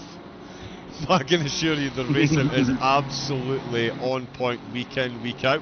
Any minute now, Tice is going to jump into the Twitch chat and he's going to share the QRT host page. I unfortunately can't do it, I'm not an admin. But if you jump on the SimGrid host page, oh no, there it is there, perfect. Jump on there and you can get yourself signed up. That will give you a link to the Discord chat as well as being on point with the racing. The meme game is not too bad either. There's lots going on, so make sure you get yourself involved. We've got quite a few people in the chat. Jerome Yongan in the chat. The race is mental, absolutely bonkers. Jacobs 22-6 solo. What a drive, insane. Says Leon. Dennis, thank you so much. Great commentary through and through. Thank you. The awesome race makes it very, very, very easy. I can assure you. Leon Wessels, comms very professional. Thank you very much. The Bond, happy with the race for today. And AJT, will there be a VOD so we can watch it back? There will indeed. The VOD will be active on the QRT Twitch page. Thank you to anyone that's followed today. I haven't. One of my bots has broken, so I wasn't getting notifications if anyone follows, so apologies. I haven't given anyone any recognition for any follows today, but thank you to anyone that does. And don't worry, I will be speaking to the QRT admin about getting themselves a YouTube page so they can back catalogue all of the races, because as everyone knows, Twitch only keeps the VODs on for a couple of weeks. So yeah, that is potentially something in the future that I have just thrown the QRT admins under the bus with. So if it does come to fruition, you're absolutely welcome. Cheers, bud. I've always wanted to work 7 days a week, and I'm glad that you can make that happen. We're going for 8 by the end of the season. Yeah. Oh god, if I keep putting on races like this, like I love doing it, but I tell you the stress levels sometimes. Yeah. So everyone that followed, thank you so much. Anybody that subbed, you're an absolute legend. If you follow the host page onto SimGrid, we've got multiple events. We've got loads of events going on. We've got our GT3 season that's just started. That's for solo drivers. You know, if you like your sprint racing, your 1 hour races, and you're free on a Thursday night, and you think, I want to get involved in some good racing, we've got you covered. If you're a part of a team and you want to do long races, you want to do short races, you want to do a mixed bag of endurance stuff with your friends, we've got you covered. The Endurance Championship. And then if you think, hey, why am I not a top level esports driver, and why am I not on the grid with them, we've got you covered. The 24 in less starts, I think, in June. That is an SRO qualifying event. If you think that you can, battle with, your Dara McCormacks, your Tinko van der Veldes, your top tier drivers, check that event out. You'll be surprised at the talent that's in there. So, if you think you're the next big thing, get yourself over there, because if you win or come second, you'll be representing QRT in the SRO events that come up. So we've got you covered for anything that you could possibly want to do. We've got some charity events coming up. We're really moving. So keep your eyes peeled. There's going to be something for everyone. Indeed there is, and again, as the long-time broadcaster here, I can assure you the racing is absolutely non-stop. There's got Alex Rove. Tice, you can stop talking now. Excellent. I'm on P4 in the Pro-Ams in the first endurance, absolutely huge. So proud of the boys in the BF1 teams. Both cars did amazing today. Indeed, all the 32 cars that made it to the end, absolutely phenomenal. But I think that's all the talking from myself and Tice. We will leave you with the highlights. I'm going to go and lie down in the darkened room and catch my breath after that, and then go back and watch the whole thing on Twitch when the VOD is published this evening. But I'll be back with Mr. George Cook on Thursday night for the aforementioned QRT GT3 Championship. It will be round number 3. It will be Silverstone. I know we will see you there. But until then, it is a good night from Mr. Tice Payne. Good night, guys. And it is a good night from me. Stay safe, take it easy, and have a great rest of your weekend. Good night.